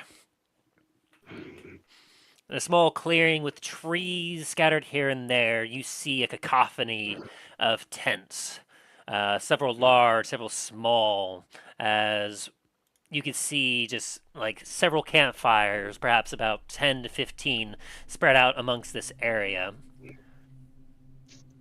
Amongst it, you can see individuals in cloaks and robes. You can see others would look to be more goblinoid or orcish, moving about this camp. You stop for a moment as your divine senses begin to pick up the feeling of undeath. And even with a quick look around, you can see patrolling along the outside perimeter of this camp, you can see several things of undead making its way around, with several starting to look at you and make their way towards you slowly. Though not threatening, they seem to be alert to your presence. You can see nearby a couple guards stationed look over and see you as they begin to approach. You can see within the camp that amongst one of the mounds, there's most certainly an entrance to what appears to be a cave. And in front of it, several other guards. Give me a perception check as you're viewing this group. 14. As you're kind of taking a look, it's hard to tell just the volume of individuals here, but from what you two can see, you have a host here of at least 100 individuals. Oh, damn. Greyhound. Greyhound sees all. Yeah, Greyhound, you can, as you kind of keep your eyes are all over the place, you can see that there is a large number of undead just making its way here and there, but they're keeping themselves mostly out and away from the main camp. As for the camp itself, you can see that there is at least 100 individuals. You're not quite sure exactly of if they're warriors, if they're mages, if they're necromancers, or what, but there's at least 100 individuals in this camp. And you can definitely see that there's a lot of movement coming in and out of the cave where the mound is. as a couple individuals like walk up to you, as you can see essentially very familiar cloaks of the Cult of Maldraxxus, as they look at you and go, "Hail, friends. We weren't expecting any others to arrive. There was no word of your approach. What is it that you bring?" More bodies for the Lord. As they one of them steps around the side and looks inside.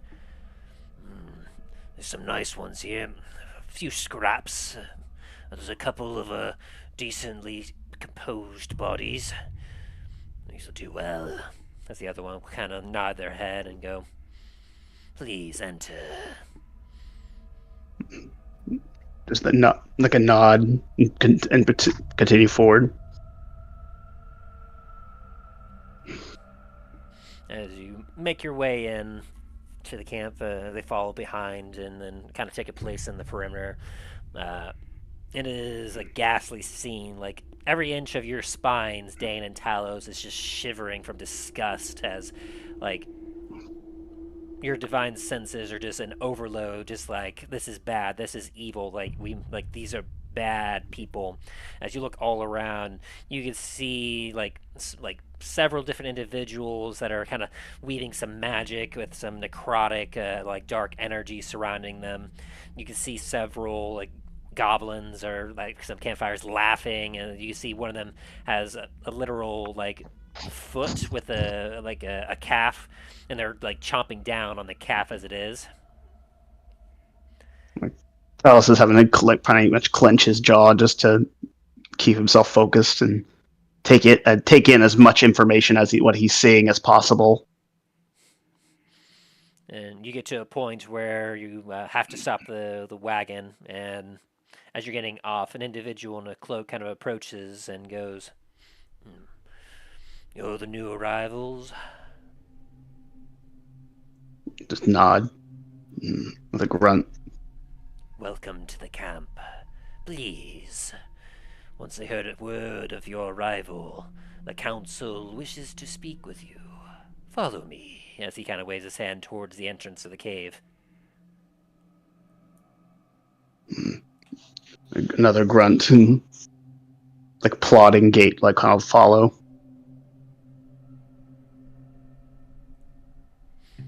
And as you all kind of follow up this individual, you watch as he goes up to the entrance of the cave and proceeds to enter into the darkness.